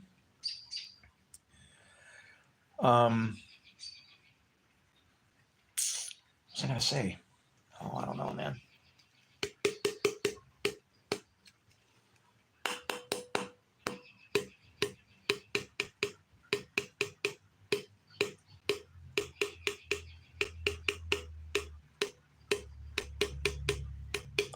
Kind of has a cow horn sound, right? Bubba Smith! What's up, Rebel? What are you flying over there, man? You better take that down. Are you one of them criminals? I know the rebel flag, man. I grew up in Virginia. My stepdad, I'm old though, so like, thank God he's long gone and dead, because him and his brothers, they were the people that used to dress up in a little white cone head thing and run around flaming crosses.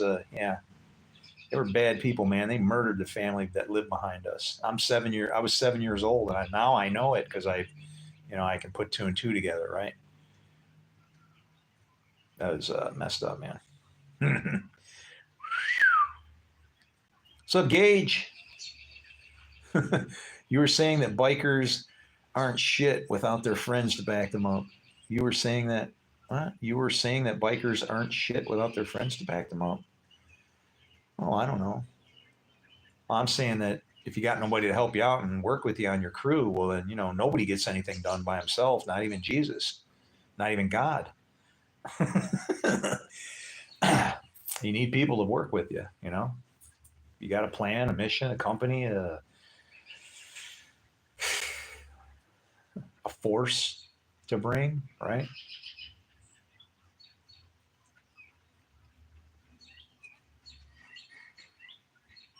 I want some thunder, Lord.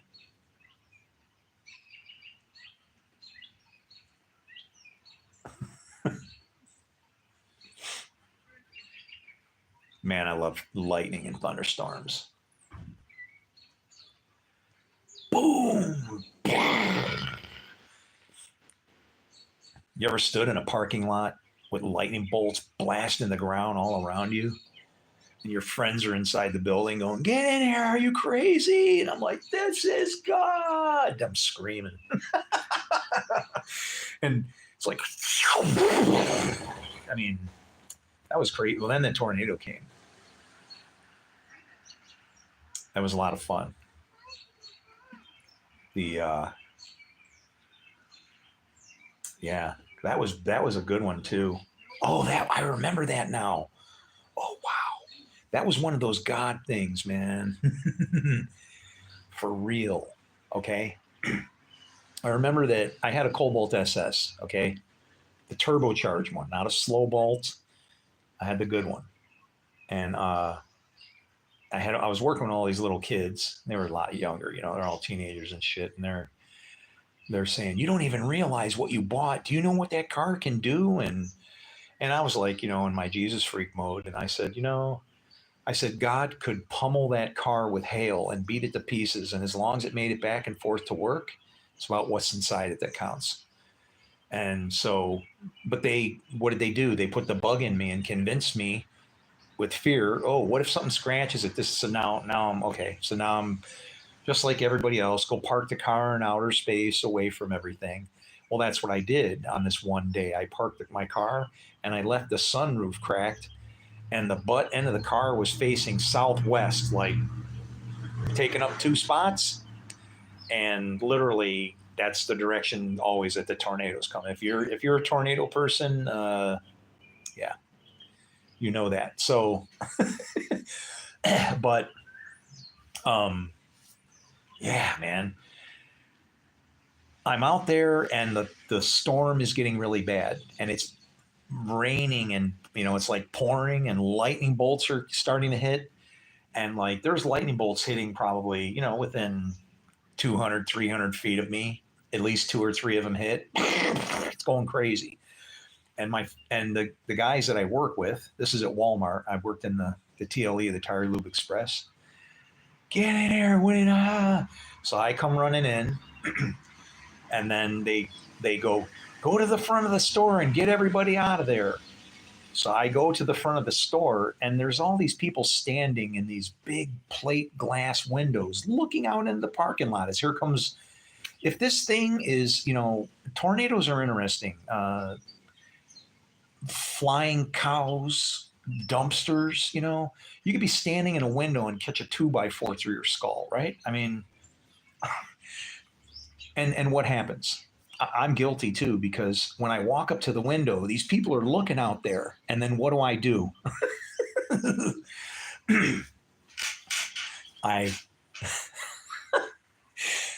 I grab this kid by the back of his shirt and like stick his face up against the glass because I couldn't see because I wear glasses, and I go, "Is the sunroof open on that red car out there?" And he goes, "What red car?" Because it was boom, it was just pouring mad, right? So then and now it's tornadoes going off. So we got to get everybody out of the store and into the safety zone. And in Walmart, what they do is I think they do a black flag, I think it is. And then you have to go to the center of the store, like where all the clothes are. I don't know what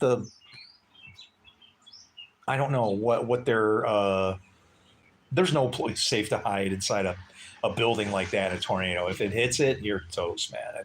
Too much junk's going flying everywhere, right? But there's all these old people, elderly people, the greeters and cashiers and different stuff, and I've got them all over there, and I'm trying to keep them happy, so I'm telling them jokes. And I told them a joke that probably wasn't a good joke to be telling old people, because I said, there were these three guys, and they were fishing in this boat. And the one guy says, he looks at all the other two and he says, I wish I could take a nice pee. And he's like, and the other two guys are like, what? Don't do it in here. He goes, no, I mean, like the old days. I used to stand back 15 feet from the toilet and fire it in. I wish I could take a good pee. Now my prostate, I force and dump and press, and oh God, I try real hard, and the next thing you know, I'm farting, and like, oh, just dribbles. And the other guy's like, oh wow, okay. And then the other guy, they're sitting there and they're still quiet. And then the guy's like, well, I wish I could take a big dump. And he's like, really? What? Yeah.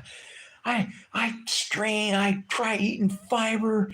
I'm sick of cardboard. I want to take a nice big crap like I used to. Now I sit on the toilet and it's like a damn rabbit. Little balls. And I want to take a big dump.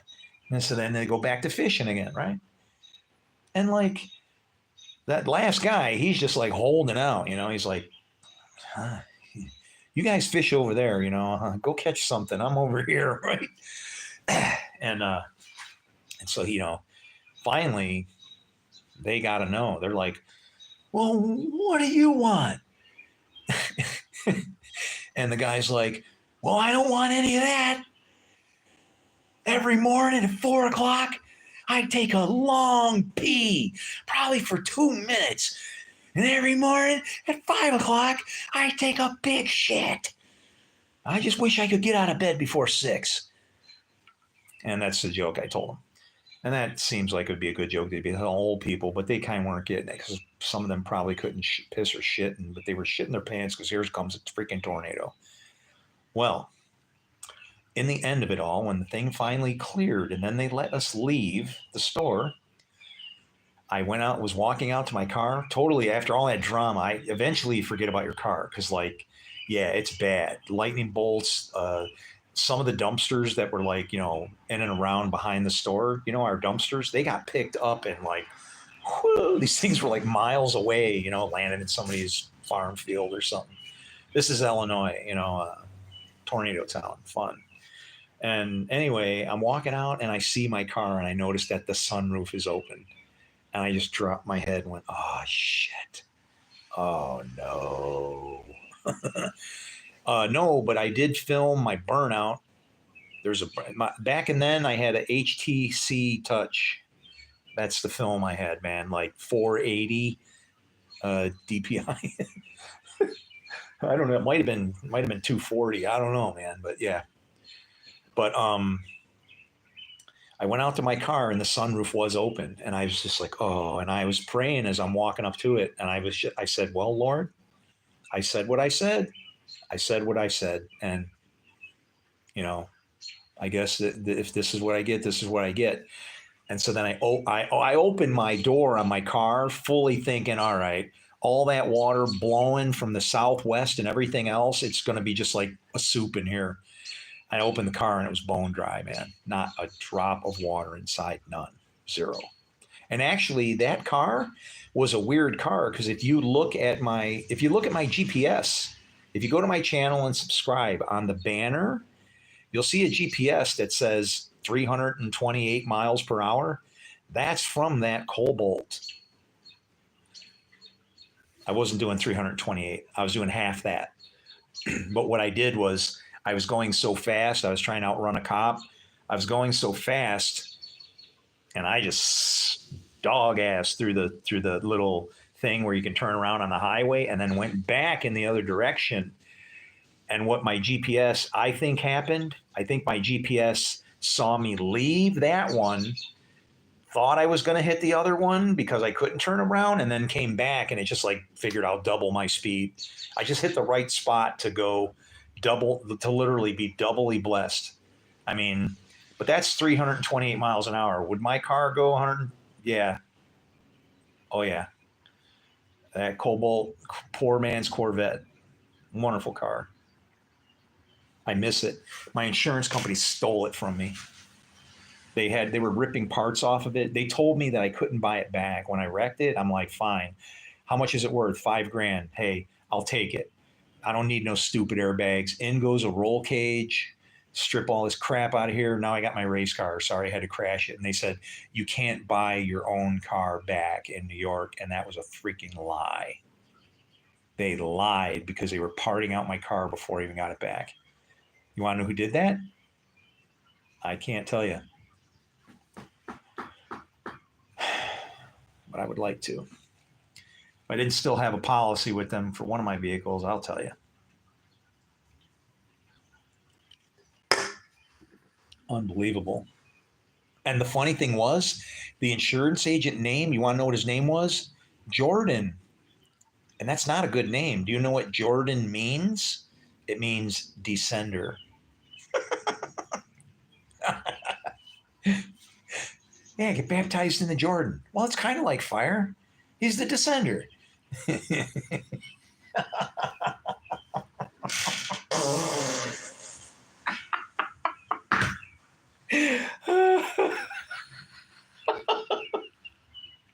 I got the farts, man. Now I'm laughing.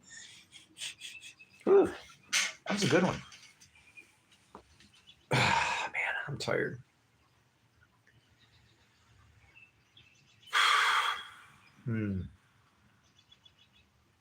It's really getting dark here now, Batman.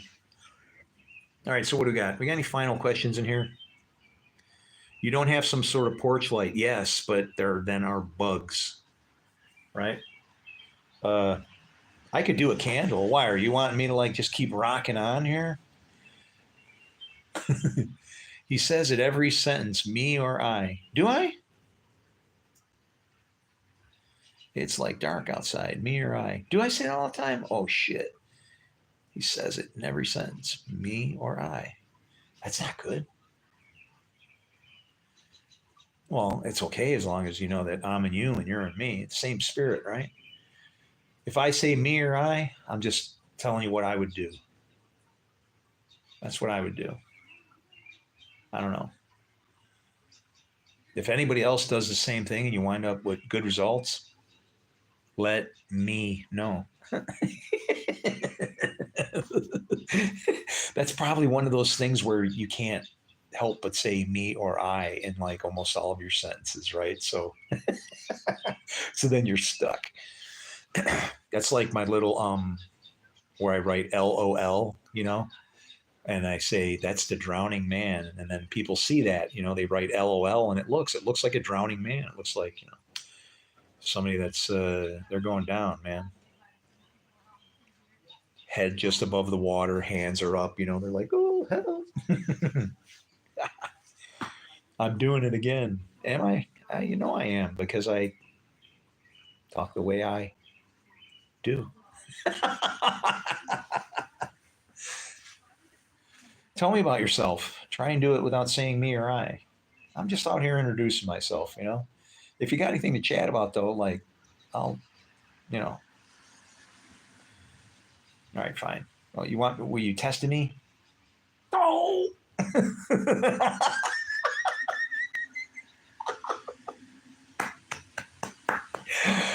Oh, blast you. What is your name? Is it leprosy? Oh, come on, man. You can do better than that.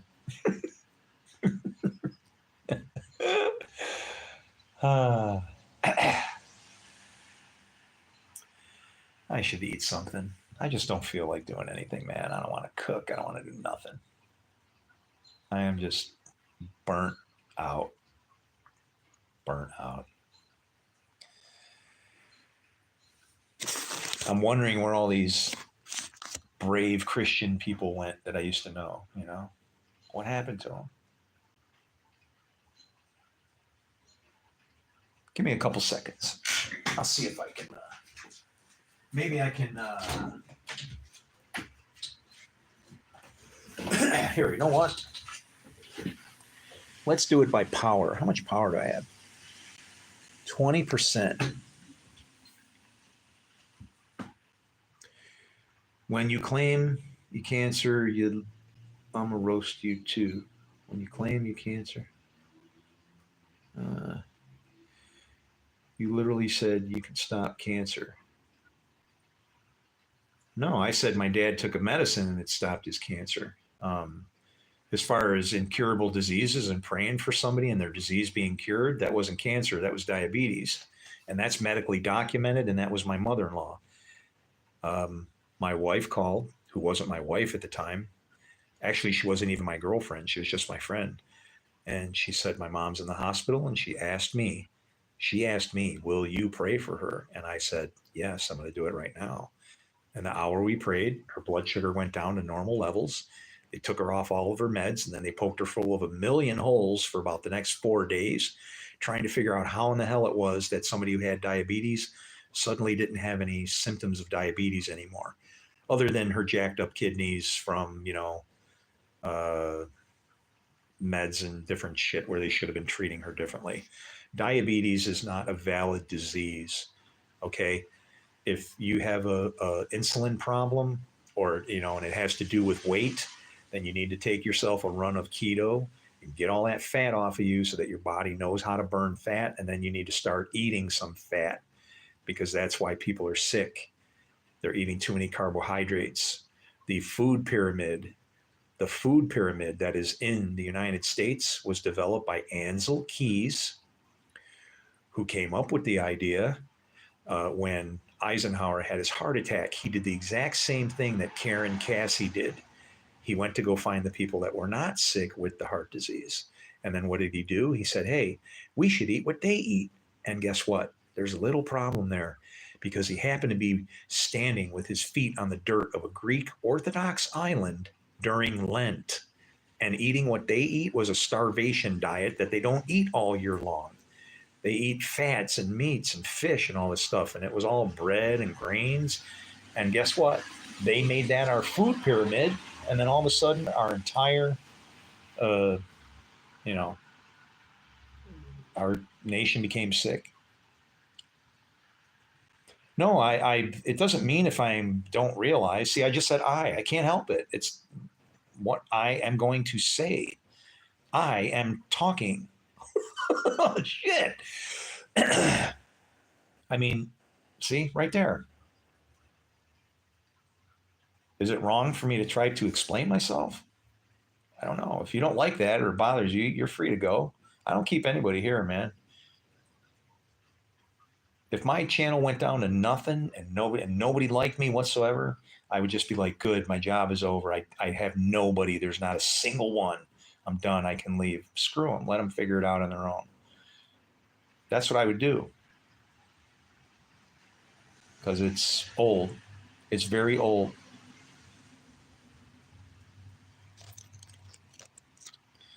Oh, Cleo, your stuff got busted out, man. I saw something about diabetes. I'm an adult. Let's agree to disagree. See, you just said I'm. Look, you're doing it again.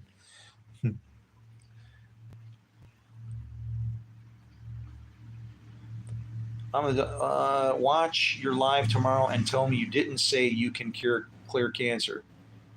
No, I'm going to tell you exactly what I said. I said my father had cancer.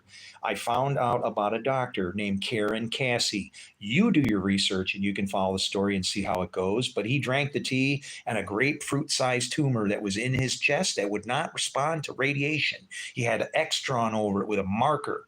Guess what? Within a week, it was gone. It disappeared.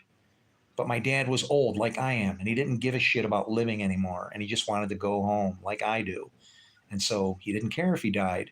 So he decided, well, instead of wasting my money on all this tea and garbage and what, I don't care anymore. And so he smoked and drank and did whatever he wanted to do until he died. And you want to know, I didn't even go to his funeral because I never knew my dad, my real dad. I knew him for, I don't know, 15 hours maybe that I saw him. And then I wasn't going to go, and the last time I was going to see him was looking at him dead in a box. Okay. I sent a letter. Go, you freak, die. Oh, man, if only. One day. And then we'll meet again, my friend.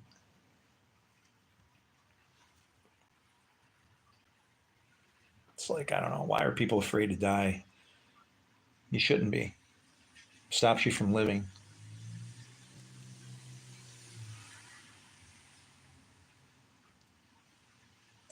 You literally said you can clear cancer.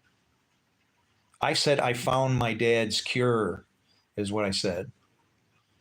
I know what I said. Okay. And I definitely didn't say I can clear cancer. Okay. If you're thinking cure cancer, sure, I can cure cancer. Kill the person that's alive because everybody has cancer. Your cells are constantly doing whatever it is that they do. You know how they find your cancer? They give you radioactive sugar. So what happens if the cancer likes to eat sugar? What happens if you stop feeding it sugar? You're going to beat the shit out of that cancer is what you're going to do. Change your diet. Eat good food. Stop being afraid of fat. Okay? This junk that they feed us, it's very convenient, and it's good for people who are damn slaves and don't have time to have real lives to cook their own damn food. You know, you go to your job, and what happens? By the time you're done at the end of your 6 months, if you happen to get a week's vacation, you don't even got enough money to do anything because they give you part-time so that they don't have to pay any benefits and then rack up any bills for any medical needs that you just might happen to have. We're freaking slaves in this place, okay? Slaves. That's what we are. And it's because we've rejected our God.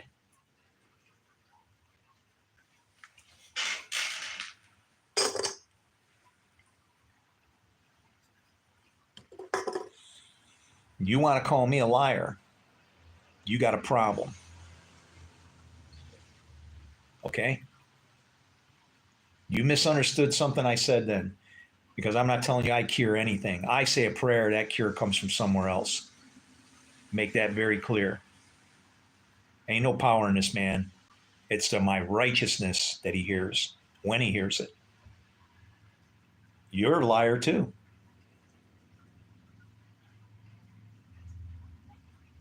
You're a liar too. No, you can cut it. This is what I want you to do. Use your time and resources, cut it out, and call me a liar and make it a video. How about that?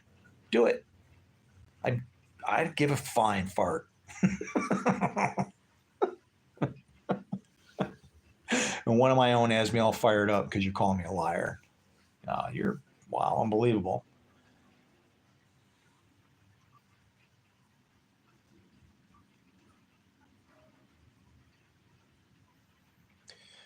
You watch it back. Okay?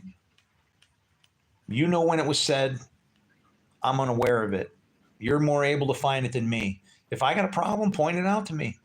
I don't have a problem. If I'm wrong, I'll say it. Then I'll say it. But I'm damn sure I didn't say that. Okay. I said I found the cure for cancer. My dad's cancer. It cured his cancer, and then he didn't want the cure anymore, and it came back, and took him out, like he wanted. You're hearing things. Maybe it's because you have cancer, and so you're worried, and you're hearing things that you're worried about. Is that what it is? Maybe. You're hearing things, okay? You watch it back.